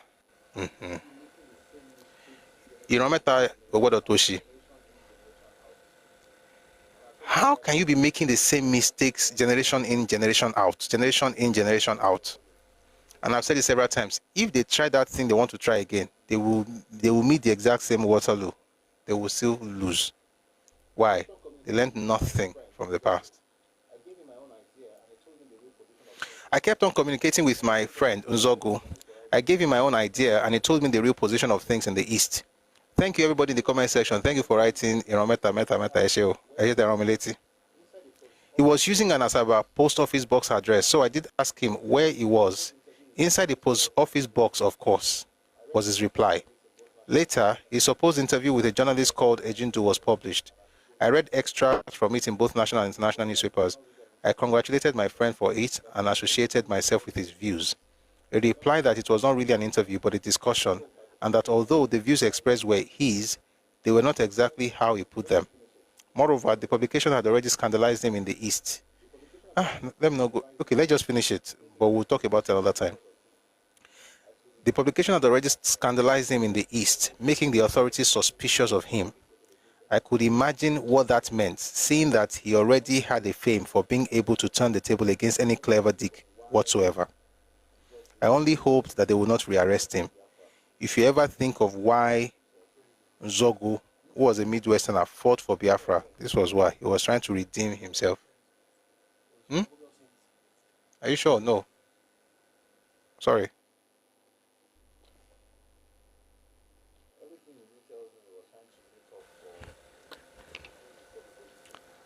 Everything in me tells me he was trying to make up for the things he said in those interviews. The one with Ejindu, the one with... And then he tried to make up for that in the one with Aishulari. But again, I'm trying to run away from what doesn't have to do with what we're trying to get into. Number, I want to quickly get to the one about Banjo, because that's what we're discussing. We'll get to the other things later. The problem is that you cannot read that one without reading the other one. Do you guys mind?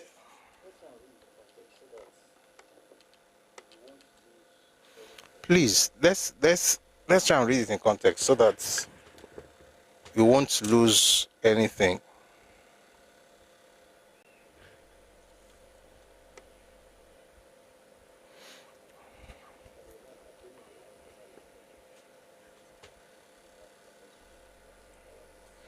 By the way, now they are blaming Go On for not releasing them. I don't want to read that part because we don't need that. Let's just continue. It helps us with the context. No doubt, that publication was partly responsible for their unwillingness to give him any command. What publication? The one with Dennis Ejindu. That was where he talked about how the coup was tribal and that nothing happened in the East. Why do you always frown when you talk to your family, Busui? No. When you eventually become a human being, you can ask me that question. I promise to answer you. Jan Matobudi. When you become a human being, you are still evolving. You are somewhere close to apes.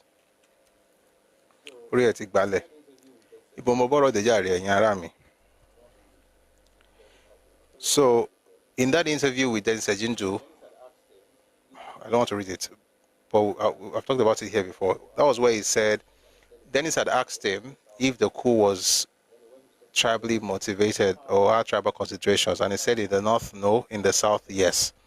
And then he went on to talk about how Ifajina, disappointed them, and how they did a shoddy work in Lagos, and how nothing happened in the east. The things he said apparently infuriated the Igbo people, and they began to suspect him. And that's why they didn't give him any command. Okay? That's the summary of the part that he's trying to explain here. We kept up our correspondence until the outbreak of the war on July 6, 1967. 3 weeks later, I heard it over the NBC that Zogu had been killed in the Nsukka sector of the war. That Nsukka sector was where Ojukwu sent people with machetes. That Nsukka sector was where Ojukwu sent a juju man who was shouting, "Go on, Afuna Ozo." That place, that was where Zogu was killed.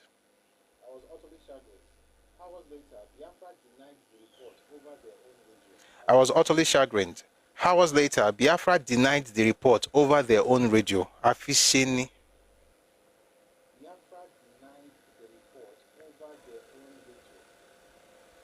Biafra denied the report over their own radio. Even in the midst of the war, propaganda never ceased. Later on, the federal side confirmed the report and claimed that it was thoroughly identified and that it was given a hero's burial with full military honors. Pictures of him were displayed in the papers. Gowon also paid a tribute to him, saying he was a gallant soldier with principles. Many other Nigerians paid glowing tributes to his memory, and everybody believed that he died a Nigerian, though fighting on the Biafran side. Of course, the federal authority knew that it was they who had confined him inside Biafra, totally against his will. If the Gowon government had released a whole lot of us detained by Ironsi, surely Nzogu and the remainder of us would have returned to the places of our choice in Nigeria. Not one of us would have been involved in Biafra. Well, he can say that, but I don't agree. You know why? Two things. Number one, it's sad that Nzogu had to die that way, but I still give Gowon his props for ensuring that he was buried with full military honors. But there's a reason Gowon could not do what he wanted him to do. Why? Number one, okay, let's put it this way. He has a right to be angry. You know why? He in his head is a revolutionary. But you would think that he's also able to understand reality. That apart from himself and Nzogu, who carry this matter for head, most of the others who planned the coup were ethnic jingoists. And everybody in Nigeria looked at the fact that they were not court-martialed to establish the fact in their own minds that they worked with Ironsi to take over power in Nigeria. Therefore, asking for asking to be released would be too, how would Gowon now express to the northern guys that the guys that were responsible for killing everybody in January, who Ironsi did not court-martial, who Ironsi promoted, and whose salary Ironsi was paying, how would he be able to convince those people that now I'm going to release those people into Nigeria because all of us are one Nigeria? Of course, that would be difficult. He could have done that earlier because August to May was a long time, but I understood why he couldn't do it or why he didn't do it. That's one. Number two, it's actually a shame that Nzogu was going to die in Ojuku's war because he was wiser than Ojuku, but it's sad. Let's continue. Here, I can do no more than say that Nzogu was a first-class soldier and a trustworthy friend. He was studious, ambitious, temperate, knowledgeable, intelligent, and self-controlled. He was devoid of vices. He was single-minded. He was a born leader of men. Generations of Nigerians will yet read more about him and learn a lot from him. Chukwuma Kaduna Nzogu Adio. That's very emotional. Now, having said this much, let me add that in spite of all that the federal government had published, I was still somewhat skeptical about Nzogu's death. For one thing, I knew that he was not given any command in Biafra. For another, the news was denied and never confirmed by Biafra. I was yet to anything Biafra tells you. If Biafra tells you that it is night, go and open your windows if you're in Nigeria. I'm very sure the sun is still shining. It's a movement built on lies and propaganda. They cannot help it. It says, for one thing I knew, okay, so it says, for one thing I knew that he was not given any command in Biafra. For another, the news was denied and never confirmed by Biafra. I was yet to know that Biafra was like that. Brother, they are like that. He said he was yet to know that Biafra was like that. Me, I'm saying they are like that. It's not that they were, they are. By the way, Biafra today would mean IPOB and all those organizations about Biafra, not Igbo people. But if you are Igbo and you think like that, I used to make the distinction, and I still do make this. I still try to make the distinction between Igbo, the ethnicity, and IPOB, the movement or the organization. But what I've also discovered is that the Igbos who don't believe in IPOB rarely speak up, because if IPOB jello, if IPOB wins, whatever benefits that accrues to IPOBians and Biafrans, they don't want to lose out on those things. That's why even Peter Obi says they are his neighbors and they're not terrorists. I'm just saying that. It's the same spirit. May God help all of us. So he says, the news was denied by Biafra and I was yet to know that Biafra was like that. Consequently, on the day that Major Humphrey took, I asked no more questions and was silent for some time. Biafra happened to him. Not those people say Nigeria happened to you. Nigeria is doing well, happening to me in Jesus' name. But Biafra is happening to you. Chukwu had come to set me free on the day that the Liberation Army entered the Midwest. From here, I'm going to go to another book. We're not going to jump anything. So we're going to try and establish how they go to the Midwest. So we're going back to this book by Ademoyega. Remember the name Chukwuka. Chukwuka was one of those people who planned the coup, the first one.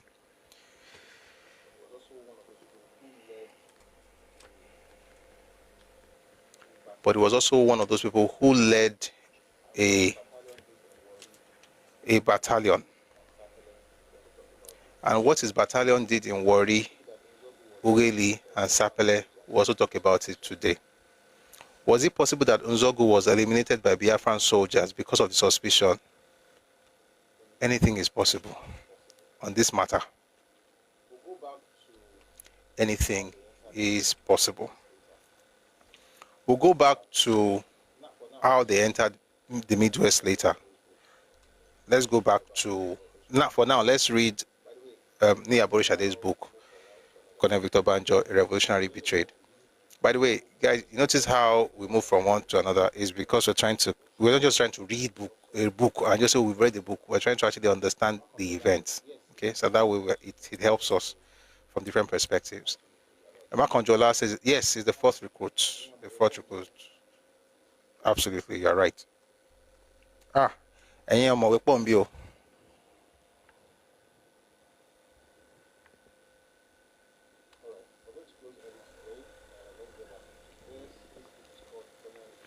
All right, we're going to close early today. Let's get back into this. This book is called Colonel Victor Banjo, A Revolutionary Betrayed. The book is written by Ni Aborishade, and this is what he says. Banjo could have been happy to help his people as well. However, before that time, he was already supervising most of the commanders and senior officers of the Republic of Biafra. Why is this important? So, before this moment, in 66, Ojukwu had asked, one second. In 66, Ojukwu had asked Gowon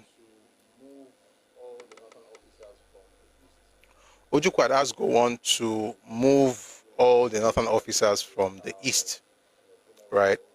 And I mean, we read about it the other day, how, Gune, where everybody was emotional, northern officers had to leave Enugu. The same thing happened in Yoruba land, by the way. Papa also had to ask Gowon to do the same thing, that northern officers leave Yoruba land. So you have Yoruba officers in Yoruba land, just like the Igbos were doing in the east.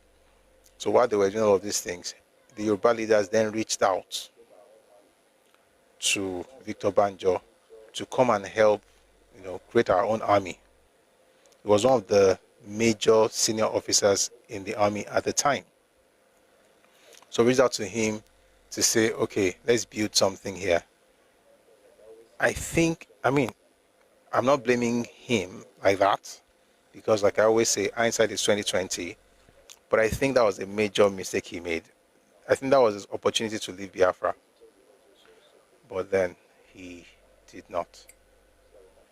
I need to change the audio source, so please give me a second so that we can have a smooth ride.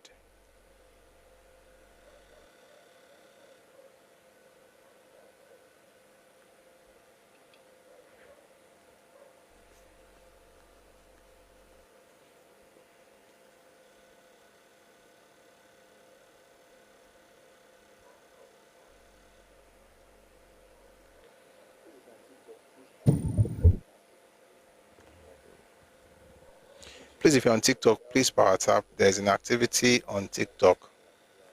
From YouTube, I hope you're enjoying yourselves. Please like the live and subscribe to the channel as well. How do we do it on TikTok? We follow. Yes. Thank you very much.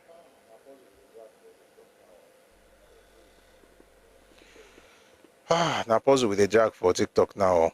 So please bear with me.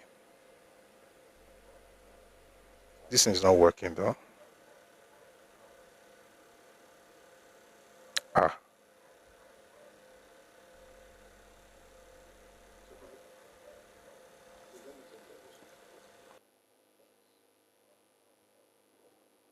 Please let me change the audio source, okay? Thanks.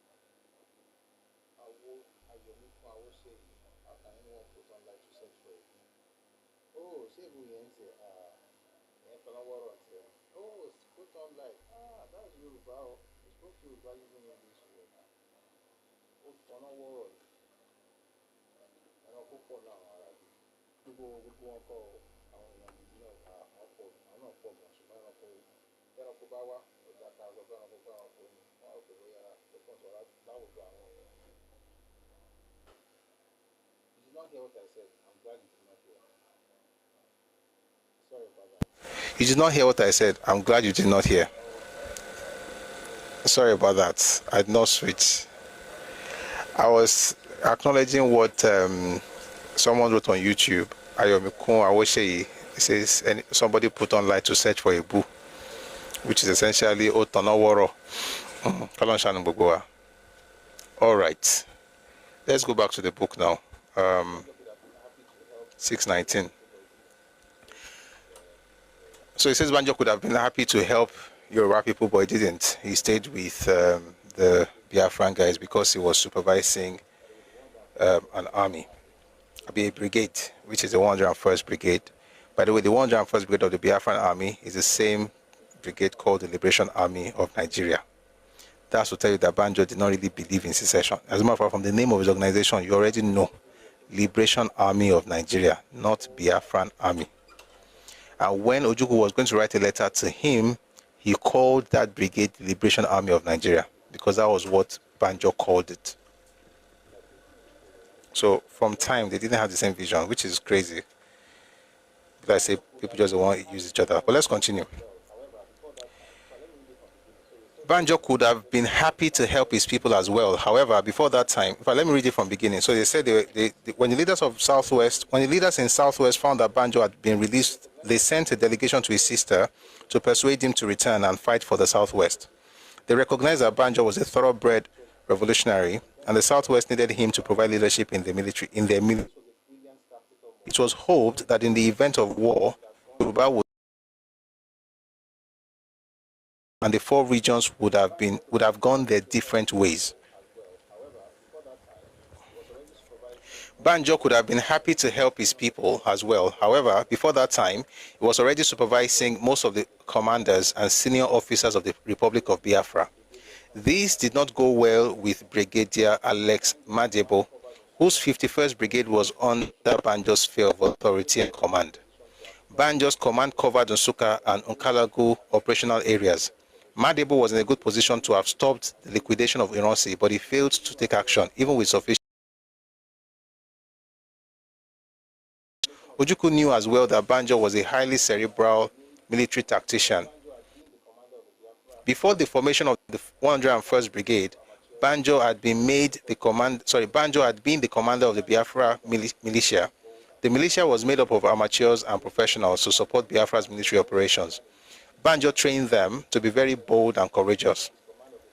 Ojukwu had wanted Banjo to also combine his duty as the commander of the 101st Brigade with his command of the militia, but Major General Philip Effiong would have none of that. When Banjo stated that he could combine the two, Effiong rejected the idea and volunteered himself to take over the militia. Banjo had therefore been earmarked for trouble, as the senior Igbo military officers did not want a Yoruba man to lead the Biafran army. Do I blame them? No.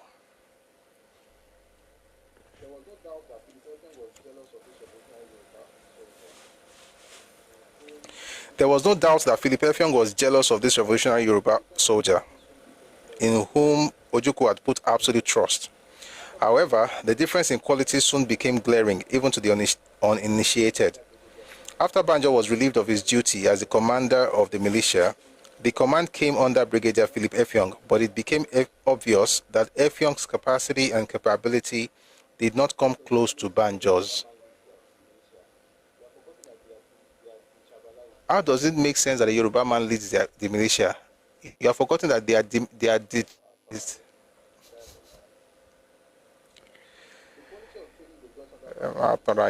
detribalized. The quality of training they got under Banjo was more superior to the one they got under Effiong. Subsequent events clearly showed the difference, and the difference was indeed very clear. Banjo assured Ojukwu that he would enlist the support of his newfound friend, Philip Alale, to combine the two assignments. Alale was a Russia-trained political activist. Remember this name. He was one of the 4 people that Ojukwu executed, along with Ifajin and Victor Banjo. So remember the name Alale, Philip Alale. Alale was a Russian-trained political activist, a born orator, and a firm believer in revolutionary struggles for the emancipation of the oppressed and marginalized. This show, it wasn't about competence. Of course it wasn't. It wasn't. Never was. Anybody that tell you that competence, they tribalize, nah lie. Nah lie. Those people are the most tribalized, ethnic jingoists with clannish mindset and nepotistic ideologies. Those people, the so quote unquote detribalized, nah lie.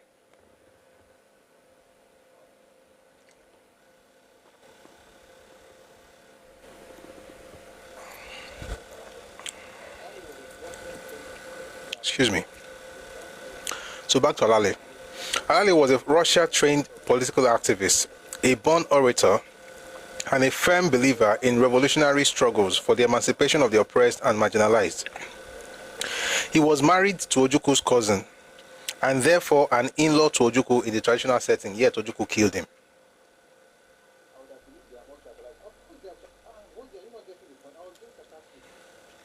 I would have believed they are more tribalized. Of course they are. Vodia, you're not getting the point. I was being sarcastic. They were tribalized. They were very, very ethnically conscious. It's people like Victor Banjo that assume that we are all building something in Nigeria. It doesn't really matter. In reality, they are clannish. And I'm not saying it's bad. I'm just saying that the Yoruba person in that space should understand who he's dealing with. Okay, it's typo. Oh, okay. Just understand what you're dealing with. I'm not saying that it's not good, it's not bad, it is what it is. It's not about good or bad. It's about understanding the reality. And when you are working with people like that, have it at the back of your mind that, listen, ole lobi. I'm not doing this because we are all detribalized. I already know that you have things that you want to do. Prof, your grammar today discarded some of us of older generations. I beg you. Ibo lawati so. Say bo. Ati bo. Okay, I don't even know what I said as big. But the point I'm trying to make is that what those people did was to project a front that, listen, it's not about tribe. We just want to change Nigeria. But in reality, so just know it. Like, it's not that I'm not saying they are good. I'm not saying they are bad. I'm just saying know what it is and then work based on that knowledge.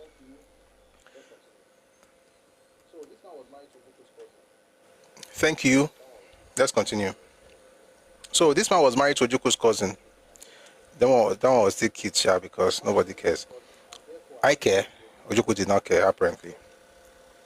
He was married to Ojuku's cousin and therefore an in-law to Ojuku in the traditional setting. He was the one who coined the word, "A revolutionary must never despair." Though a civilian, he was made a field officer with the rank of a major during the war. It should be recalled that Isaac Adakaboro, who became well known for his role as the inspirational leader of the Nigerian Delta Volunteer Force, was made a major in the Nigerian Army. Why did you mention that? Let's go with him. Isaac Boro was an Ijaw man and the pioneer of minority rights activism. A former university student leader, he headed the 19th Brigade Special Forces, where he performed excellently in the war and taught many Nigerian soldiers how to swim with weapons. Major Isaac Boro was an outstanding naval officer. His training was natural and did not attend the conventional Navy training anywhere. As an Ijaw, it was natural for him to operate in anywhere on waters. He gave a good account of himself and helped the federal troops of the 3rd Marine Commando. The death of Major Isaac Boro during the war in a house near Port Harcourt on 9th May 1968 by a single bullet after finishing his breakfast and meeting with other Nigerian officers was a great blow to the Nigerian Army. I think he just wanted to smuggle in Isaac Boro stuff. We'll discuss Isaac Boro the day we talk about... No, he can't even make him a topic on his own. But yeah, I think that's what he wanted to do. So back to the story. At that time, Banjo decided to help Ojuku. The situation of the war in the east looked grim. Ojuku had considered whether he should surrender, but Brigadier Philip Effiong advised against that cowardly option. Thus, Ojuku turned to Banjo to help him turn the loss into victory. Banjo accepted, and that was how the 101st Brigade was formed. The duo reached an agreement, and Banjo gave a condition to Ojuku, which the latter readily accepted. Banjo started work immediately. There was no time to waste any longer. The federal troops were near. They must be driven back at all costs. When was this? This was around July 1968. Because at this point, it was still in that Onsuka area. By August, Banjo was leading the Liberation Army into the Midwest. I don't know if we're going to get to it today, but we shall get there something. So he says the federal troops were near, they must be driven back at all costs.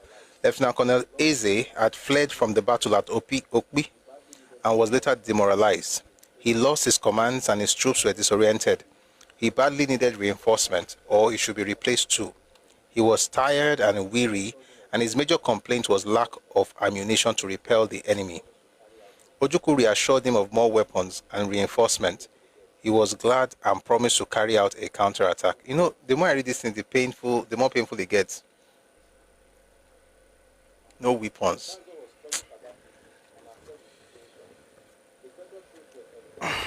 Banjo was present at that meeting and assessed the situation. The federal troops were embedded at the Nsukka University campus. The charismatic Alale rallied the troops with a well-delivered pep talk, reminding them of the reasons for the war in the first instance and what the Northern Army would do to their wives and children should they capture their country.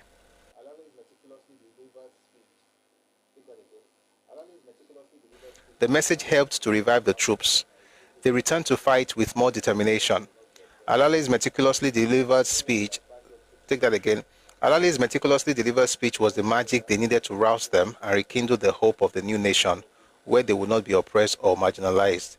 No wonder Banjo took to him and bonded closely. They worked together and produced great results for Ojuku and the Republic of Biafra.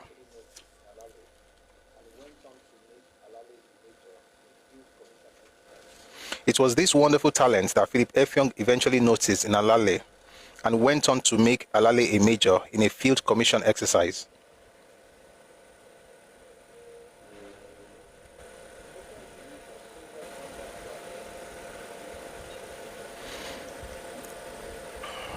Effiong believed that soldiers under Alale would listen to and would be easily mobilized by an orator in uniform as an officer rather than a civilian.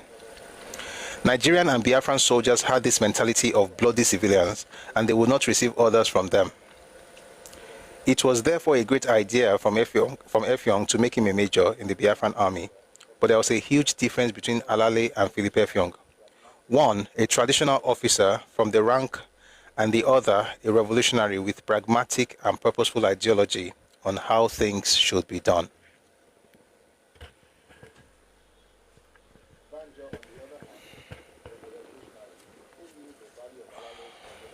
Banjo, on the other hand, was a revolutionary who knew the value of Alale's ideological preference and how it could be put to effective use within any military formation. Banjo was an adept reader of revolutionary materials and could easily understand Alale's approach to the concern and causes of the masses. Understandably, Alale took to Banjo very well and respected both his intellectual ability and military prowess. We're going to come back to this. How many books are we coming back to now? About 3. I want to read something to you from Shoyinka's book.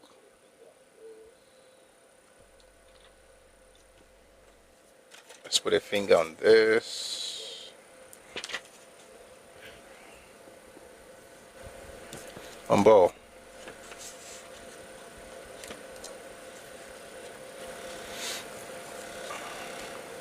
I am wondering what his family was doing at that point. Whose family? Ojuku's family. They were fine, they were balling. Ojuku's family was balling.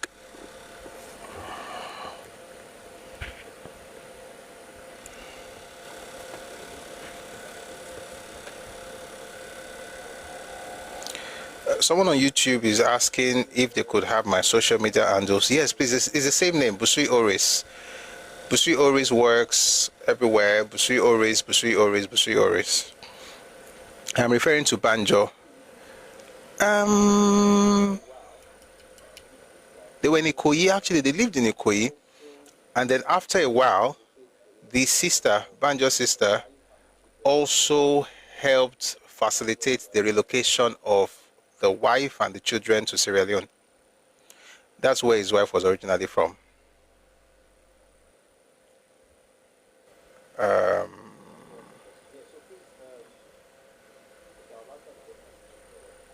Somebody asked a question. Yeah, so please, okay, I'll answer the person on YouTube later, but please, just in case you're listening, Busui Oris on Facebook, on TikTok, on YouTube, everywhere.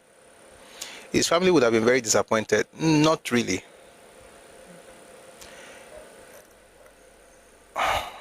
We'll get to that. We'll get to that. So what I think the disappointment that they had, if they had any, Mr. Busui, you need to have an assistant that will be working within that studio. Yes, so. How long, busy? You know that assistant will collect money, have you? So that reminds me, when it's time, I'll put up the account details. It seems like that make me remember money. Thank you.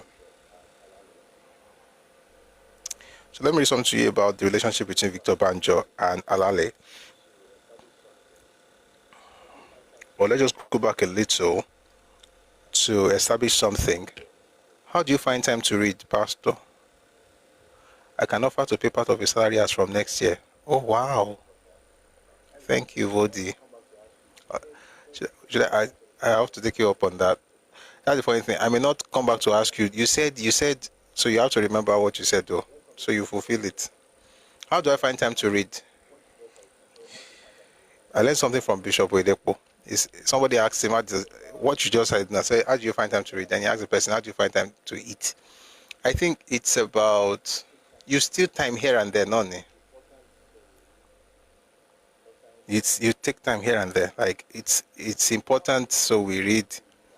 Sometimes, apart from weekends, I'm not able to actually read as much as I used to. I used to really spend a lot of time. These days, I spend more time here, but even then, we'll find a way somehow. You can pay 25% of the salary too. 25%, don't make 1 billion, go.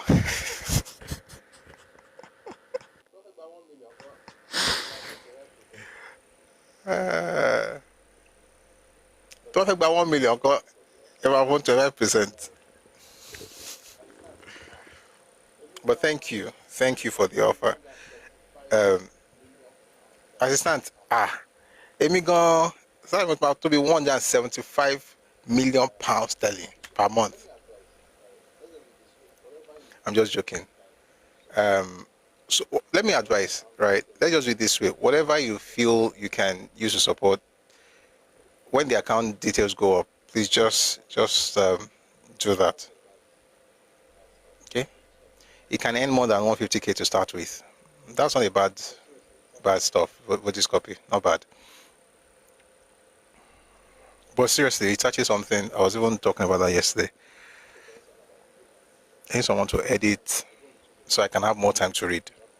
So for instance, now there are videos on YouTube, on TikTok. They'll go on YouTube later tonight. Then we have to design the thumbnails. Yeah, so whatever you want, so that it doesn't look like you're joining Siwaju. It could be today, whatever it is that you want to give. Once the details go up, please just give, and if you just make it consistent, because it helps to plan. Okay, but thank you very much for the offer. Just send it to the account, please. I don't want to put it up yet, but very soon. Might be okay, but please just use the details. Thank you very much for your support and for your pledges. Thank you. Someone said, what do I do originally? I do many things. I'm a man of many parts. A part of me is tech. A part of me is art and entertainment, music, films, theater, writing. A part of me is an author. I have published works. I have a publication that I publish every month. That one is, of course, Christian. Every month. We've done it every month without fail for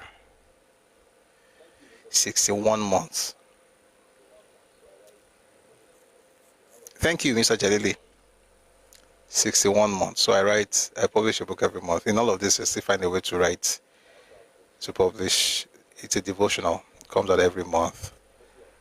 And then I also have books on Seller, books on Amazon, mostly on faith. So that tells you that I'm a man of faith.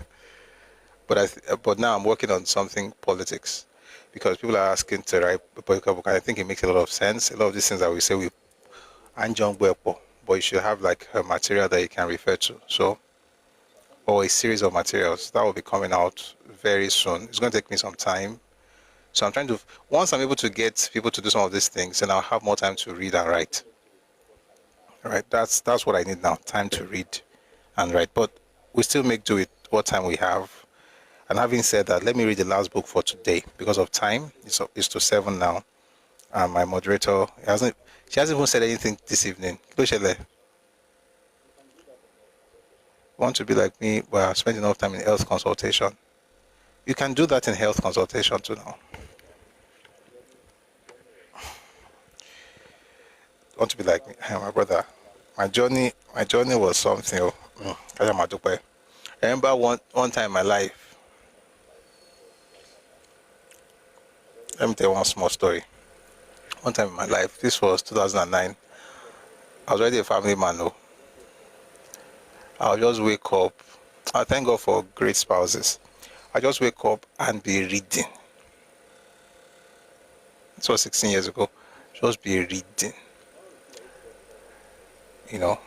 Of course, as a preacher, one of the things that people don't understand about preachers is that they think that it's about, holding the microphone on Sunday and preaching. Nah. When I was younger, I'm still young. When I was younger, I had a publishing firm. I still do, actually. But back in the day, we were publishing magazines, which we don't do anymore because I don't have the time. But we were publishing magazines in Abuja. And I noticed, Abuja offices can be very, very expensive. So I was sharing office with a couple of fantastic guys. Thank God we're still together. This particular story I'm about to share, I think is in 2011. One of them was a lawyer. And there's something you notice that lawyers do. And this is what I was just thinking about the whole thing, maybe 2010, 2011, thereabout. It's called that, listen, these guys go to court once, most times on Fridays or twice in a week. But they're always holed up in the chambers, just reading. I was like, this is not different from what you do as a pastor. You know, you have to pour over books and just study. All that Sunday thing is just the smallest, the tiniest thing in what people do. You have to care for people, but you have to know what you're going to be saying. You have to study. So I think all the trainings, even though now I'm not essentially preaching, but the training is also part of what helps one do these things. Having said that, let us read this book and go.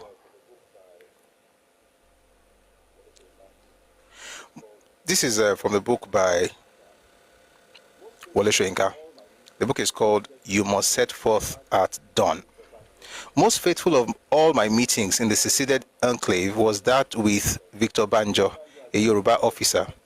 Following some convoluted chain of his incidents, Victor Banjo had been accused of menacing the former head of state, General Aguiyi-Ironsi, and had ended up in Enugu prisons. After the declaration of Biafran independence, he was released by Ojukwu, as were other Yoruba officers and soldiers from the western region, some of whom had certainly been involved in the original January 1966 coup. One of them is book we read earlier, Adewale Ademoyega. Loose-limbed and slightly bandy-legged, Victor Banjo reminded me very strongly of a browsing... Hold on, please. For some reason, this is my sitting position today. Just want something else. But we're almost done. Loose-limbed and slightly bandy-legged, Victor Banjo reminded me Victor Banjo reminded me very strongly of a browsing Igala, that rangy, powerful deer, when it is totally unconscious of any intruder. He exuded a quiet, commanding presence, as one who would be at ease in any environment, looking as if he were in studious contemplation of a world devoid of strife. A total contrast to Ojukwu. His bearing still struck me as a contradiction to the frenzy of war, as if the outer reality had nothing to do with him personally. Yet, the war map on the wall, the guns, even the Spartan nature of his office, and the stiff, attentive poise of his batsman told a different story. I noticed the lenses of his glasses at once, very thick, and from the way his eyes appeared to adjust to distance, I guessed that he was short-sighted. Impeccably groomed, even in his khaki uniform, this stranger soon revealed himself as an idealist whose politics were quite close to ours in the Third Force. He made no attempt to disguise the fact that he was subjecting me to some deep scrutiny, or perhaps that was simply the effect of his thick lenses. Then abruptly appeared to have made up his mind. A stream of indignation followed as he castigated the failure of Western leaders to condemn the massacres of the Igbo and ridiculed the visits of traditional rulers who had come to the East to commiserate with widows and orphans. Those who call him Yoruba, but I think you are getting the description very well now. Say why did Yoruba traditional rulers come to visit? It was a little too late. Okay. Sorry. Let me just read what he said. He ridiculed the visits of traditional rulers who had come to the East to commiserate with widows and orphans. Too little, too late, and short on sincerity was his verdict. For the leader of the Biafran secession, he had even harsher words. This, by the way, this was the reason the letters that his sister had from him, she had to keep those letters because, according to her, he was harsh on everybody, especially Ironsi, and now he's even harsh on Ojukwu, even though he's still in Enugu. For the leader of the Biafran secession, he had even harsher words.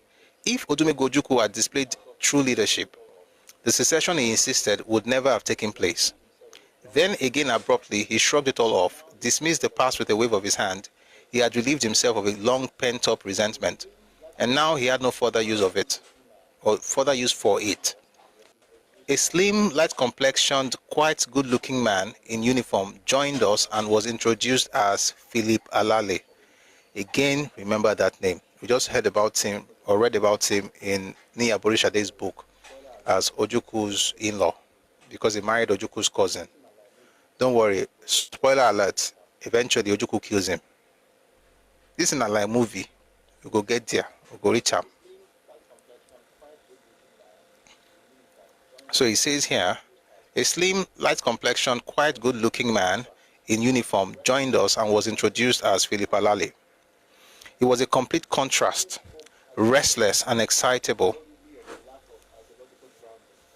Alale spoke agitatedly and volubly of the lack of ideological grounding in the conflict, slashing the air right and left as he outlined the cleansing that was needed for the deceased polity called Nigeria.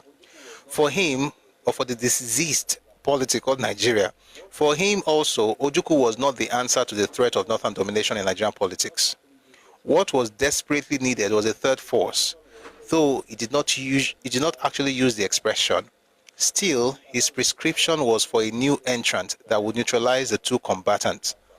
It was Philip Alale, however, who was fated to be neutralized at the firing stake in Biafra, convicted of treason against Ojuku's government, together with Victor Banjo and two others. Banjo let him run on for some time, then interrupted with a gesture that was nearly imperceptible. He appeared to be used to commanding effortlessly and economically, like one who needed to conserve his energy. My appearance in Enugu, he pronounced, could not have been more fortuitous. The face of the war was about to change dramatically, and I was the only one who could transmit certain crucial messages to the other side. That is, to the leaders of the West, both military and civilian, but especially to a certain Lieutenant Colonel Olusegun Obasanjo. It was there, right in Victor Banjo's command room, that I heard that name for the first time.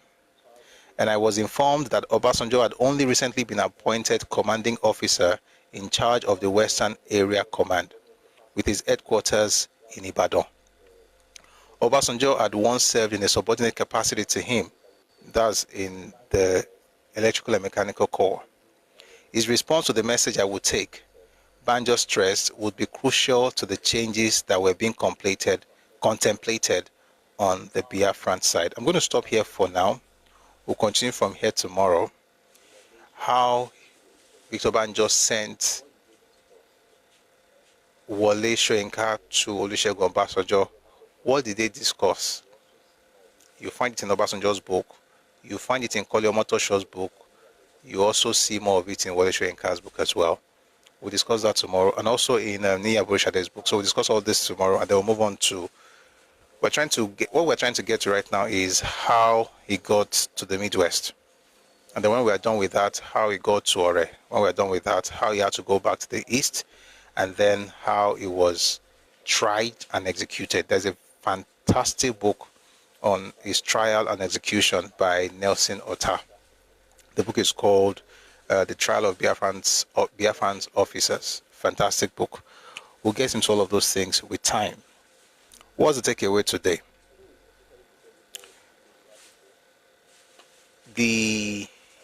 I think it's essentially the same thing for Yoruba people. Do well by all, but don't be naive. I think, to be honest, this man should have left when he had the chance to.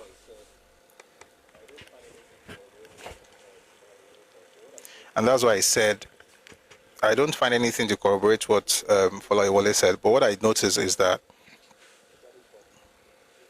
I think there is the thing of shame, especially from the coup plotter side. For Adewale Ademoyiga, he was not even released. He was in Warri. He was released by Chukwuka after they invaded the Midwest. That's why I stopped that other book. We'll read that one later. After Victor Banjo led the Liberation Army into the Midwest, he went to Benin. Chukwuka went to Warri, Sapele, and Ugeli. There's another guy, we'll read about him tomorrow. He went to the other part of the Midwest, and then, they took over the entire place. It was Chukwuka who then released Ademoyiga. We'll get into all of that in this conversation. But the point I'm trying to make is that for those who were released by Ojukwu, the idea of working for Biafra made no sense. They should have gone back home. Now, I'm not saying they are terrible human beings. I'm not saying they are bad people. Like I always say, hindsight is 2020. For them, for Ojukwu, there's no hindsight. Ojukwu's case was not a mistake. It was an issue of ego. We've discussed that before. We'll talk about it some other time. But for Victor Banjo, I really wished when he had the opportunity, when Yoruba leaders reached out to him, I really wished he took advantage of it and went back home and raised an army in Yoruba land rather than working for Biafra. Now, I say that to say that there are some of us who, in the name of building one Nigeria, which is a good dream, you think that helping another group is helping all of us. It's a lie. Helping another group is helping another group. That group knows it. You are the one who is naive. Wake up. Don't hate any group, but let people do what they want to do. Your energy, find a way to get it into your own space. The way Nigeria will grow is for all the constituent units to grow. When we all grow, we'll now grow together. But that I will leave my people and come and help you do something. When my people actually need my services, I think on Shomali. We can say that now. I'm not saying he was an anomaly. I'm just saying that he probably didn't think things through. Maybe just felt. And let me tell you what I also saw. The more we read this thing, we're going to. How was Adeboyega unalive? No, Ademoyega, not Boyega. Ademoyega was not unalived. Ademoyega was released by Chukwuka. He actually grew to an old age, by the way. He was released by Chukwuka. He joined the Liberation Army, worked with Victor Banjo. They were there together in Benin, moved together to Ore. From Ore, moved back together to Enugu. Victor Banjo, all of them were detained. He was imprisoned by Ojukwu, by the way. That man is a terrible person. May God forgive him. But he's dead, I don't know if he needs that. But anyway, he imprisoned everybody. Alale, that we are reading about, Victor Banjo, Ifajuna, Ademoyega as well, killed those other ones, left Ademoyega in prison. Oyewole was also in prison. When the Nigerian army, took over the space, they imprisoned Ademoyega as well. They kept him for a while. Himself, Fola Yewole, Ganiu Adeleke, they were imprisoned. And later on, they were released, but they didn't release Ganiu Adeleke on time because that man killed too many Nigerian officers, according to them. So, and then it was in 81 that he now published the book, Why We Struck. So you see how, then he died, I think he died in 2000 or something. So he lived to old age. Ojukwu could not have released Banjo out of niceness. No, he released them because they were strategic. The man, they knew each other. He knew he was good, was a tactician. They tried to work together in 64, so it made sense that to release them. And I don't know, maybe persuaded them. But this is what I think. This is what I was going to say before the question came up. I think that it's not even like what I think, it's a fact, because Ojukwu mentioned it in the letter that he wrote to Victor Banjo. What Victor Banjo was doing, again, hindsight is 2020, but what he was doing was, he was going to help. He didn't believe in secession. From all the things you have read, whether it's the letter that he wrote to his sister, the one he wrote to his wife, or the conversation he had with Wole Soyinka, none of those things show that he was ever interested in secession. Even the description of him by Ademoyega, he didn't care about secession. But he thought that it was a means to an end. He would work with Biafra, and then Biafra would give him the personnel and the arms and ammunition needed to liberate Yoruba land from the stranglehold of the northern oligarchy. I will not fall ill. Don't say that though. Don't say that just because me. No, I won't fall ill. Please erase it. Don't say that though. No. Don't. I can't erase it, but please erase it. 1 second, I have to type something. I can't see that thing. Words are powerful. Words are very powerful. I get where you're coming from. You're coming from a very pure heart. You're trying to tell me to take care of myself, end this session very fast. But please don't say words like that. All right. Thank you very much. Thank you, just becoming. Yes. I'm beginning to exert myself, so I'm going to stop. Somebody said on YouTube, the lesson today don't join anybody, association, tribe, community, and country against your people, because when they look for a fall guy, it will be you. That is true. This is the last thing I will say. Then we're going to close the session. Oh, we're going to bring people up. But all the people that come up, please, I beg you, because this is what we do. I'm going to bring people up, but please, I beg you, two minutes. And we spent a lot of time with people that we brought up earlier. That's the issue. So 2 minutes, and everything must end in 7:15. Then we'll play the anthem and call it a day. Okay? So thank you very much, Adriana. Yesterday, this is the last thing I'm going to say before I bring people up. Yesterday, somebody wrote in my video, on one of the videos, comment section, that Victor Banjo betrayed Ojukwu, and that's why Ojukwu killed him. That person and his family. You know, when they say Nigeria should happen to people, I'm this close to saying Biafra should happen to that person, because we'll talk about it, but it's just to tell you that they will always find you as a fall guy. So all this detribalized nonsense, now you then go take your head, break coconut. All right, thank you very much for listening. It's been a wonderful session. I'm going to bring people up. I'm going to do this very quickly. So please, I know that a lot of us want to talk, but we already spent a lot of time talking earlier with the first set of speakers. So please let's keep it to 2 minutes. Everybody is up now. Please mute yourself. It will be very difficult for me to mute everybody. So please mute yourselves. Thank you very, very much. Thank you, JFAD, Perizim, Oladotun. Please mute, please mute, please mute, please mute. Hello. Hi. Hello. Hello.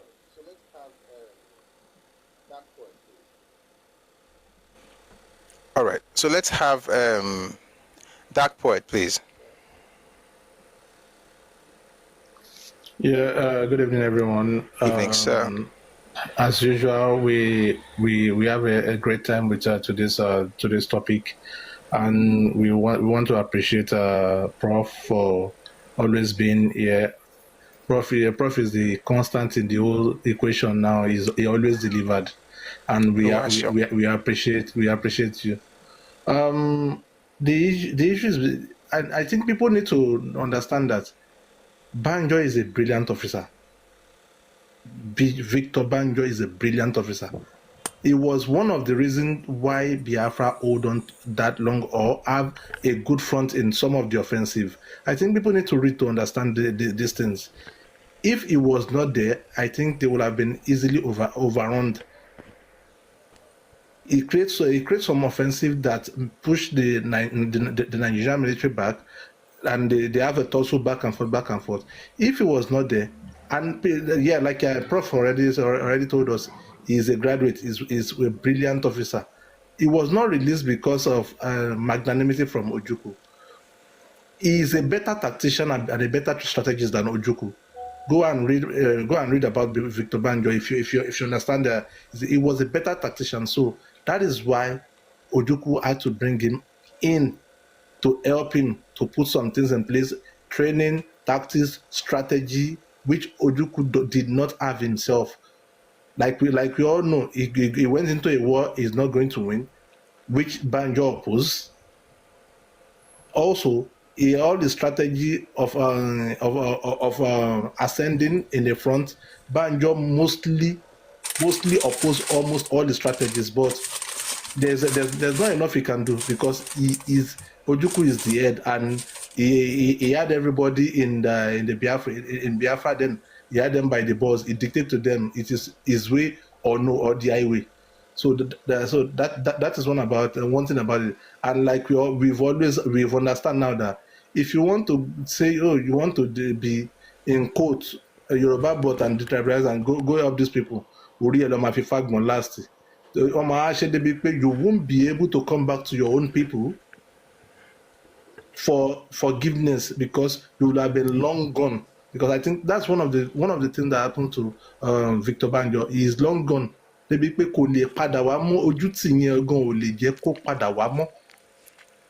That was why so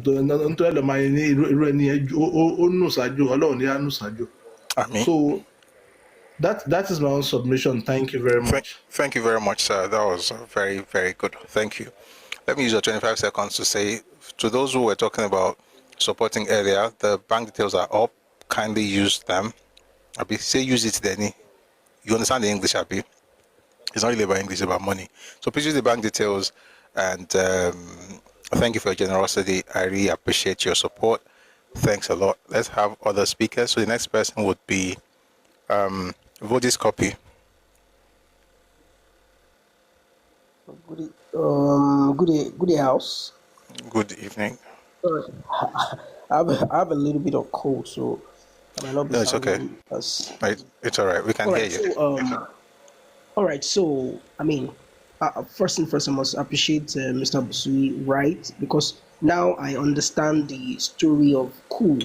I mean, how everything in that chronological, ways. I think I have a better grip of it now.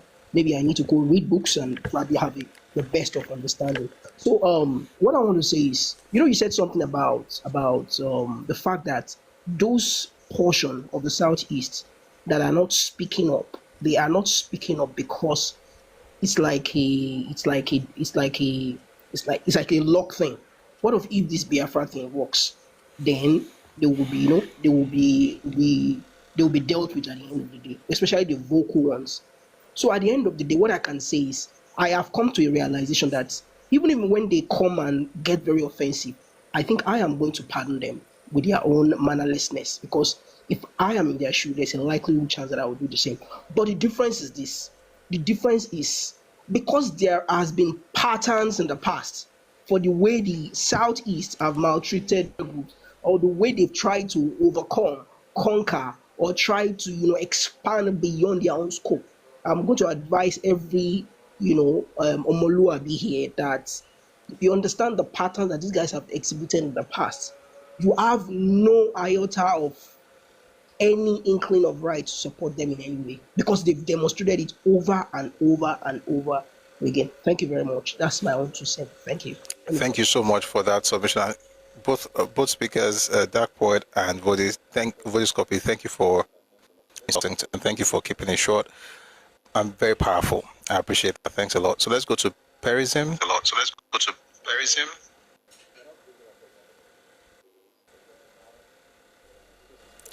Hello, Perism. We're not bringing up any other person, please, because of time. But as Jesus is coming soon, I hope I'm not going to have to stretch myself with Jesus is coming soon, because, like I said, I don't see you somewhere before. Perism, are you there? JFAD, please.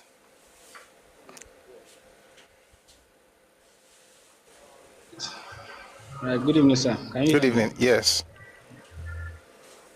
All right. So thank you very much for having me. Thank you, sir. I'd like to say I really appreciate you every day.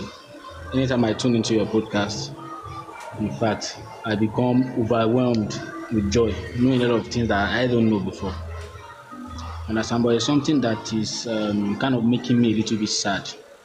Number one is I'm looking at imagining what we could have achieved as an ethnic group. I mean Yoruba in general. What this ethnic group would have achieved if we had not been yoked together and be one with Hausas, Igbos, and other minorities.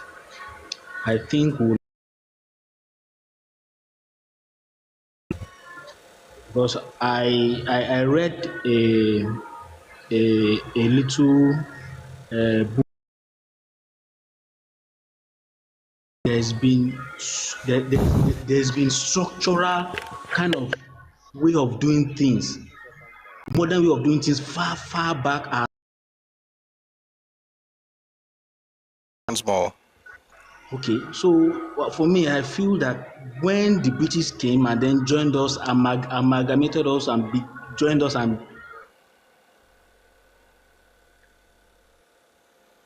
okay, I don't know what happened, but Nigeria, what on the focus, that's what.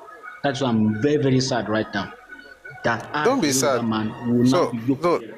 no. So I'm being honest with you, sir. yeah, I get it, but don't be sad. Sadness doesn't do anything, doesn't change anything unless you convert the energy. Yeah, okay. The reason I'm being sad is this. Major reason I'm being sad is this. Now, if I look at what tomorrow will bring for me and my children, or for my Yoruba people, I don't see a lot of hope. Okay, time up. Time I up, time don't up, please. No, see. it's okay, please. It's okay, please. All right. Thank you. Yeah, I have to speak up at that point. I'm a peddler of hope. Sorry, I have to, please, can you, Jeff, there's a way you mute yourself when you are done speaking. You always, well, you are finished, sir, so don't worry. Thank you. I'm a peddler of hope. I don't trade in hopelessness. I get your point, but it doesn't help anybody if we say, oh, there's no hope for tomorrow. Of course there's hope. Of course there's hope. Of course there's hope. This time last year, was there Southwest Development Commission? There was no Southwest Development Commission in 12 months ago. We didn't have anything like that. Of course there's hope. The hope is, the future is so bright. No, don't say that. The future is bright. There's hope. The thing is that if you focus too much on what's not working, you think that's the only thing happening. A lot of things are working. People are doing stuff. Your job is to join forces with those people so that you don't get to that point where you feel like, oh, there's nothing that can happen. Of course, there is a lot of opportunities. Things are happening. Things are happening, right? Whether it's in business, in tech, what are we talking about? Of course, there's hope. All the unicorns in tech, Mumbo, can you charge Mumbo? Come on, I love you.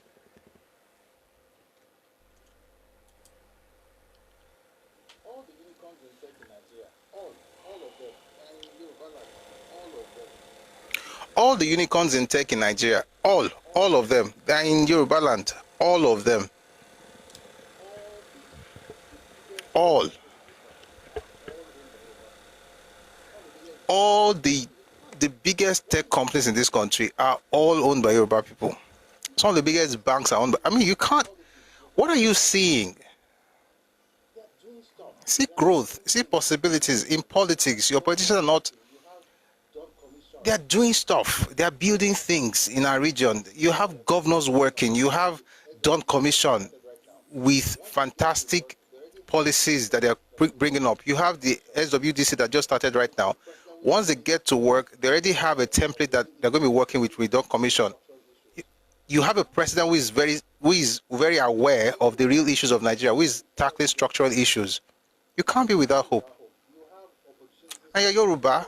Why you can't be without hope. You have opportunities to do a lot of things. And please, let me say something. I love history. You should be, I'm sure you can tell.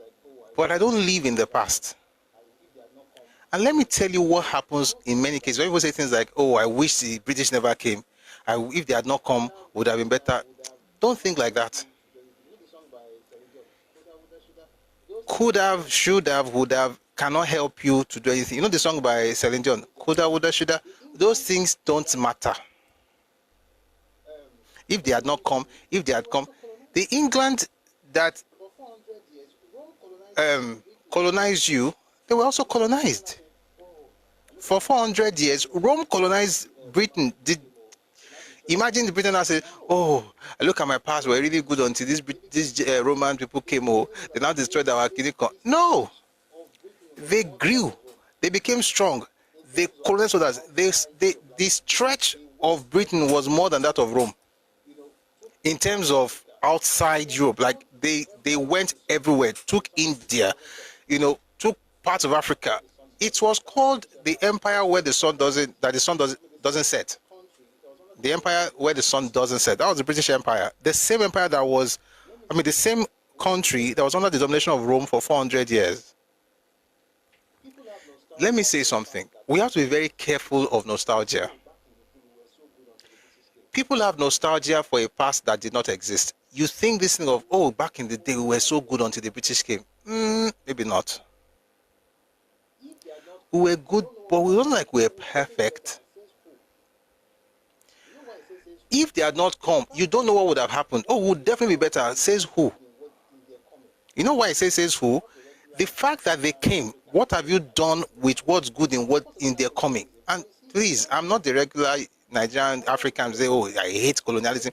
Of course, I don't like colonialism. But you see, the point is, other people were colonized. What did they do with what happened after the colonization? Rather than just, and this is why, yesterday I was going through some books and I saw this book. There's a particular, I won't mention the title, but I will say, I don't want to destroy another person's work. But it was like, what Europe did to Africa and things. I don't give you the exact title, but something about what Europe did to Africa and things like that. I don't like such titles. I would read them to understand it, but there's a reason for those things. It just gets you angry for nothing. Oh, see these white people, see what they did. What are you going to do about it? That's the point. What are we going to do? Oh, we've read it now. Now I know. Okay. Many people were colonized by this same Britain. Singapore was under Britain. Malaysia was under Britain. Compare what they are doing with what we are doing. So maybe at some point we have to say something like, to be fair, there's a lot of imperialism and it's part of the problem, and they are terrible human beings and they are doing something terrible in Nigeria and they're doing something terrible in Africa and they are bad people. Okay. It is true. You are right. But the flip side is that your structure is not allowing you to grow. If your structure allows you to grow, you create so much that it's like Mosolojo is like osa. Even China was colonized. Japan colonized China. Korea was colonized by Japan. So, and I'm not saying that it means nothing. I'm just saying that we have to be very, very careful. When people use slavery, slavery. There are many Koreans in Japan. They used to be Koreans, they're not Japanese. They went to Japan as slaves. Slavery is not a white and black America and Nigeria, Europe and a black Africa. Oh, they hate us. It's a human guinea. The point is, what are we going to do about this? Meanwhile, let's also remember that we, especially if you're Yoruba, we also colonize people.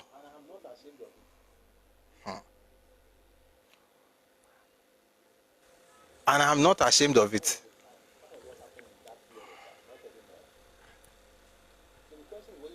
Because that was the time. That was what happened in that period of time, not anymore. So the question is, when you remember the greatness of your past, what do you do with it? Feel bad that you're not back there? No. You're like, if my parents could do this, what can I learn from that to do better? You can't stay in the past and be wishing, oh, I wish they didn't come. Oh, now I feel like there's no hope. Of course there's hope. Let me tell you something. We are living in better times than our forefathers, even than Awolowo. How many people were educated when Awolowo was premier? You think Papa will have what we have right now and feel there's hopelessness? Think about it. What did he have that gave him hope? Guys, I'm going to stay on this for like a minute or so, then we'll end the live. What if you look around the history, 1952, when he got into government, what exactly did Papa have that would have brought hope? Because we have better than what we have, he didn't have. How many of us were educated? How many hospitals were around at the time? They were literally under British colonization. We are complaining about colonization. How many of us have ever seen a British? If you have seen 10 British people at the same time in Yoruba land, please write in the comment section. Oh, let me not make it 10. Apart from conference, if you've met 10 British people standing in different offices in Yoruba land at the same time, please write it in the comment section. What are we talking about? These guys were colonized. What are we complaining about? For them to get their stuff out, they have to publish newspapers. We are on social media. Some of you are in the UK, some of you are in the US, some of you are in Europe. You are hearing me. You are in Ibadan, you are in Lagos, you are in South Africa. You are all over the place. You are hearing me right now. No, not embassies now. Battlefield. The embassy is their place now. Not their land. Not their place. Embassy not their country now. My extension of their country. I'm saying like on a norms, like you are going out and then you see Oyinbo people just the waka for Nigeria. I'm telling you something. In my lifetime, I've not seen it. Apart from, of course, embassy doesn't count. They had it worse, but we're talking about what they built. We have it better, and we are feeling we should be where they were. Are we serious? Imagine they wake up this morning and say,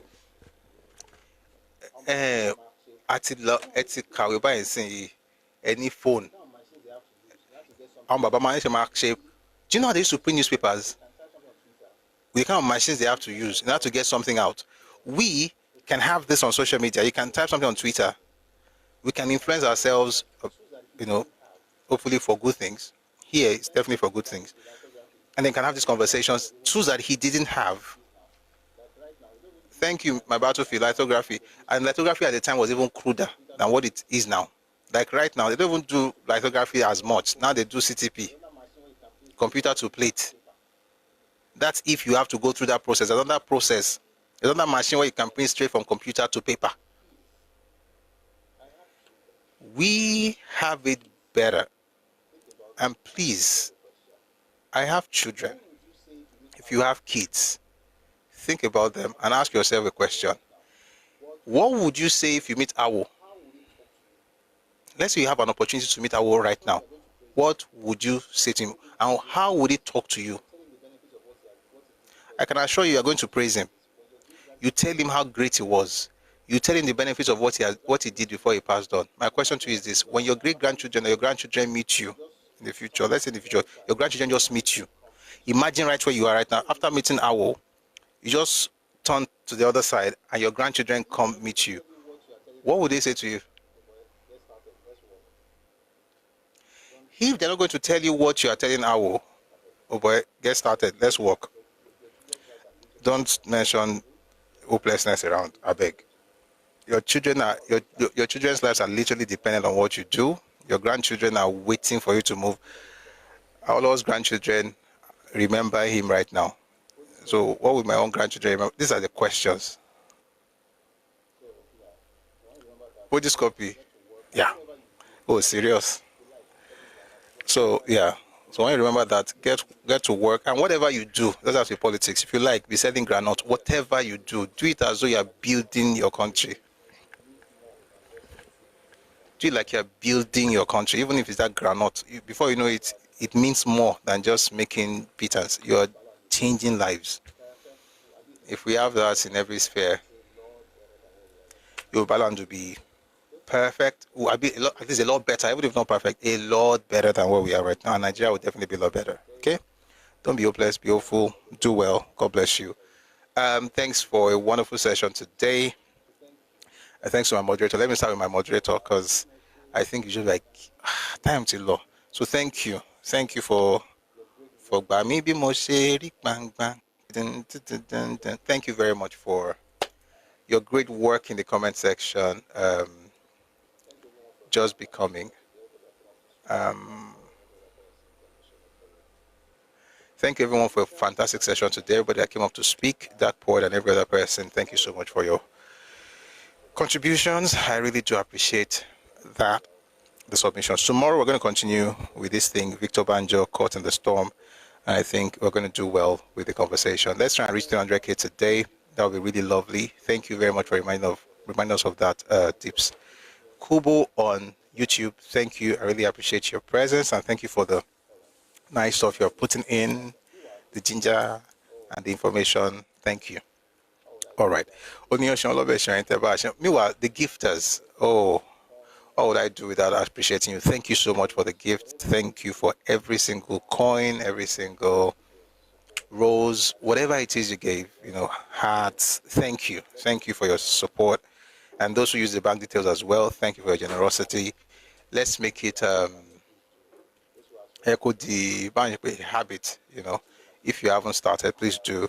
Those who asked for it earlier, it's up here. Please use it. Thank you so much for your support. For those on YouTube and Facebook, we'll be going now because we don't play music, because of copyright stuff. But right now we're about to play our anthem. So we play the Nigerian anthem and Yoruba anthem before we end every live session. So we're about to do that now. But please join us again tomorrow, 1 p.m. Ife time, West African time. Smile Edge Studios. Yes, you too. Thank you. Everybody. Ekpo. Isioluwani, and I appreciate your presence. Thank you so much for your support. So tomorrow, 1 p.m. Ife time, West African time, we'll be here again to continue the session on Victor Banjo Caught in the Storm. All right? So do have a wonderful evening to those on YouTube and those on Facebook. I'm saying my goodbyes now. See you tomorrow at 1 p.m. Ife time, West African time. Odaro. Now for those of us on TikTok, Nigerian anthem and the Yoruba anthem. So give me a second. I'm going to set it up and you're going to enjoy it. Please sing along, by the way.